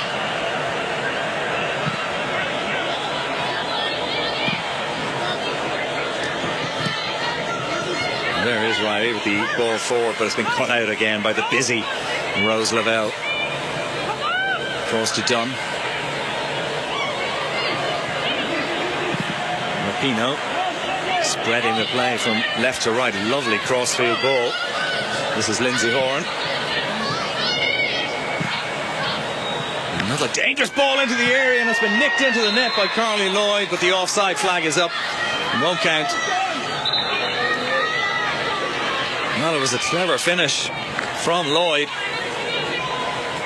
It wasn't to be. Alex Morgan looks on. No, she's well offside.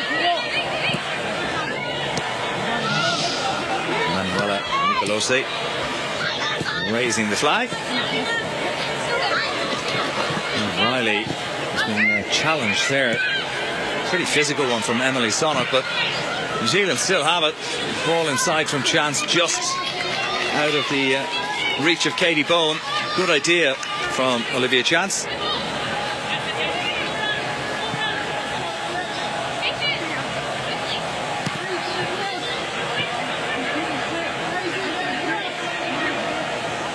Dalkemper plays it short to Horan, and now to Davidson.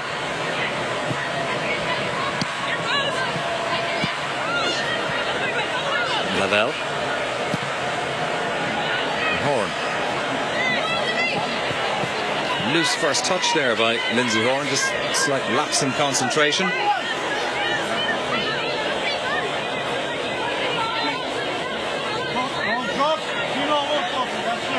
So it'll be Ali Riley with this throw in. Born in Los Angeles, actually, Ali Riley, but her father comes from New Zealand. Wilkinson battling, and it went out. North an American player. It was Sonnett. And so it'll be a throw in to the Football Ferns. Herzog, that's a lovely crossfield ball to pick out Bott. She's got space to run into. Good cross into the areas. Oh, that's a fine header. Just wide of the target from Hannah Wilkinson, but that's good stuff from New Zealand. Excellent cross by Bott. And Wilkinson a little unlucky to see that header drift just wide.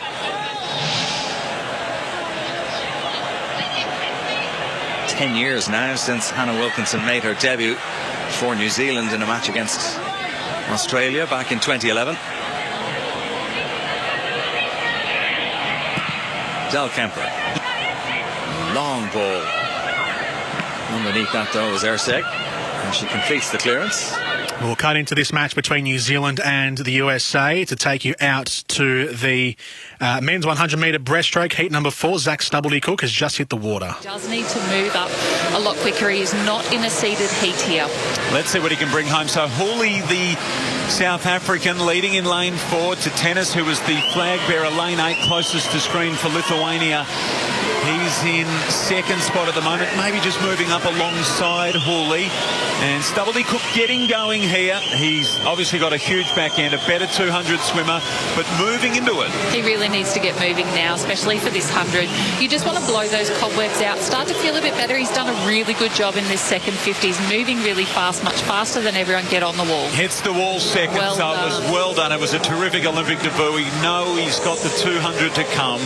Number 1 in the world in that event, and lots of optimism and show of career. It was a really good finish from him, and just touching out and doing a very nice job of it as well. So Choate was in first spot, second was Stubblety-Cook, and his time 1:05.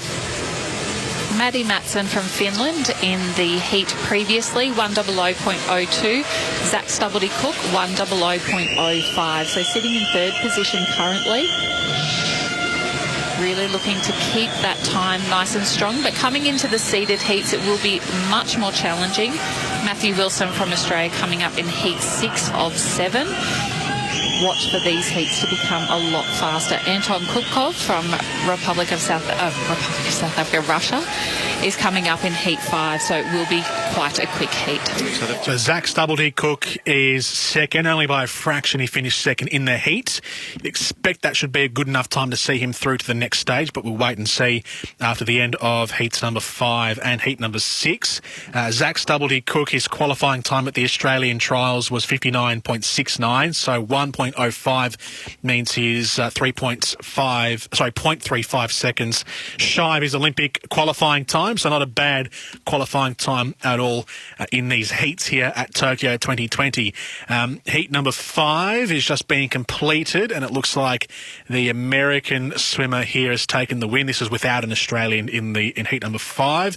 Heat number 6, though, has perhaps our best chance in these butterflies is Matt Wilson. So let's take you back to Basil Zemplis and to Liesl Jones, who are calling the swimming, all thanks to 7. Time of 59.17, who was actually qualified slower at the trials than Zach Stubblety-Cook, but is going off a 2019 entry time. Confirmation of that heat 5. So Aussie eyes on heat 6 now. He was 10th at the World Championships. Matthew Wilson 6th at the Pan Pacs, agonisingly missing selection 5 years ago and almost agonisingly missing it again. But being selected on compassionate grounds, which it was a great choice because we certainly want to be filling those places. So Matthew Wilson here in lane 2. Watch for him having a go in this first 100. He might be trying to get that easy pace. We'll see how he goes, but I hope he can perform under pressure here and really just relax and enjoy this swim. So 5 years ago, as an 18-year-old, came so close, didn't quite get under. Ditto at the trials back in June, but it was allowed through, as Liesl said, on extenuating circumstances. His grandmother had died just a couple of days earlier, and an allowance was made for that tragic family event. And here he is, lane 2 for Wilson. Saladi of Serbia alongside him. Matty Wilson of Australia in lane 2, the 22-year-old. Another Wilson, Andrew Wilson of the United States in 3. Kaminga of Netherlands in 5. Shimonov of Belarus lane 5. Schwingenskogel of Germany in 6. Ogratar of Turkey in 7. And Ryua of Japan in lane 8. So Matthew Wilson down the pool, about the middle of the field at the moment. Might just need to kick along a little here, and it's lane 4 leading Kaminga of Netherlands. Kaminga really sharp straight off the blocks, really controlling that first 15 metres. Really great turn.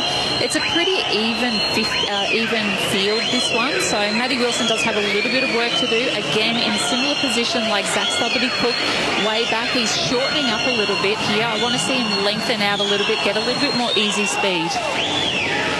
So 58.62 was Michael Andrews' time to win the previous heat. He's off the pace is Matthew Wilson. In front, though, Kaminga, it was a good time. And he touches the wall first. He's very happy with that performance as well. Very pleased. 57.80 for Kaminga. Michael Andrew 58.62. So exceptionally fast heat, that one. So good for Matthew Wilson to be a part of a really fast heat. It's really good practice coming in for other events that you have later for the 200 breaststroke.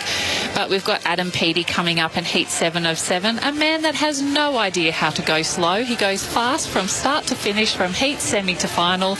And if you do have any betting, I would put some money on Adam Peaty to win gold in this one, because he is just an unstoppable man. Matthew Wilson there, 100.03. So sitting in 7th position for that heat. A pretty good heat for him, just to be able to get some practice in there. So I don't think he'd be terribly concerned about the result in this one. It's really just about getting the feel and a little bit more confidence for the 200. Which is still to come. Obviously, they're racing for places in the semis. There's Wilson's time, 1:03. So outside his personal best, as was the case for Zach Stubblety-Cook. But we do speak about swimming royalty, and we're about to get a look at it now, aren't we? Adam Peaty, what a champion he is. He's the world record holder. Got the best time this year as well.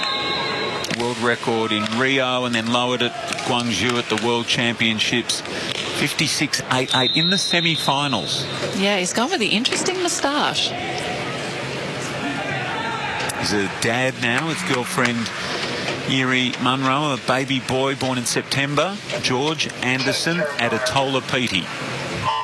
His partner is of Welsh-Nigerian descent. Peaty, very passionate about diversity and inclusion, and very passionate about this stroke in the pool at the Olympic Games. We know how good he is, and it can be a treat to watch him swim. That red cap, of course, belongs to Adam Peaty, the world record holder from Great Britain, the 26-year-old and defending champion in lane 4, and going well. Also not bad, Saki of Turkey in lane 6. Adam Peaty actually looks quite rushed in this. I'm not sure if that's his technique. He's done a really big butterfly kick coming out of the turn, which is legal. He is looking sharp, but he's working really hard for this. Not the Adam Peaty that we're used to seeing. That's really casual, pretty cool. He's working really hard for this, and probably not out as far as I would have expected. So Kaminga's time to win the previous heat, 57.80. Peaty's best time of the year, 57.39. Let's see where he is. He's cleared out to almost a body length now.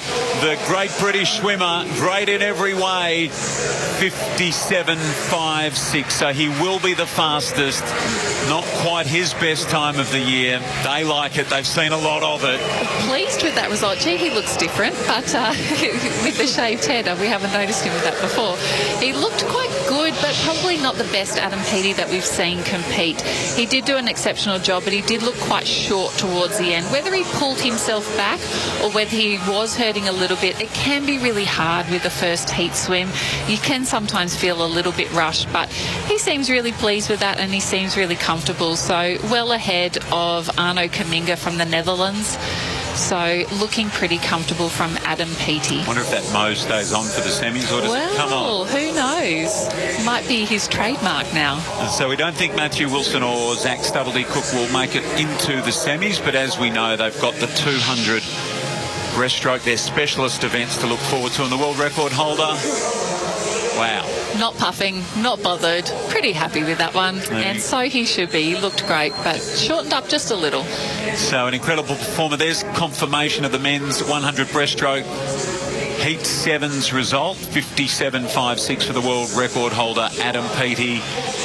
Christian Springer of Australia, the only silver medal for the Aussies. That was in London in 2012. Never won gold. Pete Evans in Moscow and Los Angeles a bronze, and Phil Rogers in Barcelona. So here's how they've gone through. Not much between Kaminga from the second last and Peaty from the last of the heats. Of course, it's semi-finals tomorrow, and they're the 16 through. Not far away from our relay women, the 4x100. They're coming up soon. The world record holders and defending champions. They're next. So those complete the heats of the men's 100-metre breaststroke, heat number 4 and heat number 6. Zach Stubblety-Cook and Matthew Wilson. Unfortunately, unlike the success we had earlier in the night of seeing most of our swimmers through to the next phase of their events, Zach Stubblety-Cook and Matt Wilson will say goodbye to the men's 100-metre breaststroke. They've got events coming up later on, though, in the Olympics, so they're not gone from Tokyo, but just from this event. No qualification from an Australian male in the 100-metre breaststroke. Adam Peaty from the UK is an absolute jet and is odds on to take the gold medal again here in this event. Arno Kaminga from the Netherlands came in second overall with all the heats combined. So Zach Stubblety-Cook and Matthew Wilson are out. One more swimming event to go, and that is the women's 4x100-metre freestyle relay. Now, women will take to the pool deck in a moment. Heat number 1 up first, obviously. Australia is in heat number 2, however, so they are still a few minutes away, not by much though. And so we've got some other events coming up as well. Table tennis will take you back out there to the table tennis tables, and beach volleyball. We'll have some late night beach volleyball between Australia and Norway. If you were to compare the beaches of Australia and Norway and say who's maybe in best position, you think we're a chance, wouldn't you, against the Norwegians? We'll find out in about an hour from now. The women's 4x100-metre relay is getting underway. The first heats featuring the likes of the USA and France is beginning. We'll take a quick break. We'll be back with you, and we'll be with you when Australia hit the water. That's next on SEN. Hello, it's Gazy here. I'm forever grateful I got to carry the flag for Australia and proudly represent the Boomers at 5 different games. My secret? I had the best grip on my shoes to avoid slip-ups. And here's an extra tip. The grip on your tyres needs to be better. If you haven't been to Tyre Power for your free 5-minute tyre safety check, then book in now and get a grip on tyre safety. Tyre Power, Aussie owned and operated, keeping you safe on the roads. tyrepower.com.au. Attention Melbourne! Lloyd's Auctions are holding a massive classic car auction online in Melbourne this weekend, including Australian, American and European classics, featuring Glenn Seaton's championship-winning Ford Falcon EL, Russell Ingall's Castrol V8 supercar, low-kilometre HSV GTSR and more, all starting at $1 at Melbourne's greatest auction house. Bid now. Also on offer, Ford Mustang Mach-1, Valiant Pacer, Shelby Fairmont, XP Falcon X Police, VL Walkinshaw Group A, Monaros, Jaguars, Porsche and Ferraris. Bid now or call now to put your classic car into our next record-breaking auction. Do you reckon there's a way to save money by bundling mobile and internet? Mate, choose a provider you can trust like a Mate. Mate serves up NBN from just $59 a month with award-winning all-Aussie service. Bundle a mobile plan to save a further $10 a month on your internet. No contracts and no setup fees. Mate, how good's that? I know. What are you waiting for? Mate! Mate's got your back. Visit letsbemates.com.au. The Doc Shop makes space to make the world a better place. Is your office overrun with documents? Make space with the Doc Shop. We'll store your documents and data, protecting them from the elements. Our purpose-built, environmentally compliant facility is clean, secure, dry, pest-free and fire-protected. The Doc Shop, unashamedly green.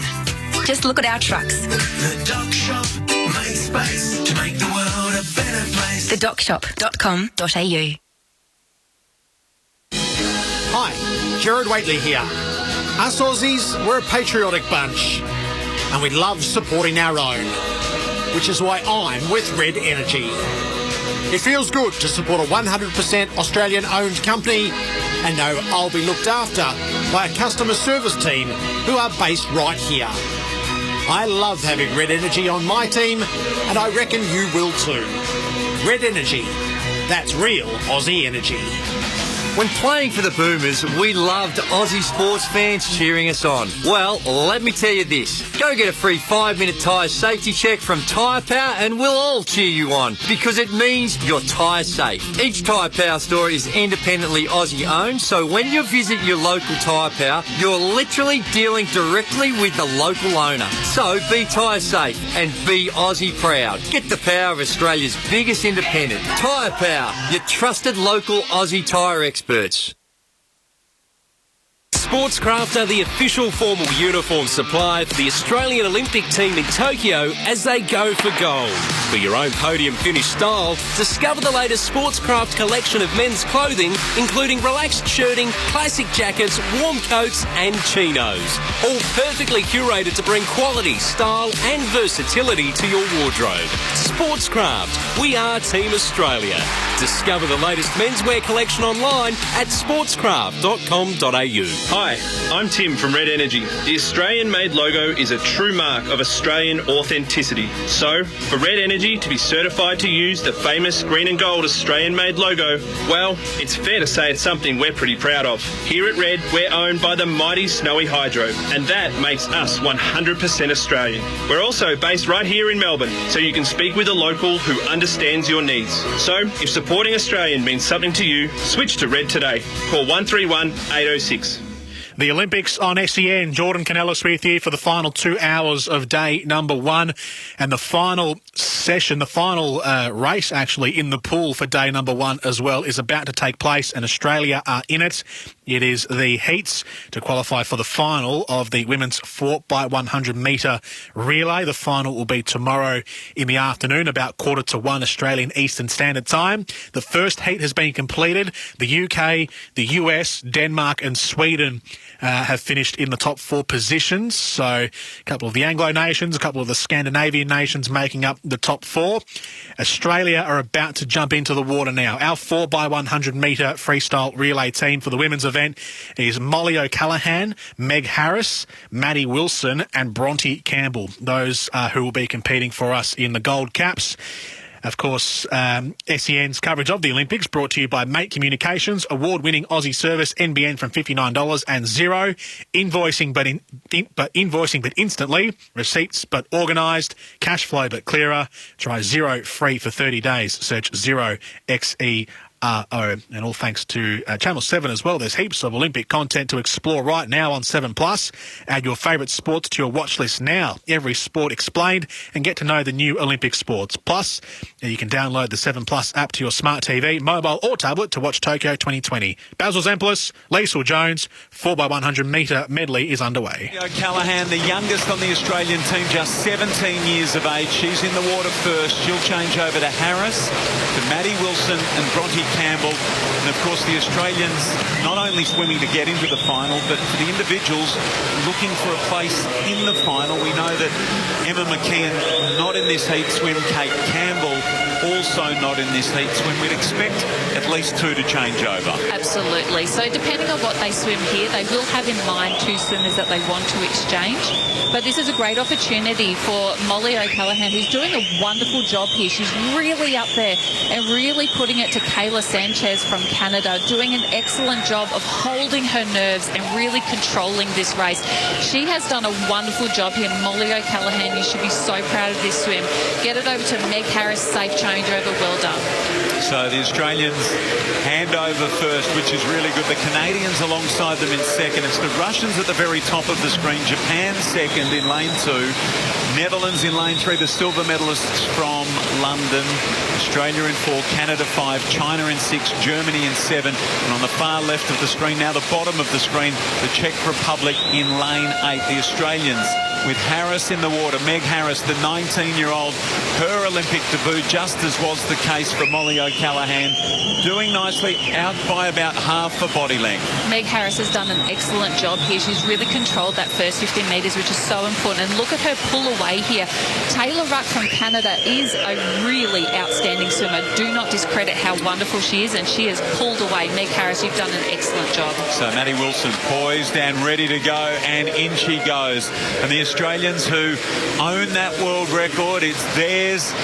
They own most of the silverware from this event at international competition over the last 10 or 12 years. They've been superb, an excellent changeover and a great start for Maddie Wilson. Maddie Wilson looks really controlled here. She is moving very fast, but she's done a really great job in that first 50. She is also incredibly experienced. So Wilson it is with a nice lead now, out to over 1.5 seconds. The Netherlands second, Canada third, and back in fourth position, China.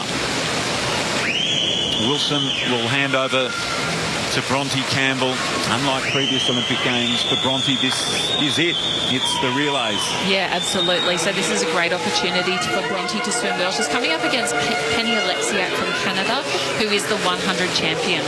So does she go for it here? That world record line in play. She's been in the water or on the team when that world record has fallen. Typically it's been big sister Kate anchoring the team home.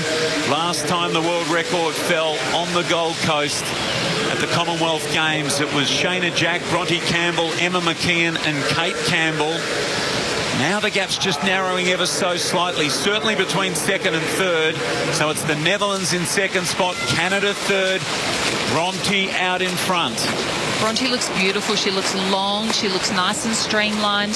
She looks really in control from start to finish. Watch for Penny Alexiak. We've got Femke Herbstke as well from Netherlands, who is a very experienced swimmer, so they're coming in now. They're the defending champions. They're going for 3 in a row, and they're going to win this second heat. Well done, Bronte Campbell, world champions, world record holders. 3:31.73. So a good 2.5 seconds faster than Great Britain swum to win that first heat.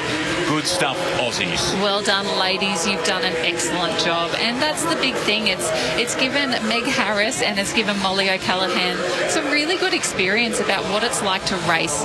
And look at Rowan Taylor giving them a great clap. So good to see.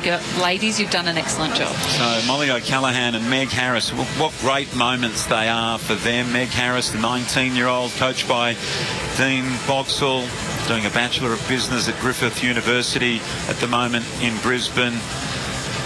And for the other young member of the team, it's just extraordinary experience, isn't it? And to be able to be a part of it, to be not only on the team, but to be in the water at the Olympic Games, it means so much. Also coached by Dean Boxall, Year 12 student at St Peter's Lutheran College in Queensland, and 17 years of age, an Olympic debut, swimming in the same team as Bronte Campbell with your coaches there. Family watching in Noosa, it's special. This is going to be a great race. I can't wait for this one. This is something that's so steeped, rich in our history, and we're so proud of the women that stand up and do this 4x1 freestyle relay. And the thing is, when they step up behind the blocks in the final, everyone knows that Australia is the team to beat here. They know that they are going to be chasing, but they are just too outstanding. They are going to be the team to beat. USA have been talking about Australia for a very long time. They know that we're the team that they want to chase. Maddie Wilson, of course, has a gold medal, gold in the 4x100 free and silver in the 4x100 medley, the heat swim at Rio, but knows what it's like to get the team into a position where they can go for gold. So terrific for Maddie Wilson, the 27-year-old. And in Noosa there, enjoying what they've seen tonight. It's been a big night, hasn't it? Brendan Smith, Emma McKeon, Brianna Throssell, Elijah Winnington and Jack McLaughlin all doing what's needed. And get 8 of the pods. And well done. They look sharp. Don't they look so great? And we love that they're called the pods. They're always there supporting. They get up there. They're the ones. Big shout out, big wave. Thank you so much. We're so proud of you, and we're so proud of your athletes as well. So they're the ones that get up at 4:30 in the morning. They take their kids to the pool. It's great. Yeah, it's fantastic. Hello, pods as well. We're really impressed with what's been able to be achieved by everyone this morning, and what a great start to the competition that we've been able to see at these Olympics. Isn't it great? So wonderful that as many of the families as was possible are able to be together and on TV right around the country now, and their boys and girls have done us proud. Brendan Smith into the final of the 400 IM as fastest qualifier. Emma McKeon into the semi-final as equal fastest in the 100 fly. Brianna Throssell into the semi-final also, even though it's not her pet event. She made it into the semis, and Elijah Winnington and Jack McLaughlin both into the final of the 400 metres tomorrow morning Australian time. So it's well set up, and obviously now our 4x100 freestyle relay team also. How do you rate that opening night, Thorpe? It's a fantastic opening night, and with that comes a lot of expectation that, you know, we'll be able to progress through not only the semi-finals but also in those finals that we have tomorrow morning. The heat is going to be on this team. Rowan Taylor taking over as head coach. 35 in this Australian swim team. 2 of them at their 4th games. Emily Seabohm and Kate Campbell, just like Liesl Jones. Nathan Templeton, that was terrific stuff, wasn't it, from our 4x100 freestyle relay team? Yeah. There's a brilliant heat swim from this wonderful team. And Molly O'Callaghan at 17 on Olympic debut, you've gone more than half a second quicker than trials, a 53.08. How good did that feel? Oh, it felt amazing. It was I was very nervous at the start because I was leading off, but I just trusted myself, make sure everything was good, and it turned out what I wanted. Yeah. Well done. And Meg, we'll have a chat to you. A super swim. How cool is it to be part of this amazing team?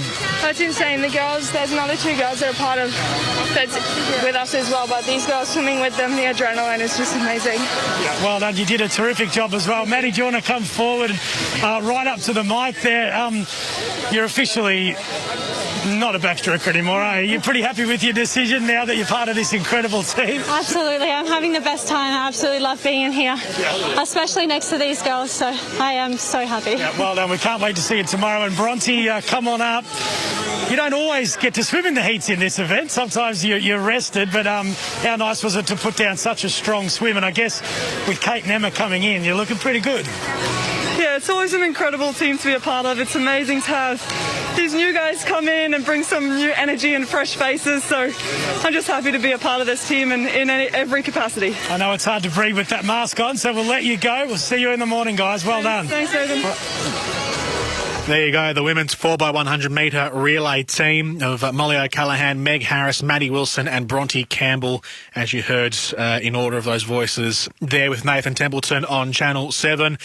Into the final with the best time. They absolutely crushed it in that event ahead of the Netherlands and Canada. So into the final we go. It is one of our absolute pet events, the Aussies, and you'd say the UK and the US will be our biggest challenges tomorrow afternoon. That will be the final final of the day, the final swim of the afternoon session. All of the finals and all of the gold medal events will be held in the afternoon sessions in the pool, and then by the time we get back into the night session, it'll be heats and qualifiers and the like again. So at about 1:45 in the afternoon will be the final of the 4x100 metre freestyle relay, and that'll be very, very exciting for our women.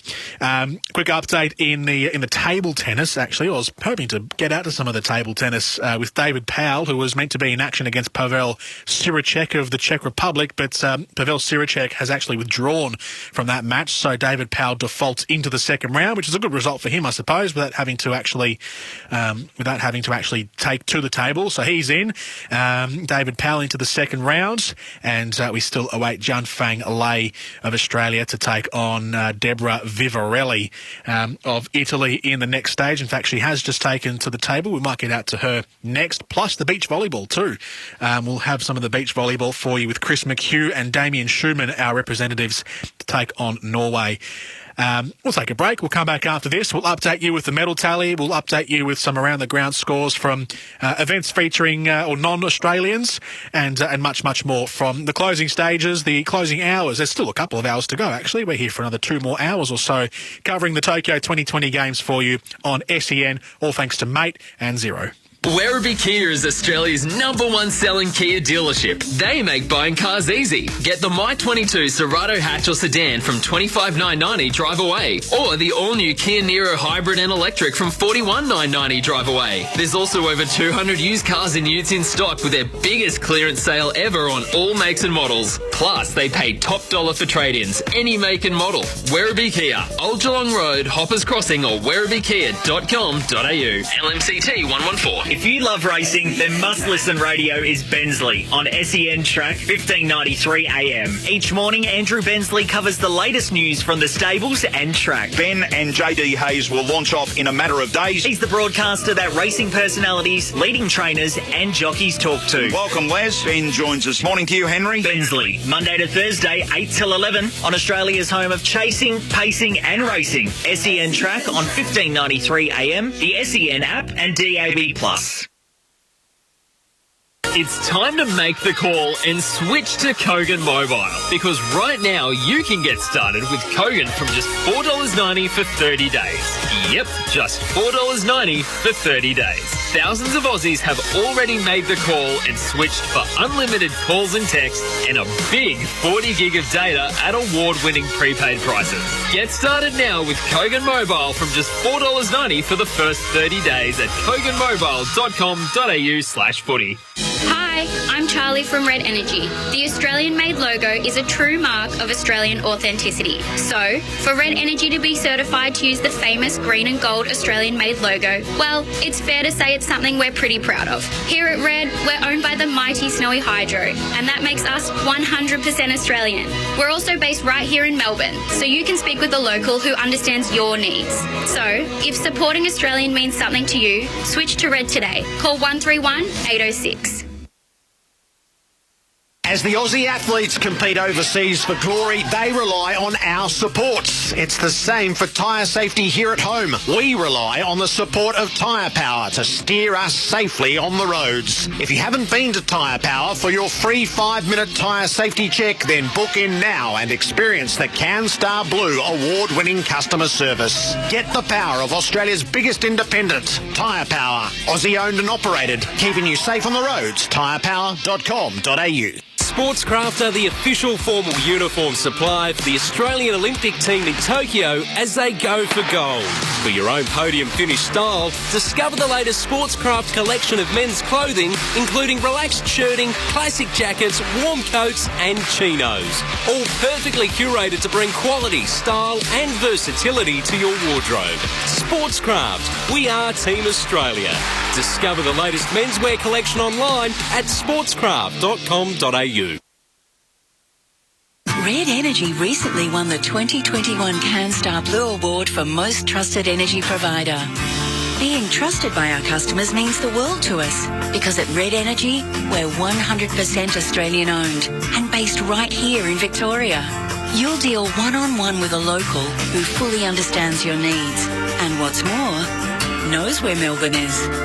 So call 131 806 and find out why being a customer of ours means there's no place like Red. Sportscraft are the official formal uniform supply for the Australian Olympic team in Tokyo as they go for gold.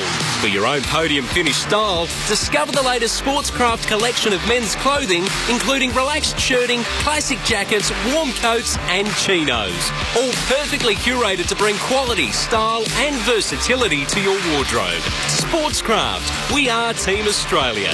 Discover the latest menswear collection online at sportscraft.com.au. Welcome back to SEN's coverage of the Tokyo 2020 Olympic Games. For Mate Communications, award-winning Aussie service, NBN from just $59, letsbemates.com.au, and Xero, invoicing but instantly, receipts but organised, cash flow but clearer. Try Xero free for 30 days, search Xero, that's Xero.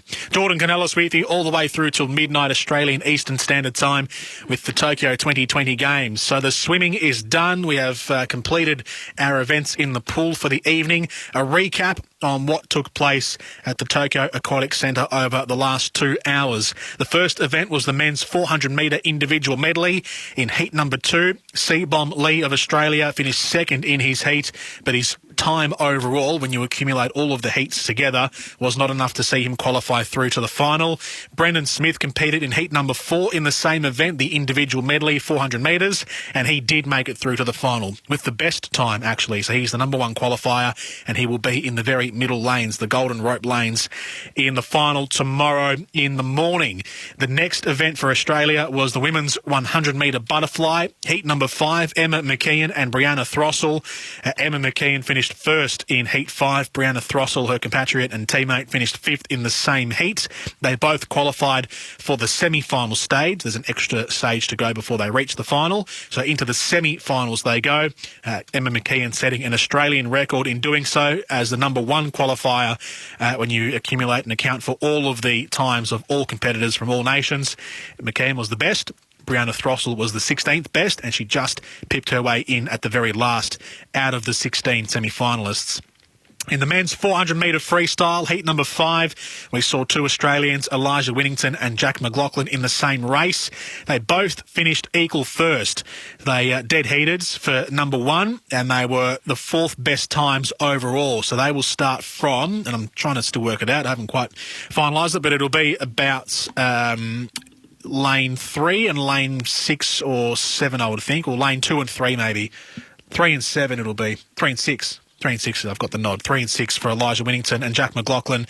So just outside the golden ropes for them, but still a very good time and a good spot for them to be in for tomorrow's final in the men's 400-metre freestyle. And in the men's 100-metre breaststroke, Zach Stubblety-Cook and Matthew Wilson both failed to qualify for the final. So Zach Stubblety-Cook finished 2nd in his heat. Matt Wilson of Australia finished 7th in his heat, but neither produced times good enough to see them progress into the next phase of the men's 100-metre breaststroke. So out they go, but not done for the Olympics entirely. They've got other events that they can compete in. And in the women's the 4x100-metre freestyle relay, in the second and final heat, Molly O'Callaghan, Meg Harris, Maddie Wilson and Bronte Campbell finished first with the best qualifying time across the 2 heats, and they will be the number 1 contender for the final tomorrow at 1:45 Australian Eastern Standard Time. So that's what's happened in the pool tonight. We have a couple of events still to go.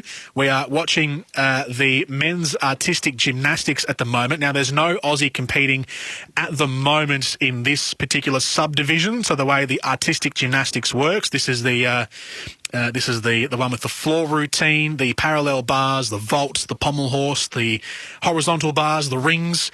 It's that one. The rhythmic gymnastics is the ball, the ribbons, the dancing, and the trampoline is the trampoline. So the artistic gymnastics is this event. We had all the competitors are split up into 3 different groups.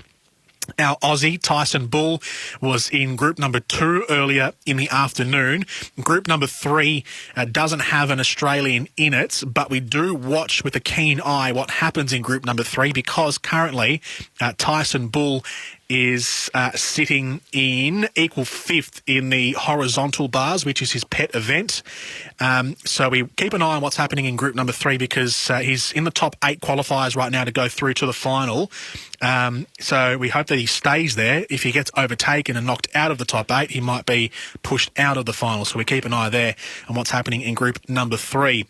We also keep an eye on what's happening in the football with New Zealand and the USA doing battle in their group stage match, which is in the same group as Australia, so the Matildas. So this result, it will help. It'll either help or hinder the Aussies, depending on which way it goes. With the USA currently leading 2-0 in the first half, with Rose Lavelle scoring in the 9th minute for the USA, and then Lindsay Horan scoring right before half time for a 2-0 lead for the USA against New Zealand. And the table tennis as well. As I said before the break, David Powell of Australia in the first round of the men's table tennis event actually gets a walkover. His Czech opponent, Pavel Siracek, was unable to compete, and we are currently watching Jan Fang Lei of Australia, who is 2 games to 1 up on her Italian opponent, Deborah Vivarelli, 11-7, 5-11, 11-4, and currently it's tied at 5-all in game number 4. So the Aussie, Jan Fang Lei, needs 2 more games to go to make it an unassailable win to go on and get the victory. Before we get to the gymnastics, we'll head out there in a second. Let's have a look back at the medal tally for Rebel. Sporting dreams start at Rebel. Shop the biggest range with the best brands in store or at rebelsport.com. Currently on top is China. Now, last we spoke and last we updated the medal count, China has won an extra gold medal. They took gold in the women's épée in fencing. Sun Yi Wen beat Anna Maria Popescu of Romania in the final. Katrina Lehis of Estonia finished in the bronze medal position, so another gold goes the way of China.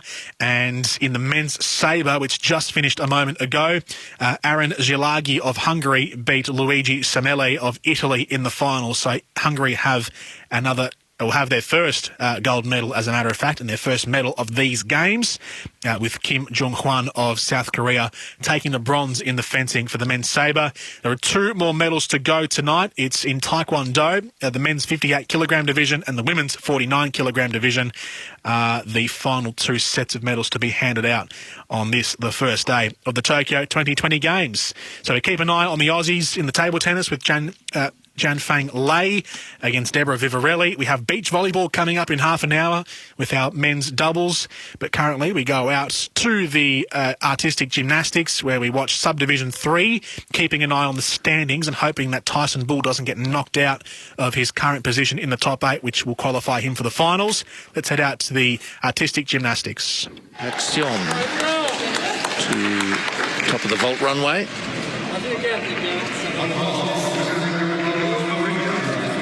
Sixth difficulty. Well, he makes that look absolutely a walk in the park. I think that's one of the best performed vaults we've seen today.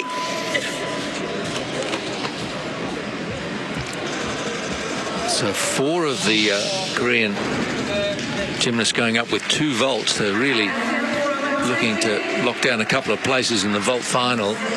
Really, for Korean gymnastics, one of their pet events, that's for sure. That vault there was named after him, so he should know how to do it.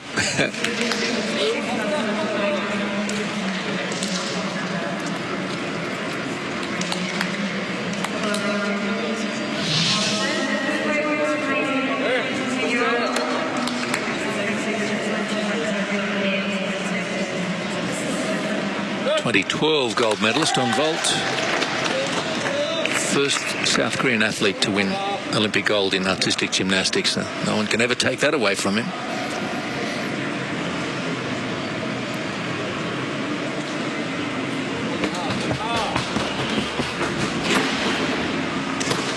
Oh, there's the vault final slipping away from him. Actually, the first vault, that was the young. The first one was the Kazumatsu. Seemed to be putting the vaulting numbers up opposite sometimes. A bit confusing. 14-2 earlier for Malone. Germany operating on P-bars. See Luke Dowser again.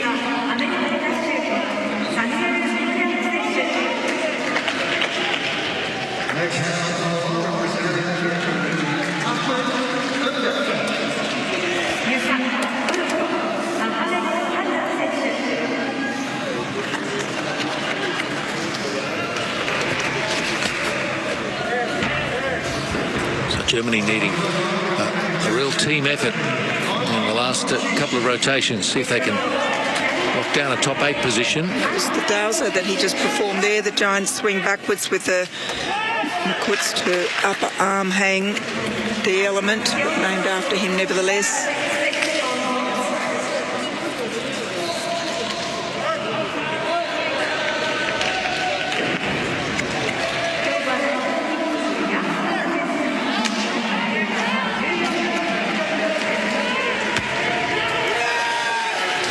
He's bumped too.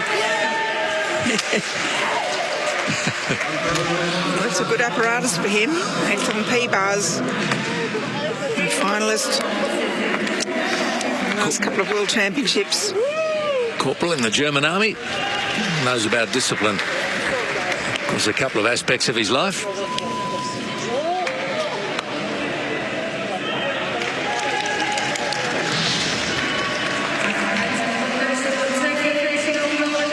A serious hand injury in 2019. Some screws put in his right hand.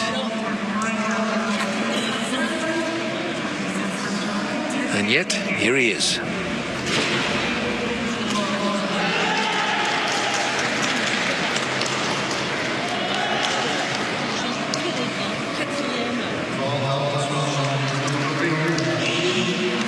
He's pretty pleased about having an element named after himself. Reckons all gymnasts want to invent an element, and I have.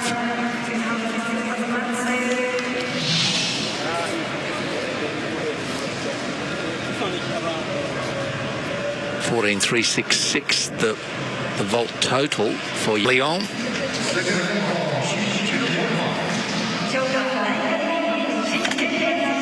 Always felt this was his apparatus from early on in his career.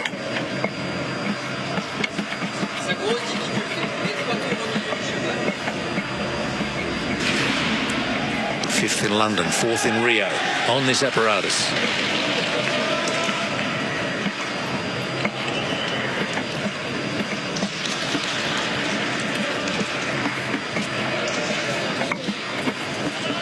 Legs apart there. It's a mess at the end. Seen so many people miss. And you could see towards the end of the routine there, I think he's just walking away.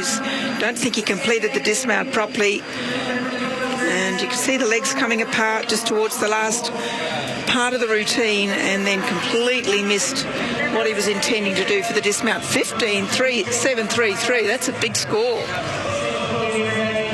15.733, no wonder he was happy about it, Dowser. But another look at what went wrong here for Cyril Thomasson. The leg form left him, and the leg separation led to one problem after another. Not at that moment, but in the second half of the routine, it all went awry.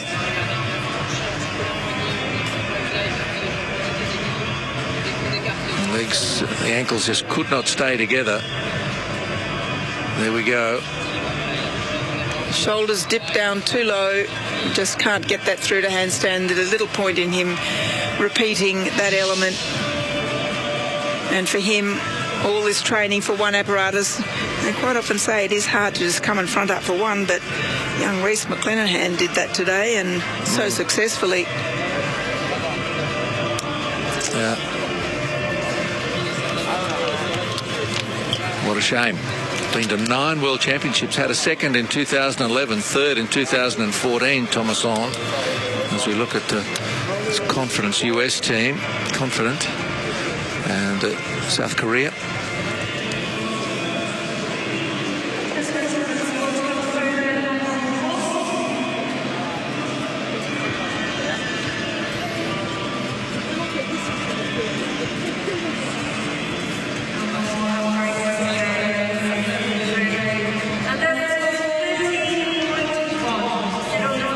Some big names fall today, no bigger than Uchimura, but Thomasson is another one of those that you would have expected to move through, and you feel a sense of some sort of changing of the guard here.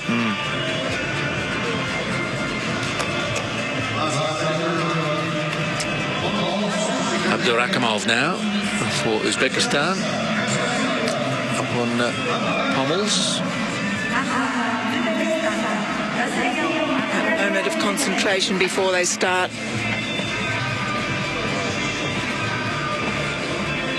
Work on the single handle. Difficult to get the placements right.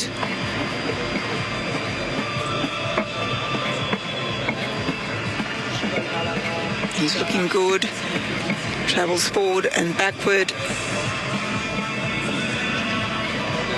Leg form problems here. Can he keep it moving? Yeah, he seems to get his momentum. Oh, the dismount's a low one. Yeah, I was just going to say it's really not his favourite apparatus. He's better on high bar and P bars. So Abdurakhimov, a modest performance there on pommels. The man from Tashkent, 24 years of age now. It's a grueling apparatus. It's quite long when you think of it, to keep on swinging, keeping you balanced there, changing your rhythm from one type of element to the next, multiple hand changes, and you can just imagine the fatigue that sets in through the wrists, through the shoulders. Most of us would have trouble just holding a plank position, but they're virtually holding a plank position forwards and rear, the whole routine. Such a challenging event. Where he hits his feet on the handles and it just loses momentum. virtually just slips off the side of the pommel to finish the routine.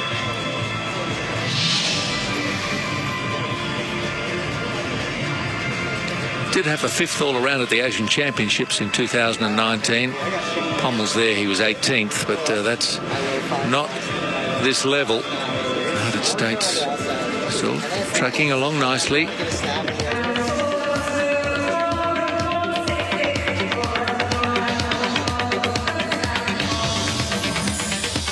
Attention! Lloyd's Auctions are holding a massive classic car online auction this weekend, including Australian, American and European classics, featuring Glenn Seaton's championship-winning Ford Falcon EL, Russell Ingall's Castrol V8 supercar, low-kilometre HSV GDSR and more, all starting at $1 at Australia's greatest auction house. Bid now. Also on offer, Ford Mustang Mach-1, Valiant Pacer, Shelby Fairmont, XP Falcon X Police, VL Walkinshaw Group A, Monaros, Jaguars, Porsche and Ferraris. Bid now or call now to put your classic car into our next record-breaking auction. Gazy, as an Aussie athlete, you did it all. Carrying the flag for Australia has to be right up there. Well, Jared, it was an amazing honour. And if scores are close, who should we rely on in the last 5 minutes? These days, G, always Tyre Power. A quick, free 5-minute tyre safety check at Tyre Power and you're on your way to a podium finish, G. Protecting your family on the roads is more important than any medal. Tyre Power, Aussie owned and operated. Your trusted tyre experts. tyrepower.com.au.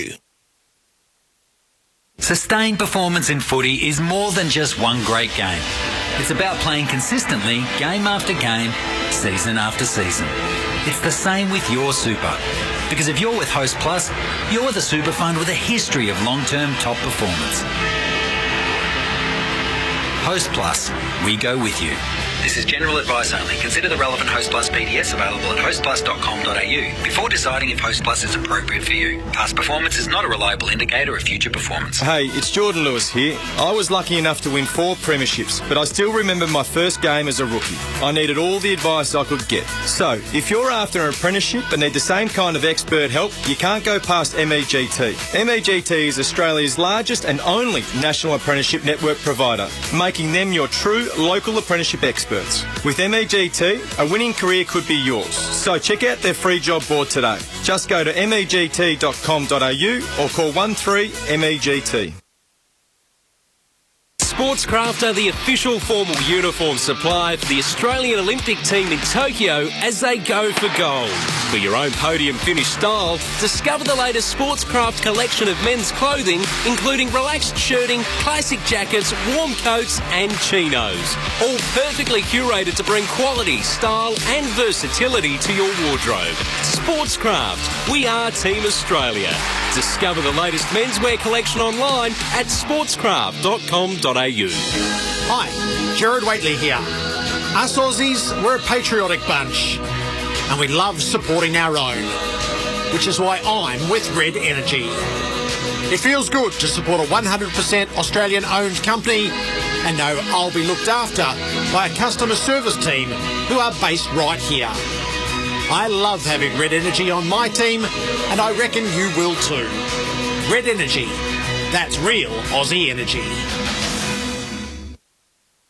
As we cheer on our athletes, there's a star of Australia you can always rely on, and that's Tyre Power. Each Tyre Power store is independently Aussie owned. When you visit your local Tyre Power, you're literally dealing directly with the local owner. And Tyre Power dealers love a podium finish, having recently won CanStar Blues prestigious events across customer service, value for money, plus the highly sought after overall satisfaction events. Tyre Power, your trusted local Aussie tyre experts. Get the power of Australia's biggest independent.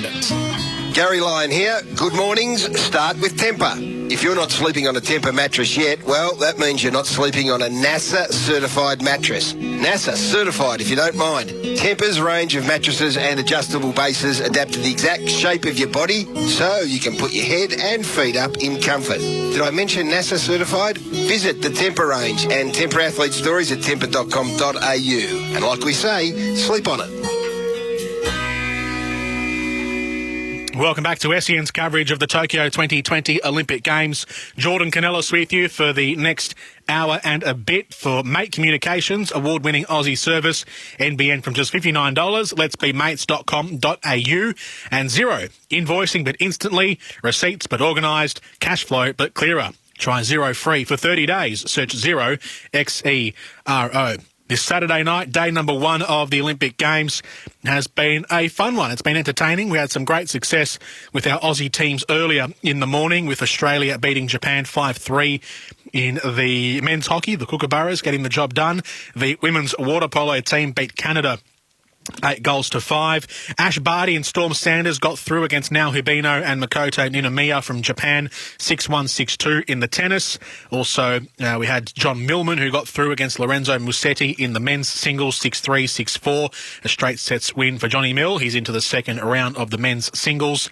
And now we've just finished watching, actually, Jianfeng Lei. We couldn't quite take this live as there was no commentary of it, but there was a win for an Australian. Jianfeng Lei of Australia beat Deborah Vivarelli 4-1 in the match. And so in the table tennis, Jianfeng Lei of Australia is into the second round. Did it quite easily, 4-1, winning game 5, 11 points to 2. Cleaned her up in 5 minutes in that last game, did Jianfeng Lei. So into round 2 she goes. David Powell, our men's representative in the singles table tennis event, is through as well after his opponents withdrew. So a walkover, a default into the second round for David Powell. So it's been a good night for us Australians on the table tennis tables as well.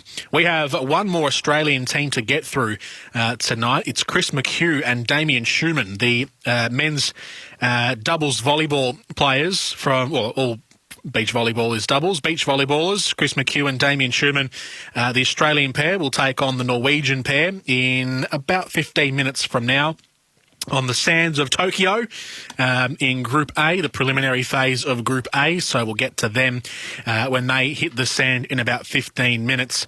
When we last left you, we were watching the gymnastics, men's artistic gymnastics, subdivision number 3. Subdivision is just a synonym of group. So Group 3, all the men's artistic gymnasts are divided evenly across 3 different groups. We had Group A in the morning, we had Group B in the afternoon, and now Group 3 or Group C at night, or it's actually subdivision 3 in the night. So Tyson Bull, our Australian, the 28-year-old from Melbourne, was in subdivision 2 during the afternoon and got himself into equal 5th on the horizontal bars. The top 8 qualify for each apparatus, so Tyson Bull is in a very good situation right now in his event. So providing that he doesn't get knocked out, and I will just have a quick look at the standings, because we're into the final rotation, so it's coming to a close, this event. Apparatus results. Let's have a look at the... he was in 2 events, the horizontal bar and the parallel bars. The parallel bars, he was never going to qualify, Tyson Bull. In the horizontal bar, though, Tyson Bull is down in 7th right now, and he has qualified. He's in. So all of the horizontal bar events are pretty much done, which that would certainly be the case if he's qualified, and they've got the Q next to his name. So he is, yes, he's through, because the rest are the Germans and they have finished. So Tyson Bull is through to the men's final of the horizontal bar in artistic gymnastics.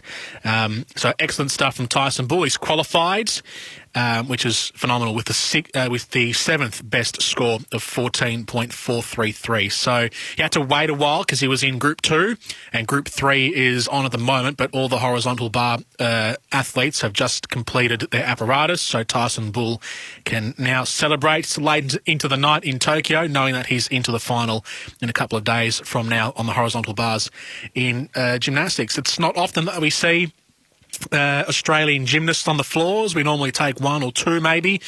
So it's good to see that our one male representative has gone through to the final in his pet event. He's chosen apparatus of the horizontal bars. We'll come back after the break and we'll take you back out to the final stages of the artistic gymnastics here on SEN's coverage of Tokyo 2020. How's your latest energy bill looking? It's time to flip the switch and experience the amazing value at Kogan Energy. Want proof? Just upload your electricity bill on koganenergy.com.au and find out how much you could be saving on Kogan's incredible energy rates. See why thousands of Aussies are already saving with Kogan Energy. Visit koganenergy.com.au. Kogan Energy, powered by Power Shop and does not operate in all areas. Would you go with for unlimited data? Want unlimited data and top speed with your internet service? Mate, Serves Up award-winning all Aussie service. Get the Elite Mates Home Super Fast plan for $89 a month for the first 6 months. Mate, how good's that? Plus, get unlimited data on all internet plans. No contracts and 1 month risk-free guarantee. What are you waiting for, mate? Choose a provider you can trust, like Mate. Visit letsbemates.com.au.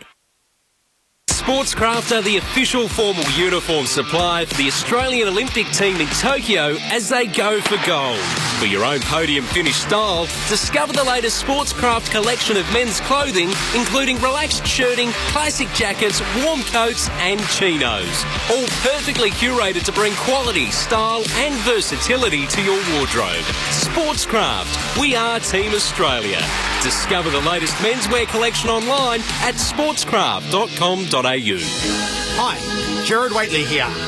Us Aussies, we're a patriotic bunch and we love supporting our own, which is why I'm with Red Energy. It feels good to support a 100% Australian-owned company and know I'll be looked after by a customer service team who are based right here. I love having Red Energy on my team and I reckon you will too. Red Energy, that's real Aussie energy. Hello, it's Gazy here. I'm forever grateful I got to carry the flag for Australia and proudly represent the Boomers at 5 different games. My secret? I had the best grip on my shoes to avoid slip-ups. And here's an extra tip. The grip on your tyres needs to be better. If you haven't been to Tyre Power for your free 5-minute tyre safety check, then book in now and get a grip on tyre safety. Tyre Power, Aussie owned and operated, keeping you safe on the roads. tyrepower.com.au. Sportscraft are the official formal uniform supply for the Australian Olympic team in Tokyo as they go for gold. For your own podium finish style, discover the latest Sportscraft collection of men's clothing, including relaxed shirting, classic jackets, warm coats and chinos. All perfectly curated to bring quality, style and versatility to your wardrobe. Sportscraft, we are Team Australia. Discover the latest menswear collection online at sportscraft.com.au. Werribee Kia is Australia's #1 selling Kia dealership. They make buying cars easy. Get the My22 Serato hatch or sedan from $25,990 drive away, or the all-new Kia Niro hybrid and electric from $41,990 drive away. There's also over 200 used cars and utes in stock with their biggest clearance sale ever on all makes and models. Plus, they pay top dollar for trade-ins, any make and model. Werribee Kia, Old Geelong Road, Hoppers Crossing or werribeekia.com.au. LMCT 114. If you love racing, then must-listen radio is Bensley on SEN Track 1593 AM. Each morning, Andrew Bensley covers the latest news from the stables and track. Ben and JD Hayes will launch off in a matter of days. He's the broadcaster that racing personalities, leading trainers and jockeys talk to. Welcome, Les. Ben joins us. Morning to you, Henry. Bensley, Monday to Thursday, 8 till 11 on Australia's home of chasing, pacing and racing. SEN Track on 1593 AM, the SEN app and DAB+. Welcome back to SEN's coverage of the Tokyo 2020 Games for Mate and for Zero.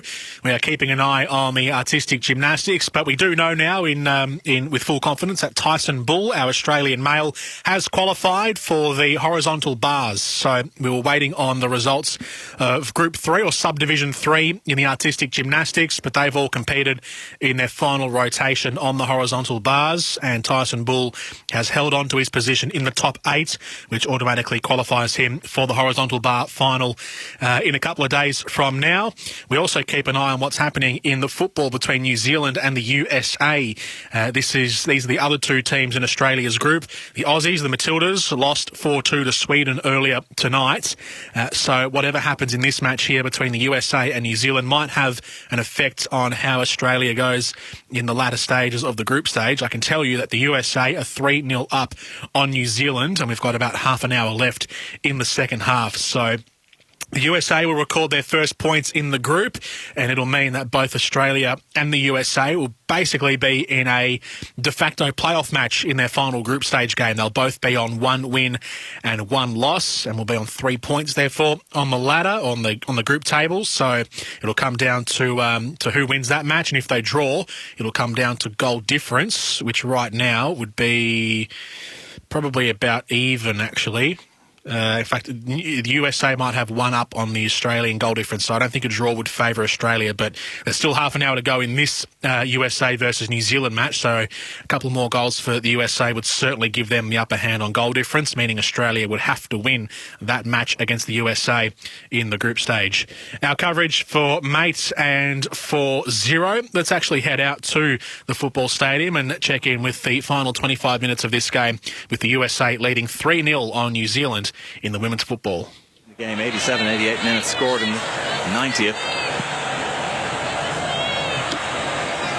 You can see a couple of changes on the way for the USA as well. At 3-0 now, it's comfortable for Andonovski, and he can afford to maybe rest a few players. Here's Rapinoe. Good work there by Katie Bone to win the ball back for New Zealand, and Wilkinson will chase this one down. She uses her strength, but it's a free kick. A foul by her on Tierna Davidson.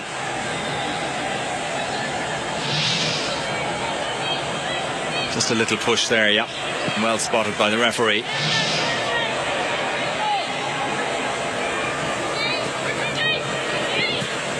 Ertz plays it short to Rapinoe. I think that should be a New Zealand throw, and it's gone out off Rapinoe.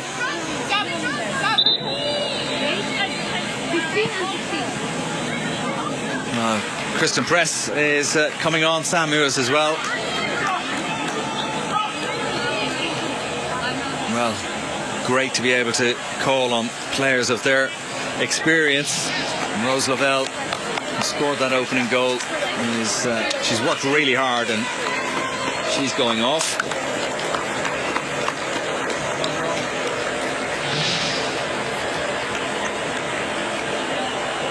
Put in a great shift. Sam Mears is on.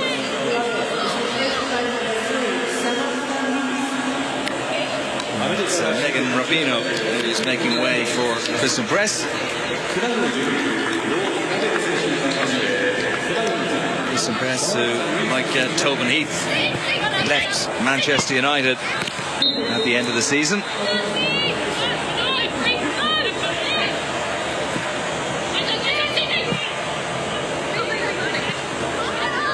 It's a comfortable take by Anna Leet.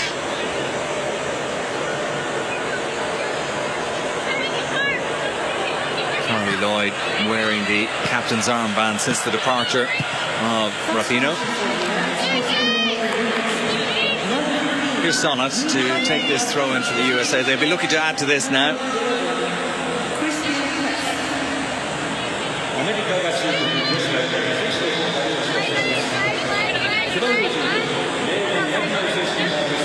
Sonnet combining with Heath. Horan back to Tobin Heath.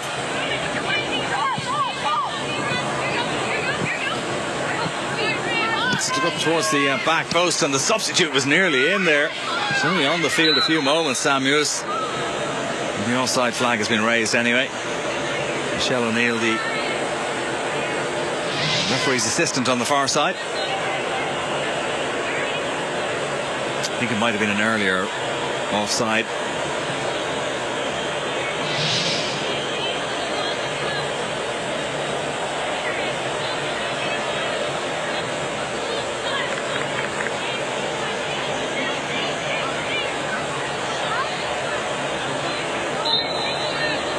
Having been beaten by Australia in their opening game, it's a tough one for New Zealand, and they face another tough game after this as well on Tuesday evening local time in Tokyo, when they take on Sweden. Actually, that game is further north at the Miyagi Stadium.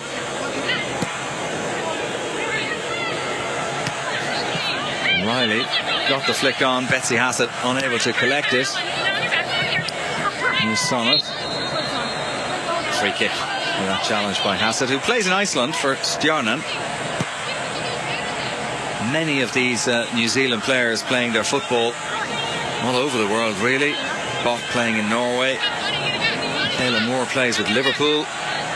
Daisy Cleverly plays in Georgetown, the university team there. Orlando Pride for Ali Riley. Katie Bone playing in Kansas.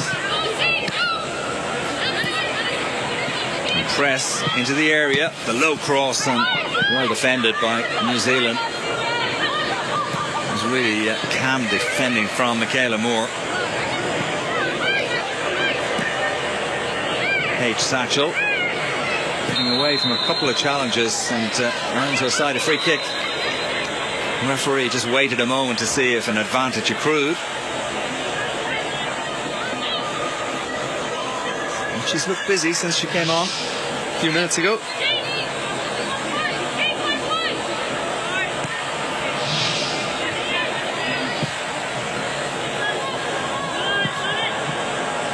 Here's Heath.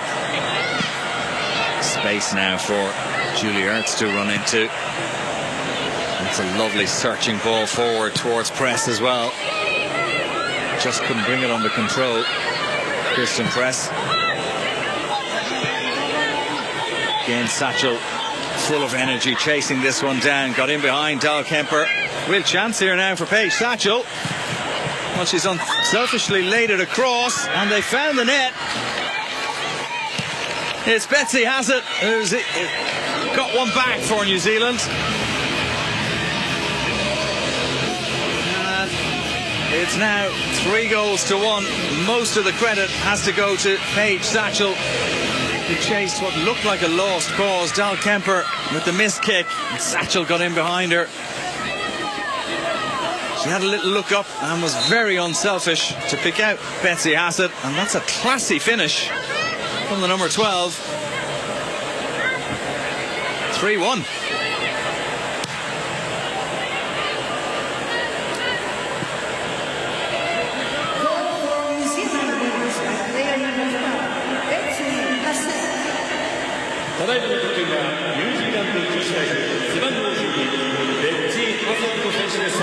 Now Muse. Good ball to Heath. Headed clear again by Michaela Moore. Sam Muse once more. Once more with the clearance again. Here's Ertz.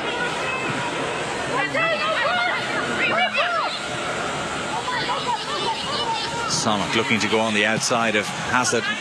He's done just that, but the cross lacked a little bit of quality. Gone for a goal kick. Betsy Hassett, I was saying that she played in Iceland. She's had spells with Manchester City, Werder Bremen, Ajax.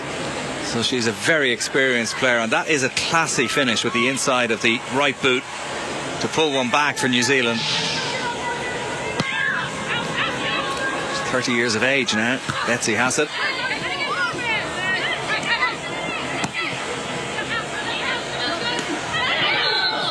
Handball by Carly Lloyd.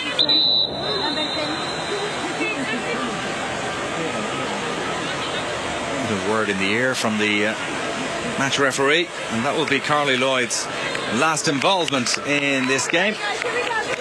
Alex Morgan is going to come on, so it will require another passing of the captain's armband as Lloyd makes way with 17 or 18 minutes to go. And Alex Morgan immediately takes on the captain's armband. Morgan, another of the Americans' most experienced players, 180 caps. Pushing up towards the 200 cap mark, Alex Morgan.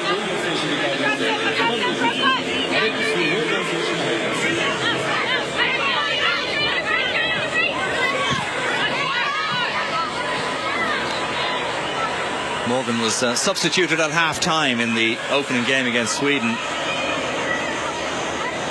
So her game time is being managed by Vlatko Andonovski. And she offers the Americans some fresh legs up front. Moore gives it back to Leet. Heaton nearly got that Tobin Heath, but came off her back. And it all results in a throw into New Zealand. And if they were to snatch a second goal, we could be in for a very exciting last few minutes of this game. It's a big ask against a very good American side.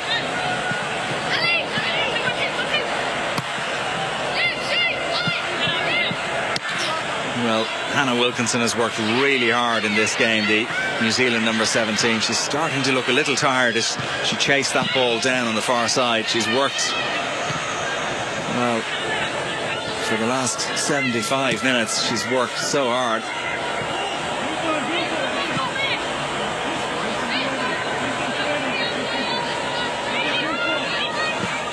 Davidson rolls it to Dunn. Ertz, first time ball forward by Julie Ertz, but it was cut out by Cleverly. Ertz has another go. Flick on then from Morgan, picked up by Bott. Now Hoare. Press. That was well played by Riley, but Wilkinson didn't get the flick she was looking for on the head.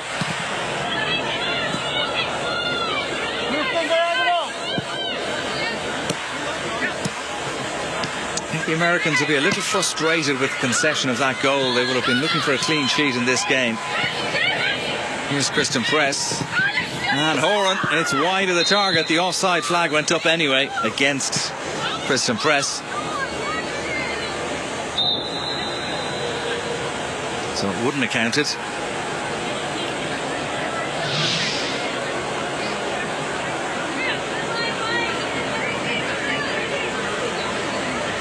Referee's assistant got that one right.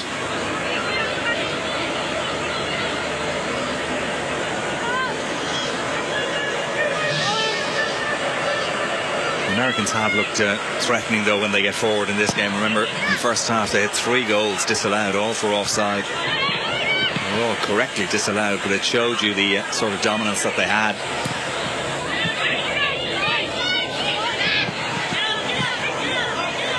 Bowen lays it back to Bott.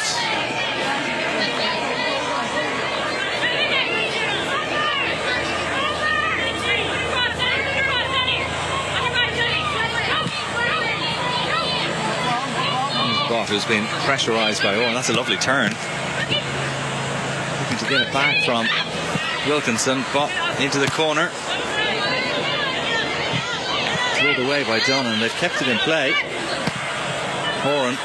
Crossfield ball to Emily Sonnet, who has space to run into.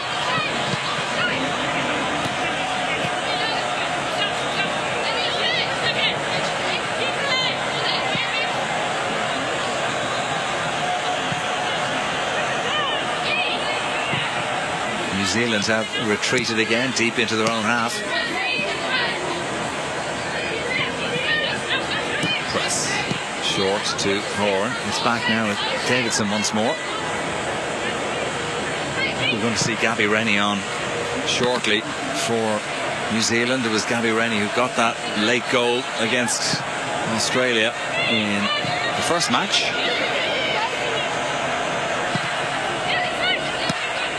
Here's Heath. Another of the American players with their ankles down around her ankles. The heat is pretty energy sapping, all right. Picked up there by Bowen. And now it's Riley. Early cross from Riley was aimed towards Hannah Wilkinson. It was well defended though by the US.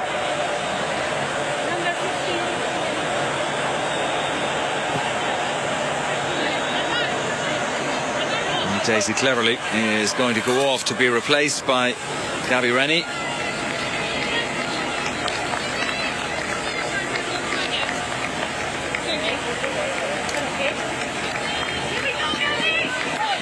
Gabby Rennie, just 20 years of age.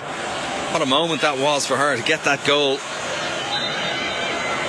And last time out against Australia, she was part of the under-17 World Cup bronze medal winning team 2018.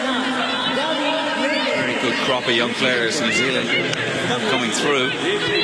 Spain went on to win that tournament, but a bronze medal at the World Cup in Uruguay was still a great reward for the football ferns.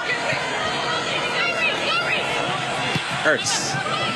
Cross into the middle. Press. First time ever. Oh, that's a great goal. That is wonderful finishing from Christian Press. Great cross from Julie Ertz as well. And Press makes it an unassailable lead for the Americans now. Really, you can see where she's pointing. Ertz puts it right on a plate for her. First time shot after controlling it on her knee. Christian Press puts 3 goals between the sides. It's New Zealand 1, USA 4.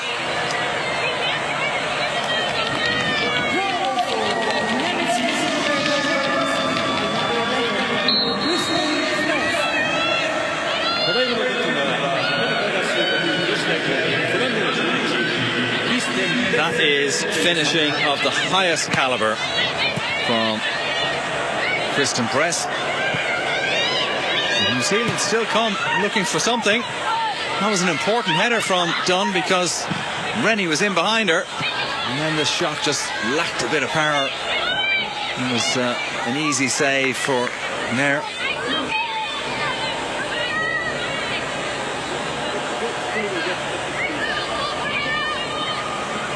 Katie Bone at the shot there that was on target, but wasn't much threat really to Nair's goal. Riley doing well. She's picked out Rennie.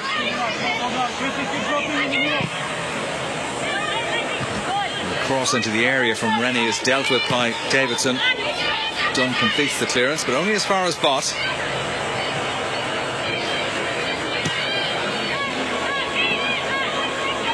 They're safe.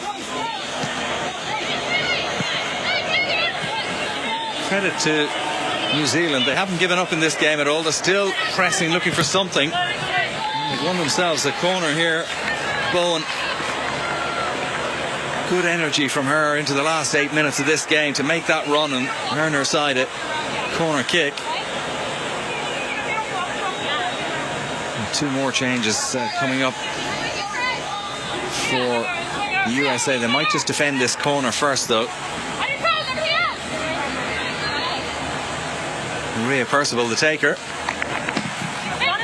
It's a good delivery into the near post, and it was well defended in there by the Americans. A dangerous ball from Percival.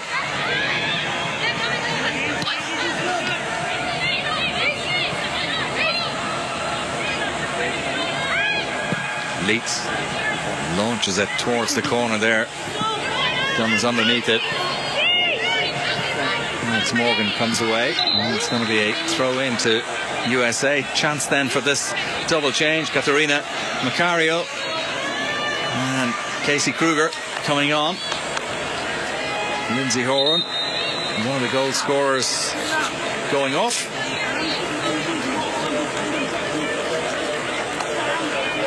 And she can be very happy with her night's work, Lindsay Horan, apart from the goal.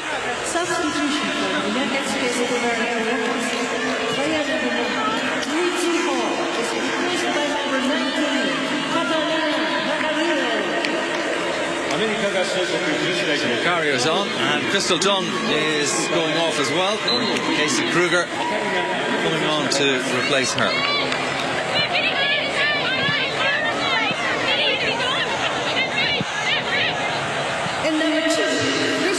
So good experience, good game time, albeit only about 10 minutes playing time for Kruger and Macario.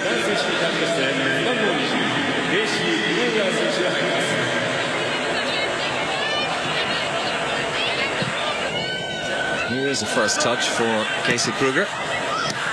Misplaced pass picked up by Bott, who's been very impressive for New Zealand tonight. Bott. Paige Satchel. Good ball into the area by Satchel, just behind Wilkinson. Here's Hassett again. Wilkinson. Bott just caught on her heels there somewhat, and she managed to win the ball back for New Zealand.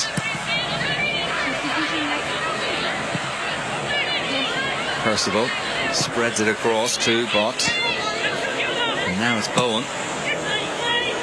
Wilkinson the target in the middle again. It's over her head though. Not easy for Mayer.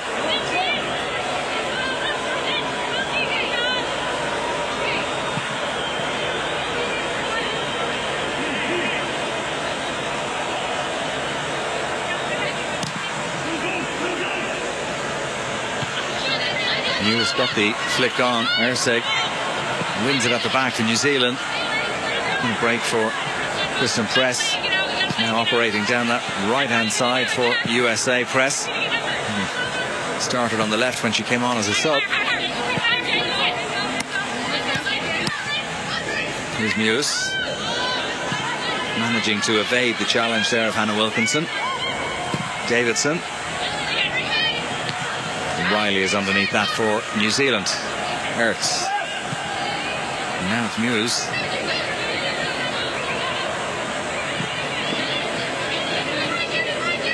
Kruger to her fellow substitute, Macario. Katerina Macario, who's playing her football with Lyon in France now. 21-year-old.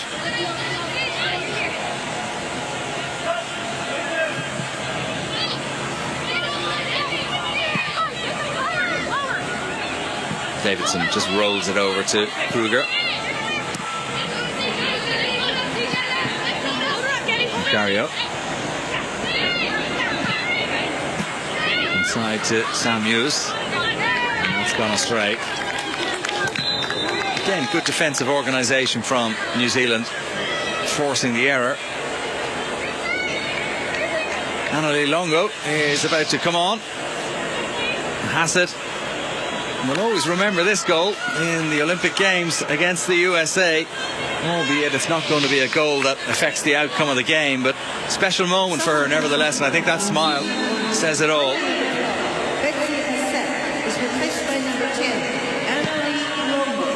Annalie Longo, who plays her football with Melbourne Victory in Australia. And here's Press again. And the crosses come through. And Alex Morgan has made it number 5. Good ball into the middle from Press. Alex Morgan, who's scored 110 goals for USA, has now scored 111. Some tired legs perhaps for New Zealand. Riley unable to get it away, and Alex Morgan is absolutely lethal in this kind of situation. It's New Zealand 1, USA 5.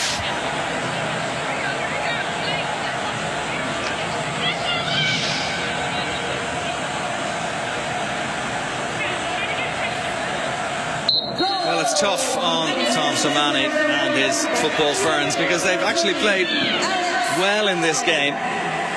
And 5-1 maybe doesn't quite do them justice. USA will be happy to be back to winning ways, that's for sure. And here's Wilkinson in the area. Kruger gets the ball away to Julie Ertz. She's so reliable. Julie Ertz really is one of the key players, the heart of that USA midfield.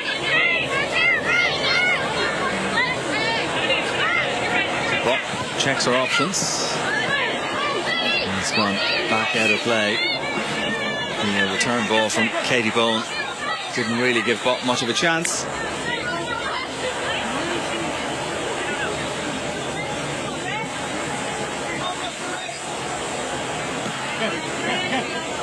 Behind her.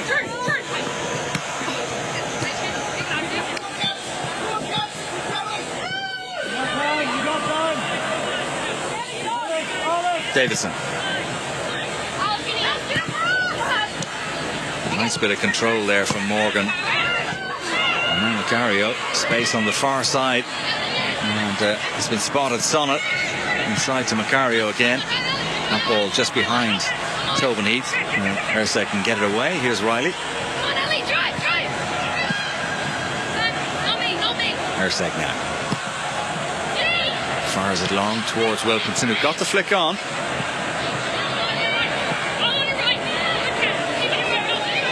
Macario. And It's back now with Nair as we enter the last few seconds of regulation time. There have been a number of substitutions in this second half. No real stoppages, so probably 2, perhaps 3 minutes of additional time. The board is going to go up in a second.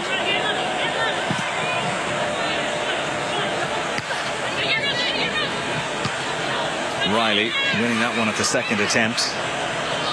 It is 3 minutes of additional time to play at the end of this game. He's doing very well again, feeding it out to Tobin Heath.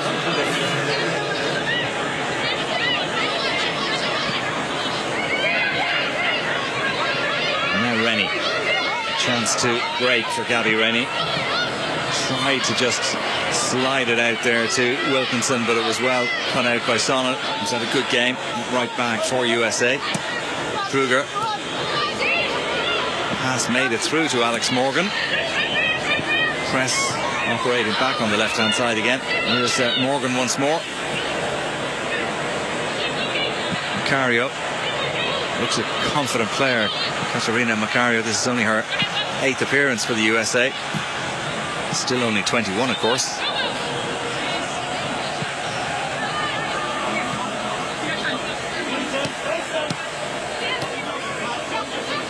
Kruger has continued her run, gets it back from Lewis.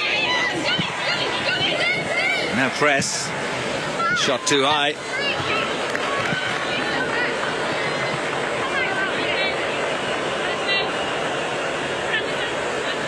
Well, it's been a tough night for the football Ferns. They've had to work really hard against a team who've dominated possession. And in these conditions, really is tough. You can see from the faces of those players they've had to work so hard in this game, and now trailing by 5 goals to 1.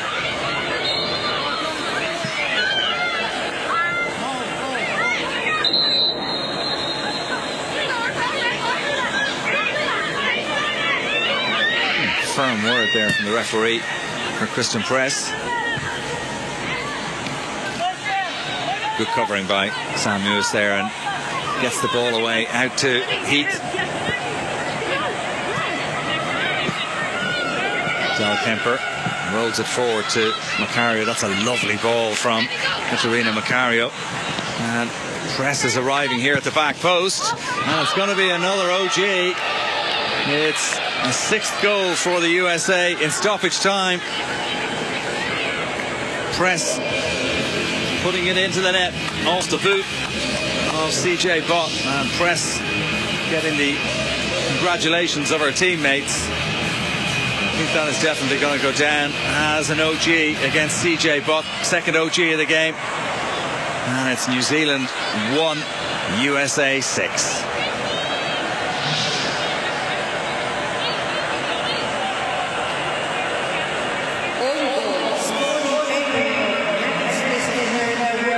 It's an unfortunate end to the game for CJ Bott, who's had a very good game. It's the last action of this game at the Saitama Stadium. A really tough encounter for the football Ferns. For USA, they're back to their winning ways.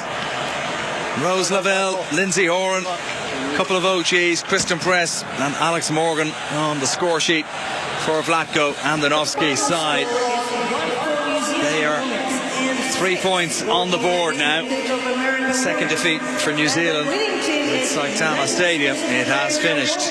New Zealand 1, United States 6. Indeed, it has a huge win for the USA at the Saitama Stadium. This is the group that features Australia and Sweden, so a 6-1 win. The USA have their first win of the group stage, which means they are now level on 3 points with the Matildas, but this 6-1 scoreline is massively important because it gives the USA now some leverage back on their goal difference tally. After going down 3-0 to the Swedes back in game number 1, they've won 6-1 here, so a 5-goal win, which means their goal difference is now +2 and Australia's is -1. So Australia, that means that they cannot draw in their last group stage game against the USA. So the final group stage match will be the USA against Australia.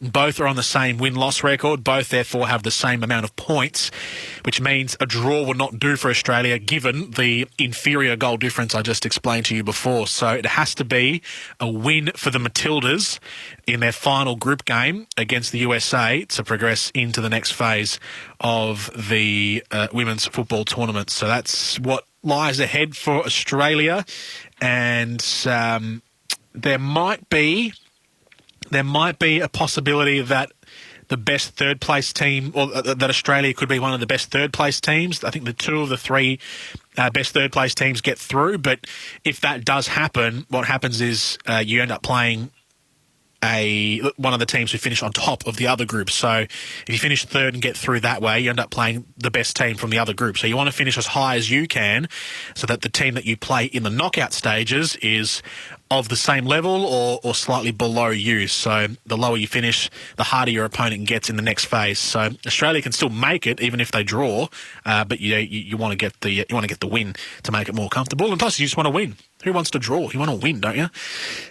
The SEN coverage of the Olympic Games for Mate Communications, award-winning Aussie service and a bonus Tidal music subscription included on selected mobile plans, and Xero, invoicing but instantly, receipts but organised, cash flow but clearer. Try Xero free for 30 days. Search Xero, that's Xero.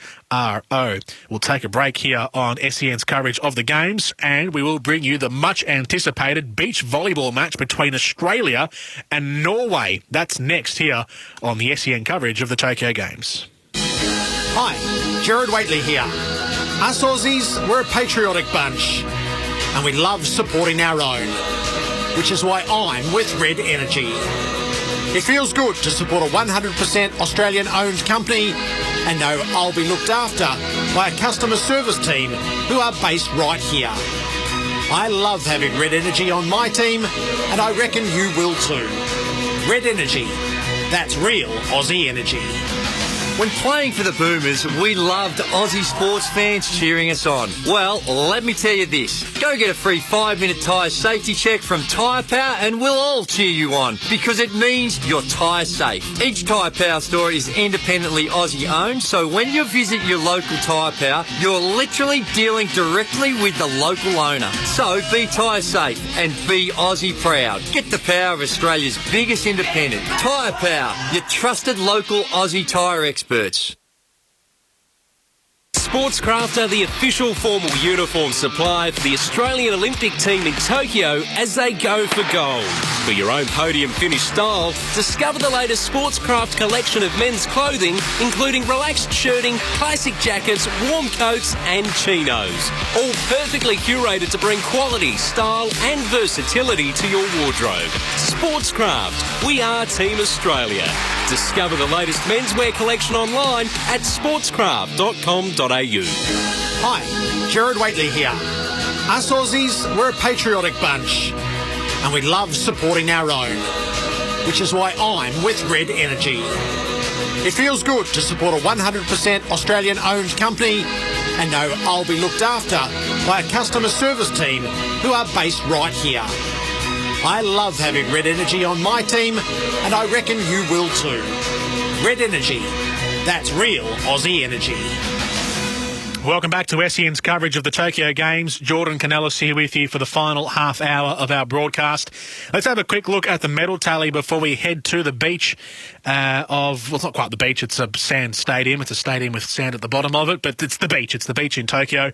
We'll head there in a second between Australia and Norway in the beach volleyball match, which Australia has a slim lead in right now, 11-10 in the first set, so we'll head there in a second. The medal tally, however, for Rebel, Sporting Dreams start at Rebel. Shop the biggest range with the best brands in store or at rebelsport.com. The final two medals have been handed out.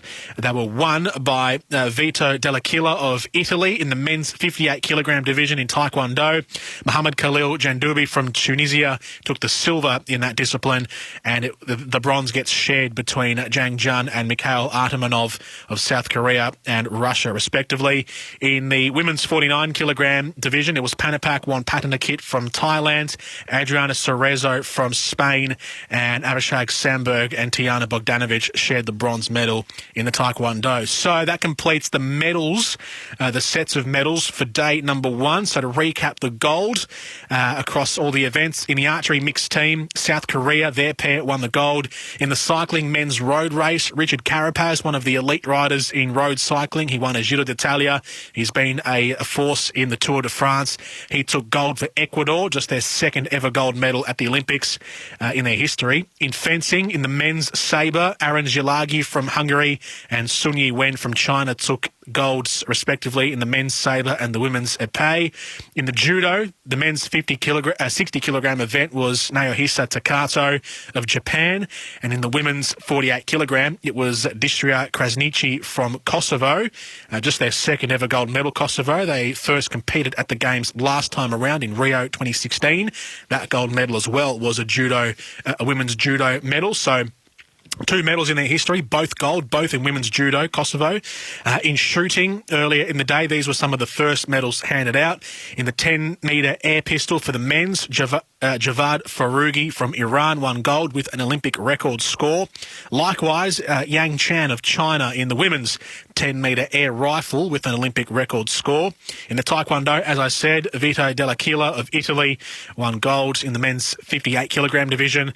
Panapak Wonpatanakit from Thailand took the women's 49 kilograms. And in the weightlifting, in the women's 49-kilogram division, Hu Jihui from China with an Olympic record lift took the women's weightlifting gold medal in the lighter divisions. So those are the gold medals handed out on the day. So in total, there were 11 gold medals given away on day number 1 of the Olympic Games.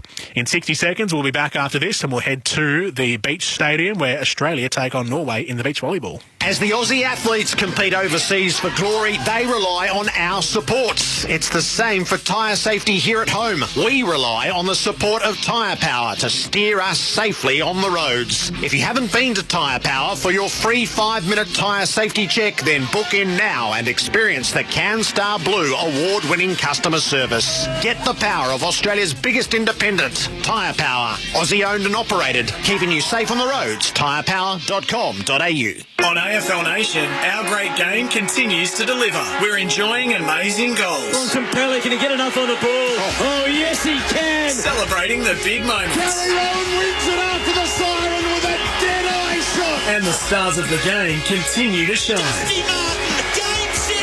Download the SEN app and listen live wherever you are. Join our AFL Nation commentary team for every memorable moment. AFL Season 2021. Hear it all on the SEN app. Download it now. Welcome back to Tokyo 2020 on SEN. We've been taking commentary from Channel 7 all day long, and we thank them for their coverage. Of course, you can stream every Olympic sport on 7 Plus live and free. Plus, get to know our Aussie athletes and their road to Tokyo stories. Download the 7 Plus app to your smart TV, mobile or tablet to watch Tokyo 2020. It's great to be in partnership with Channel 7 for these Tokyo Games here on our coverage on SEN. We are in the first set of the Australian matchup in the beach volleyball. We are taking on the Norwegian pair of Anders Bernsten Mole and Christian Sanley Soren. The Australian duo is Chris McHugh and Damien Schumann. It's pretty tight right now. It's a best of 3 set match in beach volleyball, so first of 2 sets wins. We are in the first set. Australia had been leading slimly, but Norway have just taken a 2-point lead.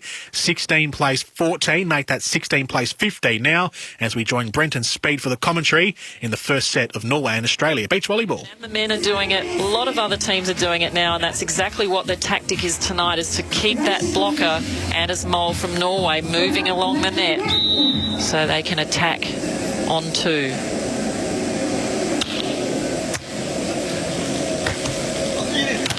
Oh, serve down the middle, caused some confusion, but Mole good enough to make up the ground, forced Sorum to scramble on the setup play here, but he put it in the right spot for the big man. Wow, what a hit. Such a fast arm. Great set.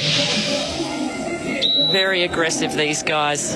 All 4 tonight. And now Norway have just edged a away a touch. Aussie's got to stay in touch here. Get a good side out from Chris McHugh, and he gives one down the line. Not much space between the hands and the antenna that time, but he found it. Almost an action replay of their previous side out. They did exactly the same routine. And you talk about going over on 2, you've got a maximum of 3 hits anytime it comes on your side of the court. But if you can go over on 2 and get the big man involved on the second hit, then why not take that on? Exactly. That's what Damien Schumann tries to do as much as he can if he's in defence or on serve reception. Get the ball up to Chris McHugh to hit on 2. He wasn't able to get that a touch on that one that time. And see how warm and humid it is there too in Tokyo. All 4 players really sweating, working hard. It's not as hot as it was during the day. It's still warm out there. Change of ends time after Schumann just lost control with the initial touch, and they were on the back foot from then on. So Norway just flexing their muscles at the business end of this first set, opening up that 3-point buffer now, closing in on being first to 21 here.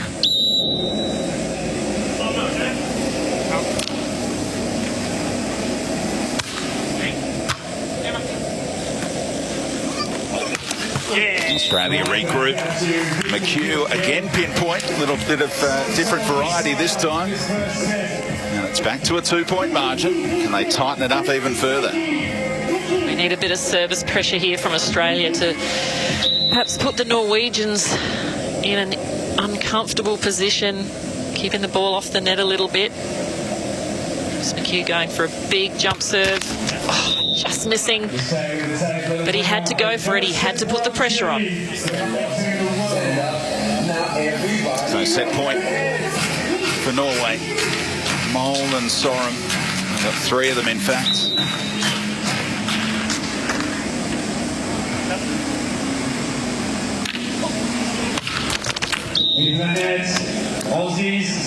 Now it's up to Schumann on serve to try and keep Australia in the set.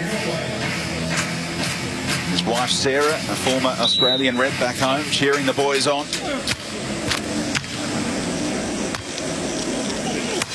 Mole too good though.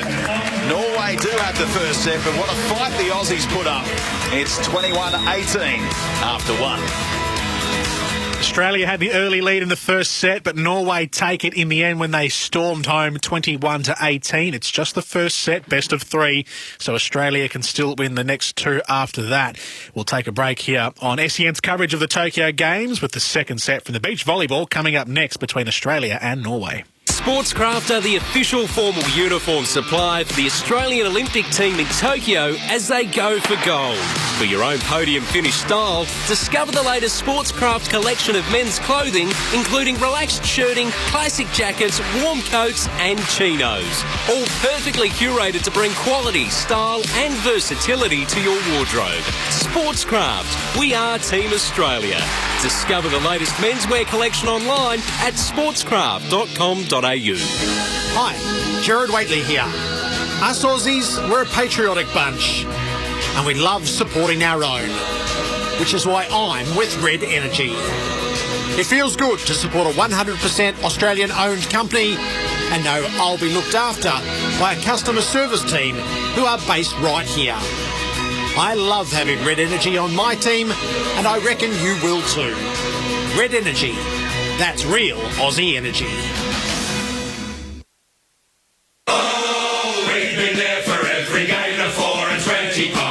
Purchase any 4 and 20 product from anywhere 4 and 20 is sold for an opportunity to win 4 PS5s. One for you and your 3 best mates. Together you'll go head-to-head in a game of Fortnite with your AFL Dream Team. Plus a 4 and 20 branded Sharon Footy to be won daily.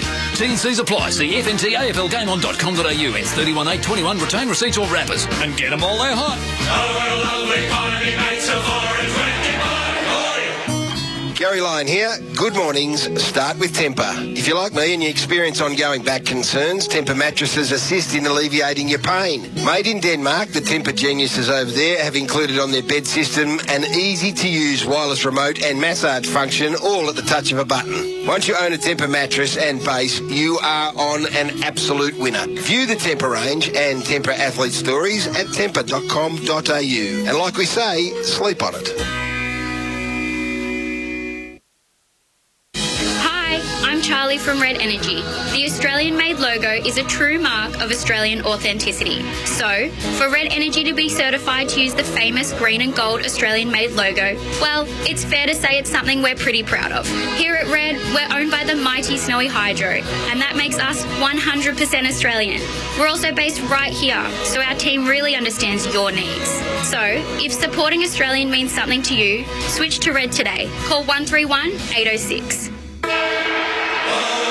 We've been there for every game, the 4 and 20 pie. When meatloaf overcooked it and Greg and saved that try.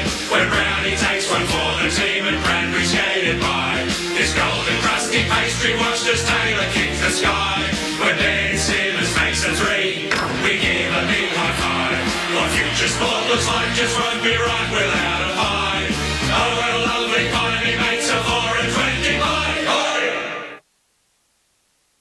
Attention Melbourne! Lloyd's Auctions are holding a massive classic car auction online in Melbourne this weekend, including Australian, American and European classics, featuring Glenn Seaton's championship-winning Ford Falcon EL, Russell Ingall's Castrol V8 supercar, low-kilometre HSV GDSR and more, all starting at $1 at Melbourne's greatest auction house. Bid now. Also on offer, Ford Mustang Mach-1, Valiant Pacer, Shelby Fairmont, XP Falcon X Police, VL Walkinshaw Group A, Monaros, Jaguars, Porsche and Ferraris. Bid now or call now to put your classic car into our next record-breaking auction. Gazy, as an Aussie athlete, you did it all. Carrying the flag for Australia has to be right up there. Well, Jared, it was an amazing honour. And if scores are close, who should we rely on in the last 5 minutes? These days, G, always Tyre Power. A quick, free 5-minute tyre safety check at Tyre Power and you're on your way to a podium finish, G. Protecting your family on the roads is more important than any medal. Tyre Power, Aussie owned and operated. Your trusted tyre experts. tyrepower.com.au. Welcome back to SEN's coverage of the Tokyo 2020 Games. For Mate Communications, award-winning service and a bonus Tidal music subscription included on selected mobile plans. And for Xero, invoicing but instantly, receipts but organised, cash flow but clearer. Try Xero free for 30 days. Search Xero. That's Xero. One of the final events from an Australian perspective. There are some other live events happening around Tokyo at the moment, but one of the final events from an Australian perspective is the beach volleyball, where our men's duo of McHugh and Schumann are going up ahead the Norwegian pair of Mole and Sorum. 1-0 is the set lead for Norway. They won the first set 21-18. Australia and the Norwegians have just begun the second set. Some live scores from elsewhere around Tokyo. This is one of the last events happening right now. There's a 3-on-3 basketball match between Belgium and Japan in the men's stage, where Belgium in the first quarter have a 13-7 lead. There's table tennis going on. Men's first round between Thiago Apollonia and Olajide Omatayo from Nigeria, and also Sarah Danute and Paulina Trifonova from Bulgaria. Luxembourg and Bulgaria, that match there. So that one's going into a sixth game. And in the handball, Denmark and Japan in the men's handball, where Denmark lead 38-24 against the Japanese team. So those are the other live events happening right now. There is also another indoor volleyball match to come. I think that's today. It's today between USA and France. I'm just making sure I'm not creeping over into tomorrow's schedule. So USA and France in men's indoor volleyball is the only other event. So there's a total of 5 live events, plus a sixth one still to start. And the Aussie pair against Norway is one of them right now. Let's go back to Brenton Speed and Kerry Pothast in this match between Norway and Australia, where the Aussies have a 6-2 lead in the second set. From Australia, just going for that one spot, but I'm sure all of those guys back home in Australia right now are watching this and cheering Chris and Damien on, because they knew that they were the best team right now to take on Anders Mole and Christian Sorum. And what a great second ball. So that is typical Australia right there. Second ball, a big wide set from the serve over to Chris McHugh. But how difficult is it? How's the skill set from Schumann to be able to set it up every time? It's a very difficult pass. The second ball pass, if you're doing it on purpose. Nice touch. There's a chance for Australia. Is it a good enough set? No, not quite. And Norway get a chance to put it away. Schumann's on it again. And there it is, the second play again. So when Schumann gets an opportunity, what we call a free ball, it's quite an easy play. He puts it up to the net for Chris McHugh to just put it away. McHugh's doing a great job of tooling off the side of Anders Mole's block. Not afraid of him at all. Come on, Aussies. No one really dipping at the feet of Mole. And Schumann can dig it out again and set it up for McHugh. Look at this scoreline. 9-3 in the second set over the Beach Volley Vikings. So famed in beach volleyball, but the Aussie upstarts are all over them here. And loving every minute of it and not celebrating too crazily, just looking so focused. They're looking incredibly relaxed. Another opportunity. Gives it to Damien, who comes off with a beautiful cut shot from so wide across the net. Can they do anything wrong right now? How's this for a bit of late night viewing? Australia on the comeback trail against Norway. And the 33-year-old Damien Schumann showing all of his craft here. And Norway dragged wide again. Rack up another point. 11-3. We're surely destined for a decider here. Well, I knew the boys were going to be mentally prepared for this. You know, they are the underdogs. Australia loves being the underdog. They've really got nothing to lose. They're putting it all out there, but they're actually playing fantastic volleyball. So they're playing their best volleyball, and I actually think it's not even their best. I actually think they've got even more to give. They just need to stay relaxed and consistent, not make too many glaring errors, and keep their mental game at that level. And that's the beauty of beach volleyball. Like, teams mentally, if they just get a little bit frustrated, like Norway perhaps have got in this first part of the second set, they can drop points like that in a row so quickly.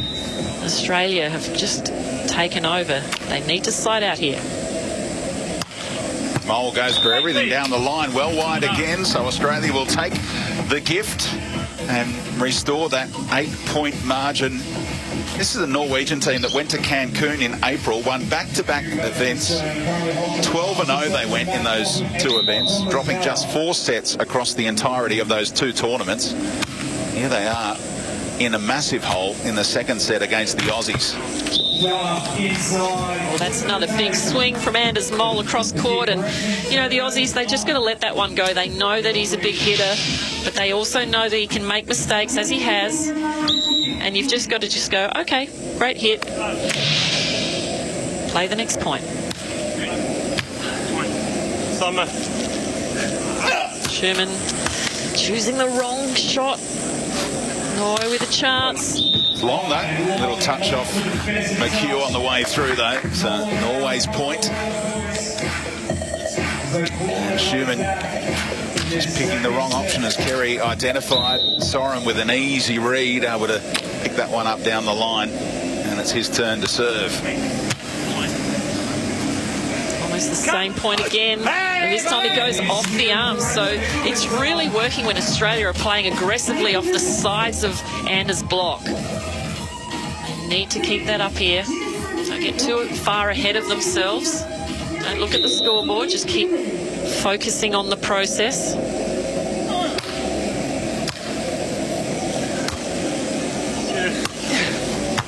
Take the opportunities, and here's another one. Schumann. Oh, went for the small cut shot to the right. Didn't quite make it. Knows he's made a mistake there. Stay aggressive now, Damien Schumann. It was a good choice. Just didn't execute it. These Aussie boys were at the opening ceremony last night, soaking up their Olympic experience. And that strapping on the calf. We haven't seen that before from Schumann, but he's moving just fine in this opening set and a half. Sets up McHugh this time and on the line, if you don't mind. Wow, that's probably the biggest hit from Chris McHugh so far this match. He was so far off the net and he still found some space in the back of that court. So I love the aggressive play from Australia right now. He's got a very understanding wife at home today. He's got a young boy and another baby on the way in October. And Chris McHugh, he first had the chance to go to the Olympics in 2012. He was that close in that same qualifying tournament. Just missed out with Josh Slack, who himself was a 3-time Olympian. They couldn't quite get the job done there. So that's way back in 2012, almost a decade on. He finally gets to live out this dream. You draw the world #1s first up and you produce this kind of performance. It's pinch me stuff, isn't it?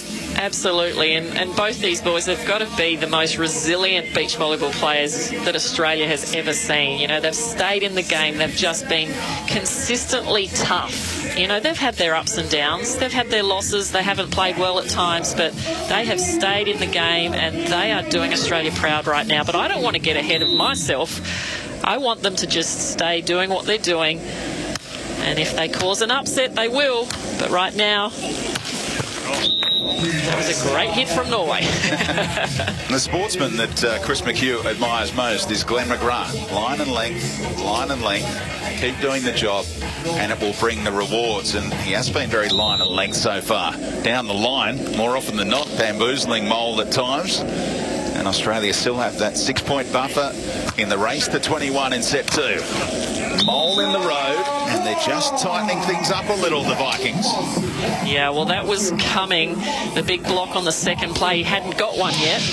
So he read that very well from Chris McHugh across his body. And of course, these players spend hours and hours watching video, their coaches, their staff, watching video of those sorts of hits and how we can defend them. Sometimes they get it, sometimes they don't. But all players have tendencies, and if you can work out the tendencies and you can apply your defence to those tendencies, you can make more points.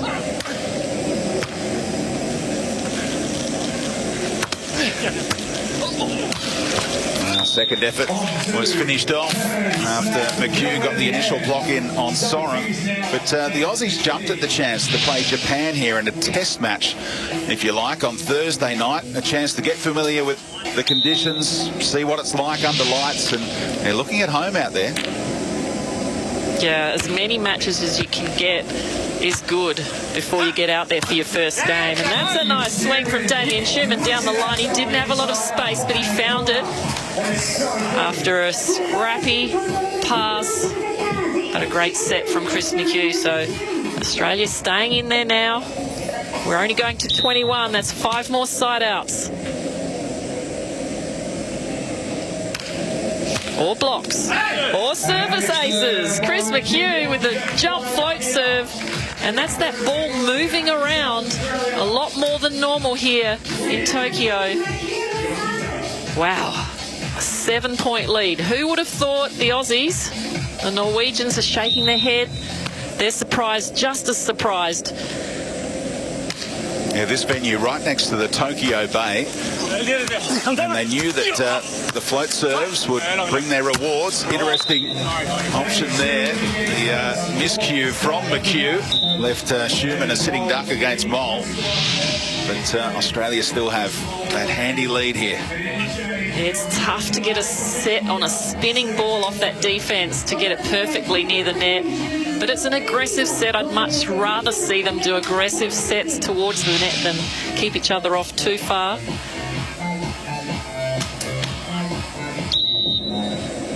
Big side out here for Australia. Through the middle to Damien Schumann. Oh, straight down again, Anders Mole. Schumann staying aggressive, but just nowhere to go. Oh, one hand. That's all he needs. That's why he's the best blocker in the world right now. You think he's in one place, and then all of a sudden his hand's in another place, looking for the touch that time. Did he get it? No touch. No touch. Yeah, at the most recent end-of-season awards, he won Most Outstanding Player, Best Centre, Best Blocker, Best Offensive Player. That's how good Andy Mole is. And he caused confusion, but they haven't wasted their time out in this set yet, so you may as well use it now and they can regroup and go out there.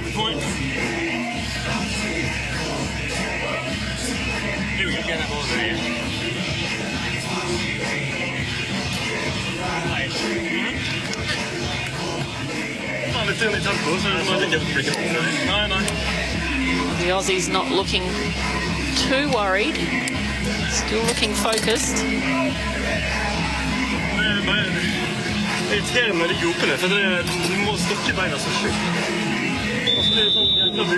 This team in their mid-20s, I asked Damien Schumann what he thought of them. He said if you were going to build a beach volleyball team, you'd build these two guys. Build one bloke that's 2 metres tall who can play at the front of the net, and then have another guy, Soren, 1 metre 92, who can scramble around at the back of the court and finish off when called upon at the net. So they're the ideal team, the ideal makeup, and a massive future. Competing at their first Olympic Games, though. They've done it all at all the other events, but there's a different kind of nerves when you turn up to your first Olympics. And the wily old veterans from Australia, 4 points clear here, trying to level things up at a set apiece. Oh, another block too. So the Aussies got to move their attack around the net. They're just playing right into Mole's block right here. He's just choosing the right side. You see that he went to the left of McHugh. The defence was also on that side. So he reads the ball so well. Got the touch that time.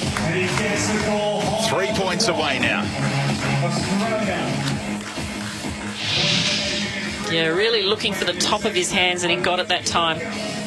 Having to hit at his full height, Chris McHugh. If the referee did happen to miss that one, there is a challenge system in place that Australia would have gone to. Video review. Emphatic.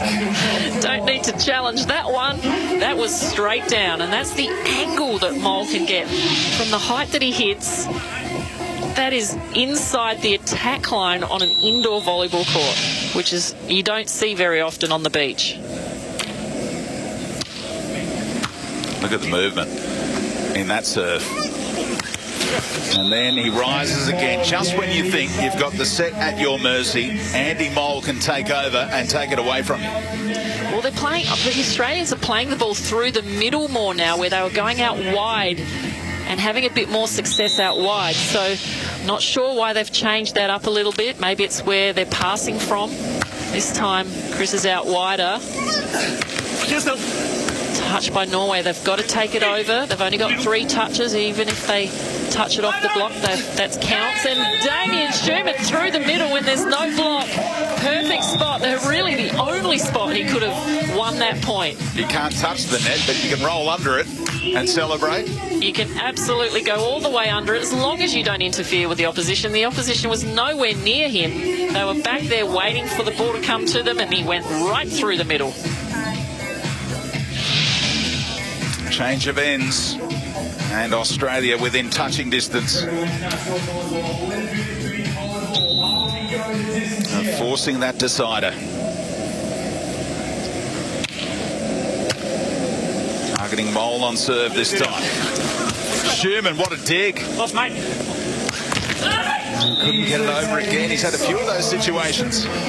Yeah, perhaps getting a little bit too excited about the fact that he got the ball up in the air, and Schumann gave him a reasonable set. Again, that's a really tough ball to set when it's spinning so much, and he uses his arms to bump set that. Australia get a chance here to get a set point if they can side out. So to McHugh again. This time he goes behind, changing it up. Good defence from Norway. Can it come back? No. So that's the way the Aussies have to do it. They have to push the ball to the sides. They have to move Mole around. 3 set points for Australia. No one saw this coming. I Bet you those two did. The Aussies, they'll be dreaming about it. Oh, they might be dreaming about that missed serve later on tonight. But I know the whole of Australia, the volleyball community will be on their feet right now. Pains me to have to interject at a crucial moment where Australia have a 20-18 lead in the second set, looking to win the set, but we are about to end our coverage for the night, and in fact they get it. To shock the world, they forced the decider. So we are one set apiece with one set to come, Australia and Norway, but that ends our coverage tonight on day number 1 of Tokyo 2020 on SEN. Coverage can continue if Damien Watson so chooses to on the overnight crowd across the country. I've been Jordan Canellis. I'll be back with you again tomorrow night from 6 p.m, where we'll watch Australia against Nigeria, the Boomers team. We'll have Chris Anstey with us in commentary, in tow with us, so he'll be with us to give us some of his expert opinions. It's been a brilliant day of sport. Day number 1 of the Olympics, we had, 11 medals handed out. We had some success in the pool with most of our swimmers qualifying for their finals tomorrow, plus finals down the track. Emma McKeon, Brianna Throssell, Elijah Whittington and the like. Now, the Kookaburras started the day well with a 5-3 win against Japan in the hockey. Then it was an 8-5 win for the Stingers in the water polo. Just some of the wins. Ash Barty and Storm Sanders in the doubles got a win. John Millman in the first round of the men's singles tennis got a win as well. It's been a fun day with you. As I said, I'll be back with you on our Olympic coverage tomorrow night from 6 p.m. till midnight. Chris Anstey will be our guest for the Boomers match. Until then, higher, faster, stronger. We'll see you again tomorrow. Gary Lyon here. Good mornings. Start with Tempur. If you're like me and you experience ongoing back concerns, Tempur mattresses assist in alleviating your pain. Made in Denmark, the Tempur geniuses over there have included on their bed system an easy-to-use wireless remote and massage function, all at the touch of a button. Once you own a Tempur mattress and base, you are on an absolute winner. View the Tempur range and Tempur athlete stories at tempur.com.au. And like we say, sleep on it. Hi, I'm Tim from Red Energy. The Australian-made logo is a true mark of Australian authenticity. So, for Red Energy to be certified to use the famous green and gold Australian-made logo, well, it's fair to say it's something we're pretty proud of. Here at Red, we're owned by the mighty Snowy Hydro, and that makes us 100% Australian. We're also based right here, so our team really understands your needs. So, if supporting Australian means something to you, switch to Red today. Call 131 806.